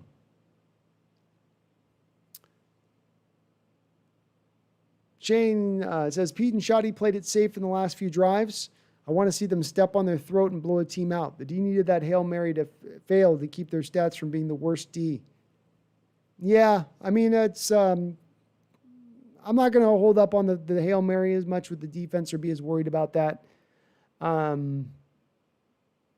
the Pete and Shoddy thing that you mentioned, I do have an issue with them on the way that I just think the way that it was offensive play calling was done this whole game was kind of ass backwards. None of it made a whole hell of a lot of sense to me in what we were trying to accomplish from the offensive side of things. That's right. Go Hawks indeed. Videomaker says, I'm worried about the Redskins game because the offense struggled against this front. And Russ just couldn't escape at all. The Seahawks also have an issue with closing out games. They do have a little bit of an issue with closing out games. That's true. And it's valid. It's good front four by the Redskins. They can get some pressure. It might help. We'll get Shell back. That'll probably help us out a little bit more. I think Obuje really struggled in this game. I don't think he played very well. But I know why you'd feel that way, Videomaker. I know why you'd think that way, and it's valid. Nathaniel says, I'm looking for Russ to throw the ball more, less Carson, like 60-40 pass run. I've always been around in the 53, 55, 45 pass to run, but we're pretty close to each other, Nathaniel, on that. So I'm right near where you're at on that. Hawks 808, aloha, aloha, Hawks 808. Welcome, hello, my fellow Hawaiian State Seahawk subscriber. He says, what a good week of football. Frustrating win tonight, but I'll take it. Carson looked awesome. Yep, Carson looked fresh with those legs. They didn't work him a lot, only 8 carries, just kind of worked him back in there with a little bit of touch here, a little bit of touch there, so to speak. But he looked good. Good to have him back in here, and hopefully he can stay healthy through the rest of the year, Hawk 808, because we need this guy come playoff time. We do. We are going to need him at that time. But hey, you can't apologize for wins. You're back in first place. Got to feel good. As I've said, you control your destiny at this point, which is all you can ask for when you get to the back end of your schedule. Do we control our destiny to get that first seed and home field advantage throughout the playoffs? Yes. Fantastic. All I can ask. So you got to feel good about that. Nathaniel says it's a pass-happy league, and the Seahawks just can't adjust. Yeah, part of how you got to adjust with that, Nathaniel, is that they've got to have an offensive coordinator that can scheme up the passing game appropriately. Not just let's go take a deep shot every other play when we're going to throw the ball, which seems to be what their passing game seems to revolve around a little bit too much. The big play. I'm Mr. Big Play. D-Boy says, with the Seahawks giving up so much for Jamal Adams, is there any way the Hawks don't pay him? Please say no. The only way the Seahawks don't pay him, D-Boy, is if they potentially have a team out there that's willing to give up some kind of trade capital for Jamal Adams and they determine he's just not a fit, and that they looked at it as a short-term thing that they were going to try for this year, see how it is, and then maybe flip him for value. So you wouldn't get 2 firsts and a third for him back, but what if you get a team that offers a first and a third for him? It'll be a loss at that point. They weren't going to feel happy about that from Seattle's standpoint about the trade, but if they think that maybe they're not wanting to pay him to a long-term contract, they could go in that direction. Is it likely to happen? No. Are they likely to sign him to a contract extension at this point? Yes. I would see that as being the more likely outcome here. FU says, you think the Eagles should have played Hurts instead of Wentz? Nope. I think Hurts would have struggled just as much behind that poor offensive line, if not more so. And more likely, more so. More likely, more so.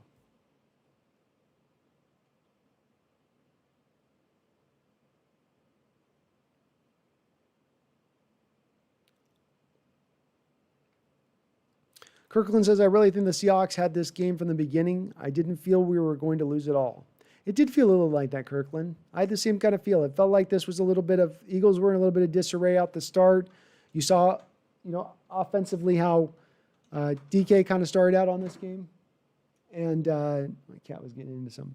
And you felt pretty good about the start of it. You felt we were very good where they were going. So I agree with you on that. I agree. I felt okay. I didn't feel out of sorts in this one like I sometimes can feel. Nathaniel says, I'm really hoping that the Lions have an everything must go sale and we can get Hawkinson that way. Be great, man. Hawkinson's a great talent and a very complete tight end. Very complete tight end.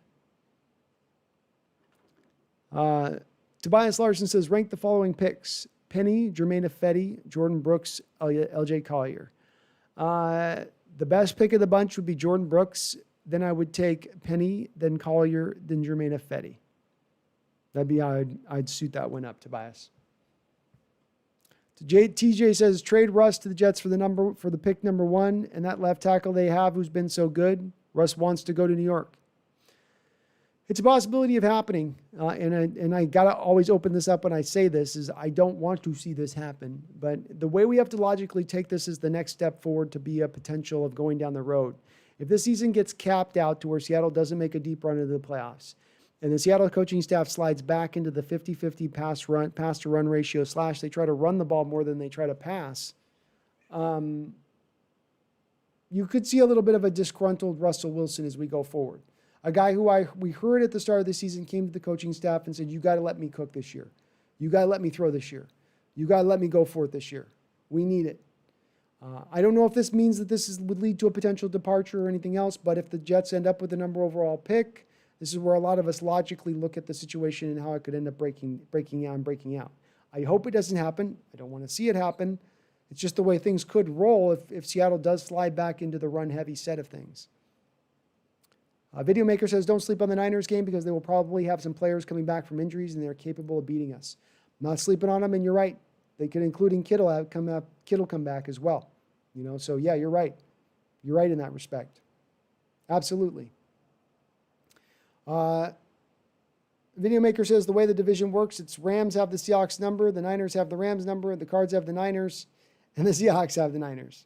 It seems like that's the way it breaks out, it seems like. It does seem like that. Jimmy Graham again.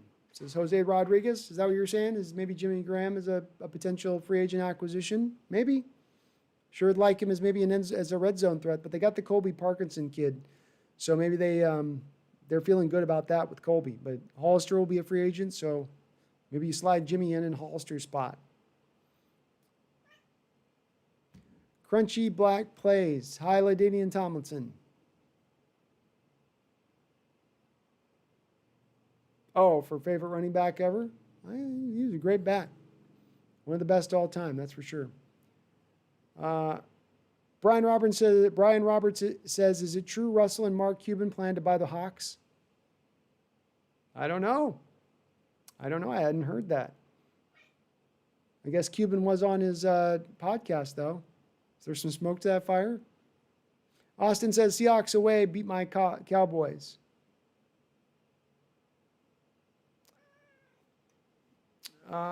FU says, we playing like last year. We never blow the score on any good team. It's always close. It's just the nature of the beast with this team. And when you run the ball, when they slide back into running as much as they run and stuff, that you're going to have closer games. But it is what it is, man. I don't think we're going to blow a lot of teams out this year. Video Maker says, it seems like teams are finding a blueprint to shut down Kyler Murray. I don't know if it's that, Video Maker, as much as essentially early on that Seattle game, he got injured. And I think it's his throwing shoulder that got injured. And that had to have continued to last through this game against the Patriots this last week, going against the Patriot team who has a good secondary as well, so he can show out as much.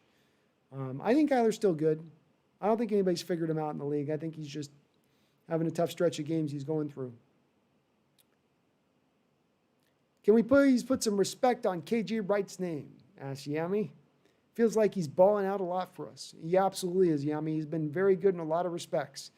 Sliding over to that Sam linebacker role on early downs and then go back to the Will when it's in passing situations. He's been good in coverage. He's been good in the open field. He's still sniffing out those screen games when we need him to. KJ's been great. Love what we're seeing from KJ. Emma Iverson, thank you for the subscription, man. Appreciate you subscribing. Really do, really do.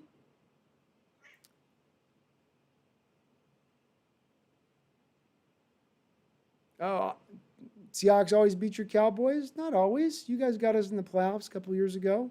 We've had your number mainly. Sorry, my cat's being loud. She says, it's time to give me some love. Video Maker says it's hard to stop a guy like that because once he gets his legs going, the corners either have to commit to him or the receivers and Murray can get an easy 7 yards or a 15-yard completion. Yeah, Murray's going to be a problem to defend for years to come. He's a very good quarterback. And he's going to continue to improve as he goes along, I have a feeling. Crunchy Black Play says, yeah, KJ do too much for such no less credit. Yeah, he might be playing himself into a Pro Bowl year this year. It's hard for outside linebackers and 4-3 schemes to get to the Pro Bowl. It's very, very tough. But this might be the 1 year with the way he's played. He might be able to sneak in there. Tim Jobs, the Santa Clara Clowny Day Massacre. Yeah, I had a lot of 49er fans mad at me for that title last year. Oh, boy, you guys were salty about that one. The Seahawks still owe everyone else from 2013 to 17 when everyone else was garbage and they would dominate. It was nice. It was nice when we had the division a little weaker during that time. Jose says we play 3 more backup quarterbacks in the next 3 games. Jose, I think Daniel's still going to be a game-time decision, I think. Daniel Jones is. But certainly is going to help the schedule if that is the case, isn't it, Jose? Certainly is. Isaac Fisher says, I guess throwing the ball 3 yards behind the line of scrimmage is no longer grounding. Am I right? You're absolutely right, Isaac. That was an infuriating call in this game and probably the most infuriating call, frankly, because it came on the heels of you calling the intentional grounding on Russell Wilson when it looked like Tyler Lockett was within the 10 yards range of Russell's throw. And then on that one, Wentz obviously misses the line of scrimmage by 3 yards, which he has to reach the line of scrimmage if he's out of the pocket, which he didn't do. Should have been a penalty. Should have been Seattle getting the ball back, and we could have closed the game out right there if we did get the ball back at that time. Shane Hafner says, it's crazy how frantic Russ looks compared to how relaxed Mahomes is. It's just crazy. Watching Russ be a pinball bouncing off his lineman getting sacked is getting old. Yeah, and some of it is on Shane, some of it is on him, some of it's on the line, but some of it is on him. You know, he makes his job harder on himself sometimes by holding on to the ball too long, by not having a clear-cut plan for where he wants to go with the ball. And they showed a few replays in this game where it's just, you know, he's not getting the ball out past his first look. You know, he'll get to his first look, and then he gets off his first look and starts panicking. You know, he's got to go through a few more than that at times. B-Russ says, do the Falcons have a shot this weekend against the Saints? Falcons destroyed the Raiders and look like they're doing their classic end-of-the-year push to irrelevance. We could use that L. We could absolutely use that L. And, yeah, I think they're going to give them a hard game. Let's not forget, B-Russ, division games just tend to be tough between opponents. It just tends to play how it plays out, where even if you have a team that's the bottom feeder team and you have the team that's on the top of the division, it's just going to be a close game more often than not. The teams are very familiar with each other. It's hard to get up on another team by a lot of points at that point. And again, you got the Saints playing with the backup quarterback, with a backup quarterback who's a little bit limited. So absolutely is. Absolutely the Falcons have a chance. Videomaker says Jared Goff is the only problem with the Rams and he's not getting them anywhere in the playoffs. The Rams ain't winning this division because they have the Cards twice and the Patriots. And they're missing their left tackle, which I know I've harped on, but I think that's a big miss for them, Videomaker. Andrew Whitworth is a big part of that offense's success. And losing their blindside left tackle, as we've seen with Seattle, if they don't have Dwayne Brown in there, it's a lot different offense in how it looks. D-Boy says, did you see the play when everyone on the Eagles' O-line went offsides, everyone but the center, and the quarterback moved? That was so funny. I've never seen that before. It happened earlier this weekend with another team, too. I forget which game I was watching on that happened on. But, yeah, it is funny. And that's the one that you know, D-Boy, when that happens, it's on the center. It's definitely a dead giveaway that it's the center that caused that one. Tim Jobs says the NFC's loaded. Yeah, they are loaded this year. Except for the NFC East, of course. Videomaker says, I don't think the Pats will beat the Rams because the Rams D-line and Newton turning the ball over. But I think Goff will struggle in this game, and it'll be another low-scoring game. Yeah, I'd go with that, Videomaker. I agree with that.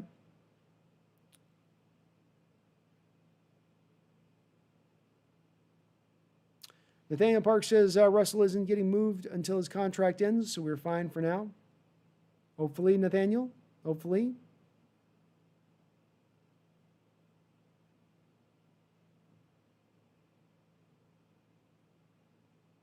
Yeah, that TJ does mention the one thing with that, Nathaniel, is what if Russell Wilson, what if you went through the year? Let me give you guys a scenario.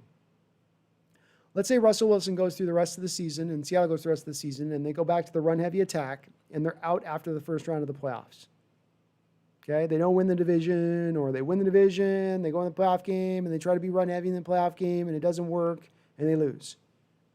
Now, is there a feasible situation there where Russell looks at that and says, okay, you guys stop letting me cook through the year. You didn't put the ball in my hands to win this. You don't trust me. You don't want to build an offense around me.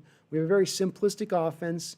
As we saw today, this is a very simplistic offense you're looking at. You're not looking at a dynamic mastermind offensive coordinator here in Schottenheimer. You're not looking at it. We've got enough data to go off of now to know that. He gets disgruntled. He goes to the front office. He says, I want out. Send me to New York. Make a trade happen in New York. And the understanding is that in the hubris of this front office, they're not going to be one of those front offices that necessarily hold on to Russell with dear life, because there's a part of me that thinks that the front office in the back of their mind thinks, maybe we could go get in a cheap quarterback on a rookie contract again and go back to the Super Bowl like we did before, using that $35 million a year we're paying to Russell Wilson to other places. I don't know. I hope it doesn't go this way. I hope it doesn't go this way. But my job is to be my job. What I do here is try to be analytical about it.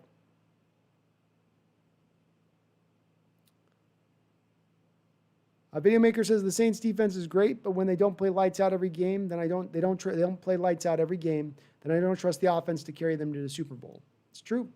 Offense ain't going to carry them to the Super Bowl in their current state. I think it's their offense is nowhere near where that Saints offense was in Drew Brees' prime. Nowhere near.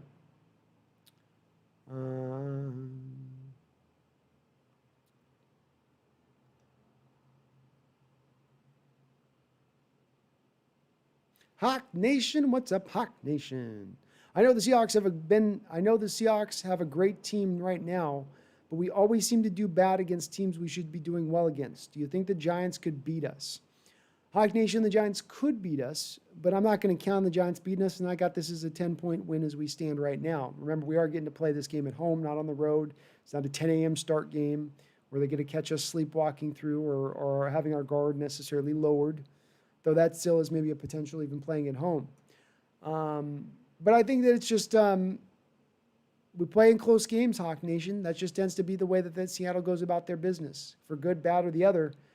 This current team over the last couple of years just plays in a lot of close games. There's not a wide margin of error or not a wide margin of loss. It tends to always be close all the way around in that respect. FU says, maybe Clowney, he ain't getting that big contract he wants. Maybe get him on a 2-year deal. I'd love to bring back Jadeveon Clowney. Love to bring back Jadeveon Clowney. Imagine pairing Jadeveon Clowney and Carlos Dunlap as bookends. Boy, you'd be able to stop the run and get to the passer. I'd love it. I tried Madden again this year, Dark RH. I tried. I really tried. I just couldn't do it, man. Game's too buggy. I might go back to it here at some point, maybe this offseason, give it another shot. But, man, it was buggy. Nathaniel Parks, the Seahawks have had a good team, not a great team since 2013. Just the front office fails to realize that you can get a few more pieces to get some more Super Bowls. Yeah, they've tried some things that just haven't quite fully worked to get themselves into the great team route of things. But I agree with you, Nathaniel. Videomaker says the Seahawks are the best team in the NFC right now because the defense seems to be massively improved. And it has played elite the past 2.5 games, and the offense is elite. They just need to stay healthy. Well, that's the one problem with that, though, Videomaker, of course, is that the offense hasn't been playing at elite status for the last 4 or 5 games. And that's been the only issue with it, but I agree with you. The defense is starting to turn around. Dark RH says, I forgot, why is it called the divisional game in the playoffs? It's called the divisional game because that's when you have your divisional game matchups. Is you have your division teams essentially playing, whereas the first round's essentially the wild card round. Just it's more of a name. It's nomenclature, semantics.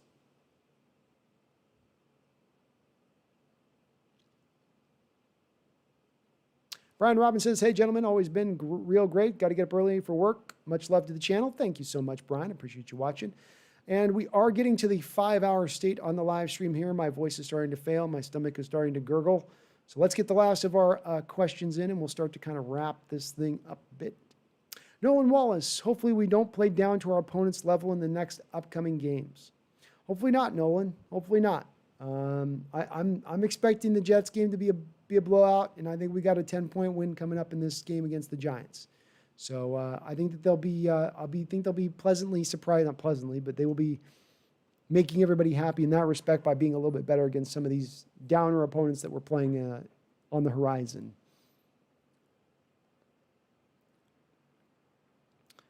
B-Russ says, anybody else find it hilarious that the 49ers have to play a home game in Arizona? I do.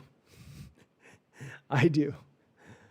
FU says, you think players only thing that would have been more awesome, B-Russ, is if we got to play the Niners in Arizona and they let fans in the stadium, and then we did the thing that we do in Arizona where our fans take over the stadium in Arizona for a 49er game. That would be just surreal. FU says, you think players like Tyreek Hill, Lamar, Murray would slow down when they get older? They won't be able to run that fast forever. Yeah. I mean, you're going to see a drop-off in those guys. I mean, you can make the argument as long as they can stay healthy. Those super uber fast guys can afford to lose maybe a couple RPMs off their fastball and still be pretty darn fast. A guy like Deshaun Jackson, who I've knocked for his injury situation, but the guy continues to get contracts because he still is, even though he's probably lost a little bit of a step, is still a very fast player.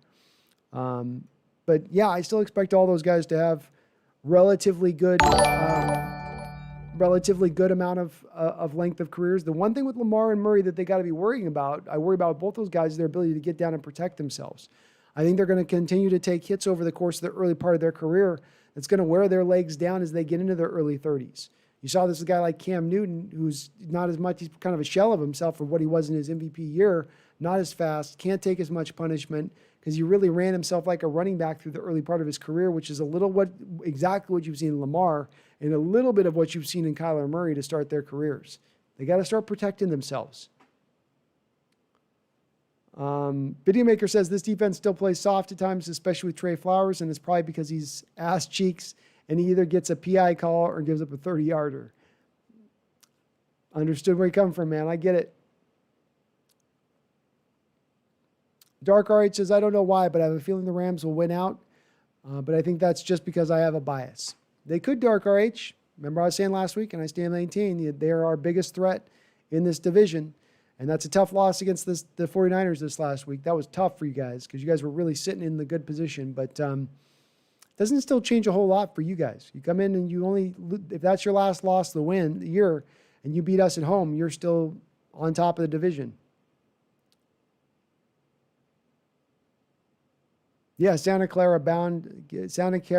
County banned sports games. Kind of interesting. Good night, Matthias. You have a good one, man.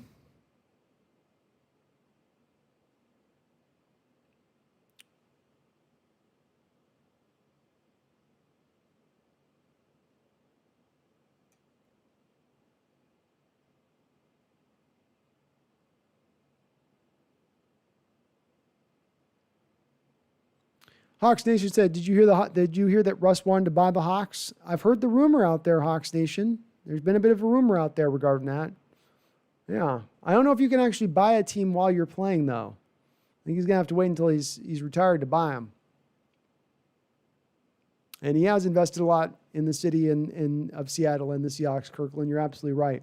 And don't let it get parsed, because sometimes people mishear me on this. I don't want him to go anywhere, Kirkland. I want Russell to remain here the rest of his career, play for the next 10 to 15 years as a Seattle Seahawk here. I'd be perfectly happy with that. There's a given scenario here that could come up that could go in a different direction with it.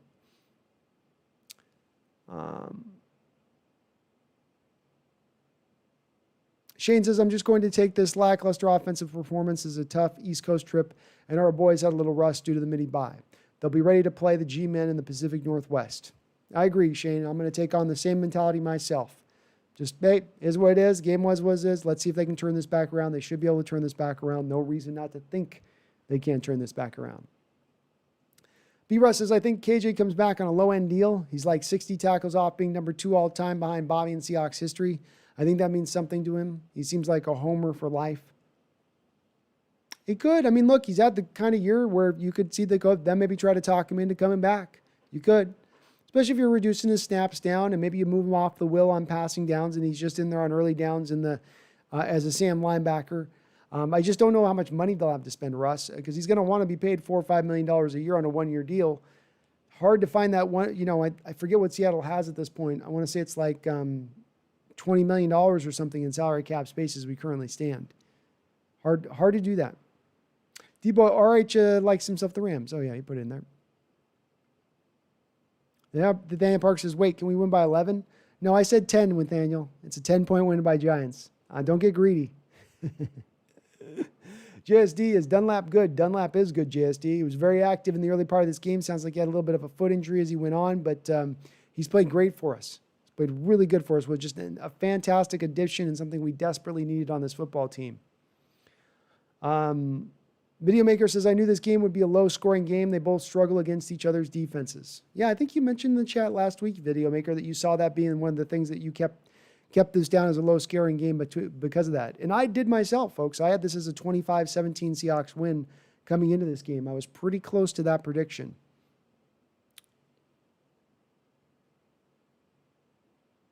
Nathaniel Park says, Madden's always been buggy. No getting around that. You have to deal with it. Yeah, you do. It just gets annoying, Nathaniel, especially when sometimes it seems like the bugs continue to uptick every year where you'd think they would iron some of them out with a little more often approach.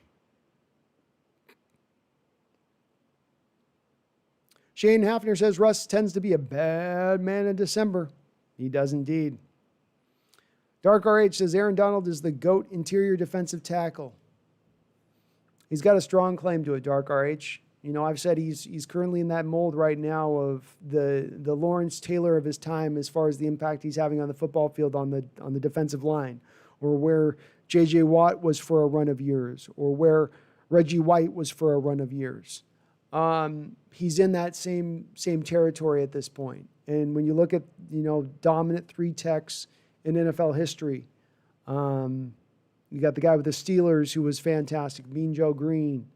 And I think Donald's probably been more dominant than him. Warren Sapp, I know. Aaron Donald's been more dominant than Aaron Sapp was as another three-tech defensive tackle.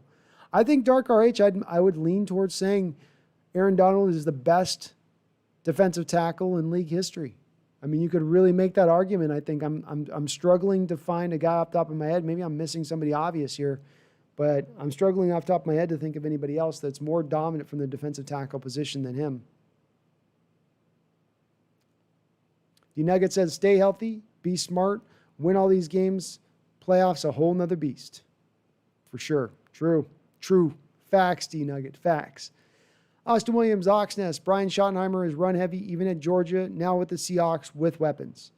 Yeah, he's running the 1980s football approach, Austin. You know, he's running his father's Marty ball is essentially what he's running.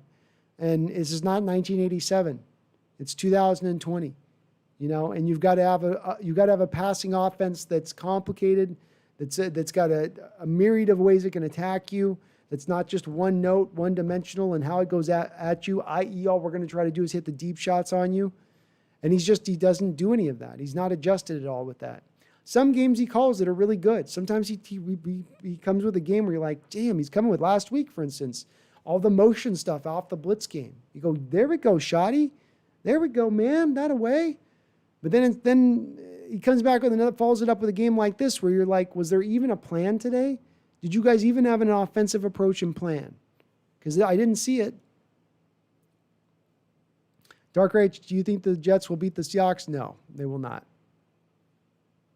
Hey, thanks, Kirkland. I appreciate you, man. JSD, some sources think Dunlap will miss 1 to 2 weeks with a sprained foot. I could see them doing that. This is also some of the benefit of playing these lesser opponents right now is that you feel like if you have a player that's good, you can be without him for a game or two while he rests up and gets completely right, as opposed to having him fight through that tough injury and having it continue to linger. So you feel good about that. D Nugget with the $2 donation, man. Thank you so much, D Nugget. I salute you, my kind sir. Thank you. Jeff Ryans, Dunlap and Clowney would be fun. Would be a fun set to watch play on our defense. Definitely agree with that. Some guy today was trying to give me a hard time for wearing my Clowney jersey. 90 was fun to watch. He was, Jeff, and I'm glad you went and got his jersey. I still like me some Clowney. I'd love to see them go back at him. I know he's got the knee thing going on, but as somebody else mentioned, maybe it's not going to cost as much. Maybe his expectations are down a little bit lower than where they were, which was stratospheric coming into this year. And certainly the knee injury is not getting any better. I'd love to see him brought back on board here onto this team. I think he's a good fit. Put him out there at the Leo spot. Dunlap shows that he can pass rush effectively from the left defensive end. It would be a great combination. Absolutely solid combination. Flag Sabbath, what's up, Flag Sabbath? You caught me right at the end, my guy. Sorry, voice is just about to go after 5-hour mark here, though. Do you think the Jets are betting on themselves to lose games so they throw games to win money? I don't know if it's to win money, but I definitely think they're trying to go for that angle for that number 1 overall pick and Trevor Lawrence. Hope you're having a good night, Flag. Shane Hafner says, of course, Carlos Dunlap is Mr. Durable for his duration of 10 years in Cincy, but he's injured after being a Hawk for 5 weeks. Well, he's playing all out, man. He's playing all out. Flag says, if there was a stretch for Dunlap to miss, I'll take this next game. Colt McCoy isn't going to be doing the Giants any favors. I agree. I feel a lot better about this game if it is Colt McCoy starting the game, Flag. I think Daniel Jones, last we heard from the coach, Joe Judge, he is going to be a game time decision on that one. So I think it still is a little bit up in the air in the status. Nathaniel says, you think Bill O'Brien...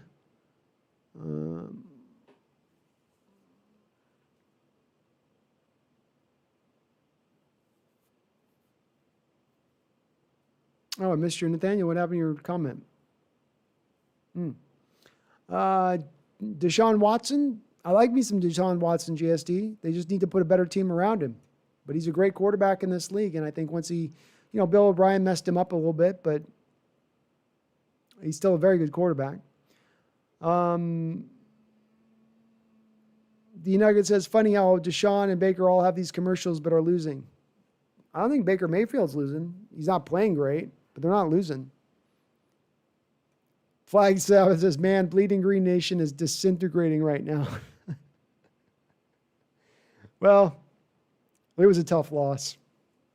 But it's been a rough year for them as well. And it's almost got to be a little bit hard because your team's losing and they're not good, yet you're also still competing for the division in the playoffs. It throws a couple of different feelings and emotions into the mix. Flag 7 says, I think Hopkins would be brilliant with Russ. Yeah, but I think he's been a good fit with the Cardinals. I don't think they're going to let him go. Nathaniel says, if we could have traded for Hopkins, would you have done it for like Carson in a second?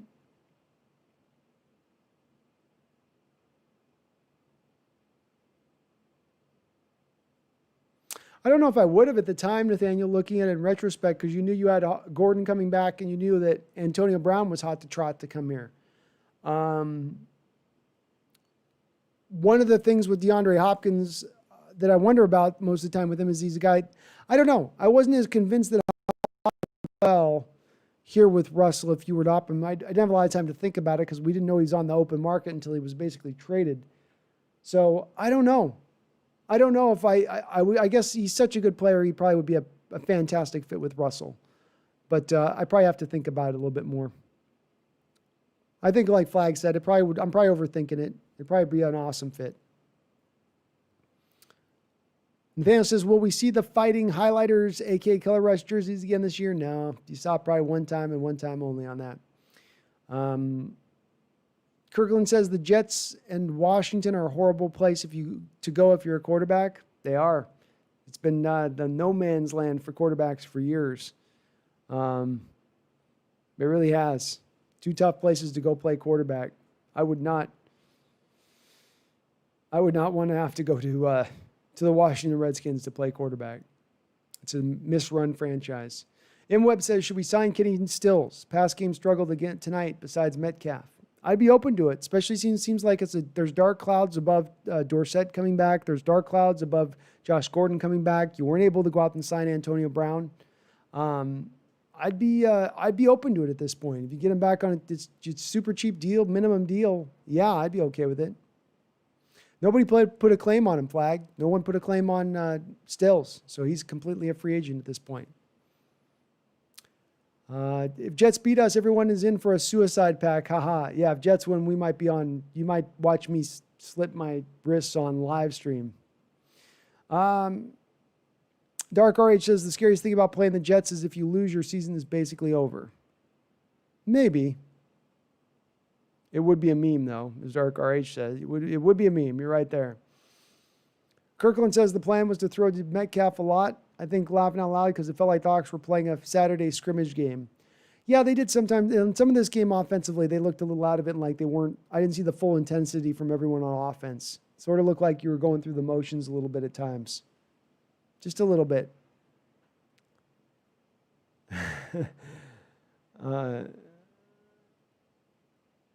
B-Russ says, bro, I got a Thomas Rawls jersey. Got way too hyped up on his rookie season. It was a hell of a rookie year, though, wasn't it, B-Russ? Man, he had a sensational rookie year. Man, he looked good. Videomaker says, I'm still worried about this defense. Will play against competent offenses with great O-lines and good quarterbacks. The secondary isn't great, and the pass rush has covered their asses. Yep, it's a valid thing, and we won't know Videomaker really until the playoffs on this. I mean, maybe a little bit with the Rams, but we really won't know until the playoffs. Have a good night, Hawks Nest. Thank you, FU. I appreciate it. See you on Sundays. Hopefully a W. God bless. God bless you too. Good night. All right, Flag. Get in your last couple comments, Flag, because we are at 5 hours and I am, voice is going, gone. Stu McC, what is up from Scotland? My Scottish bit. I get my Scottish accent here, Stu. But thank you, Stu, for jumping on in here from Scotland, man. My Scottish brogues. The only team that I don't want to play in the NFC says video makers. The NFC is the Packers. Aaron Rodgers will be tough, especially when we play him in Lambeau. I agree. That's the one place I don't want to play, and it's one team I really don't want to play in the playoffs. Video maker. That's the team that seems to give us some trouble, maybe potentially in the playoffs a little bit. Evergreen says, I took a post-game beer nap, and you're still on, laughing out loud. Yeah, Evergreen, we're just wrapping it up here, man. Just wrapping it up. Jeff Rhines with another $5 donation. Jeff, thank you for, again, that's $10 tonight from the big Jeff Meister. And thank you for letting me know on my volume thing on the last thing. Jeff says, thanks again for the stream tonight, Brandon. You're killing it as usual. Cheers. Go Hawks. Hey, thank you, man. I appreciate you, Jeff. I appreciate all of you guys in the chat. As always, you guys are being on point. Great questions, great content. My mods taking care of those trolls. We had more trolls tonight than I think we've had over the last 10 live streams. So fantastic job by my moderators, Jose, D-Boy, Nathaniel, TJ, all you guys doing the God's good work over there as far as that goes. Doing the God's good work. Let's see the last couple of comments here. I don't want to leave anybody out. I appreciate you, Austin, as well, man. Love having you in here. And Stu says, so greetings from Scotland. Well done, Hawks. Although that late 2-point conversion cost me the spread. Bet. Stu, it seems like it cost a lot of people a lot of money, that 2-point conversion. Somebody mentioned a $500,000 loss at Vegas. Somebody put a $500,000 bet on that game, and that money was cost $500 large. Brutal. And I probably would have placed that bet before the game, too, that Seattle would add more of a win than they did in this game. I probably would have thought that, too. That would have been a solid bet, I would have thought. Flag Sabbath says, Deshaun Watson's going to end up with Doug Peterson as his coach next year. Could be, Flag. Could be. Good call out on that one. That's a solid idea. And as D Nugget says on the next comment, this could be where Doug Peterson gets shown the door. It's kind of tough for me to see Doug getting shown the door at this point. It's not his fault that the team gets beat up as much as it is. It's not his fault his offensive line goes into shambles. But they're going to maybe look at him and where he's developed Wentz and Wentz's lack of development / regression and say that's going to cost you your job. You're here to be a quarterback guru, and you're not being that. But could happen. Could be weird. He could win the division and still get fired, huh? Wouldn't that be odd? Flag Sabbath, thank you, man. You have a good one. MS Rook, Dunlap is hurt, but it sounds like it's only a 1 to 2 game injury, so we should hopefully have him back. And Flag Sabbath, Thomas Rawls was an animal that year. I mean, just absolutely ran like mini beast mode. I mean, the guy he was putting his helmet up in everybody's chest. It's odd he just fell off the map, though, off of one season. One of the oddest things I've seen in football history is just that running backs can have great years and then fall off. We saw Alex Collins do this with the Ravens a couple years ago after he left, and everybody was kicking themselves about losing Alex Collins, and then he shows out on the Ravens, and then the Ravens almost immediately release him a year after. So running backs do have those one-off years, but the Rawls one was odd. Odd. All right, well, I think we're going to call it on that note. We cracked 5 hours on the stream today, did a little in-game stuff. I appreciate all of you guys in the chat so much. Everybody for all the donations. D Nugget, Jeff Rhines, Randall McDaniel, always coming through with the big-time donos. Ted Brogan, thank you so much to all of you guys. You get a big, solid final salute from me on that. Big win for us tonight, folks. I maintain and once again say we have this season in our grasp. It's there in our hands. We control every part of it. We don't have to wait on another team to lose aside from the Saints, but the Saints are likely to lose. With that schedule, they're going to probably lose a couple games. Seattle does, in my opinion, still control their fate. Team is coming together. There's some parts and holes and ugliness still that does remain. You haven't played your best football yet. You haven't come together in the best way. But the flip side of that is you haven't peaked too early either. That's what we saw a little bit with maybe the Ravens team and the way they started out this year, peaking a little too early. We haven't peaked too early. We're waiting for both sides of the ball to finally come together at just the right time. Special teams unit has continued to play great throughout. And once they do, look out. And if it should happen at the end of the year, you just need to get hot at the right time, have that home field advantage in the first round bye, and all that combination coming together. Hey, folks, I'm telling you, you're going to the Super Bowl, and you're going to win yourself a Super Bowl. I appreciate everybody. I love you all. Feels good to get the Seahawks victory now. Let's keep on going. Let's keep this momentum going. Other than that,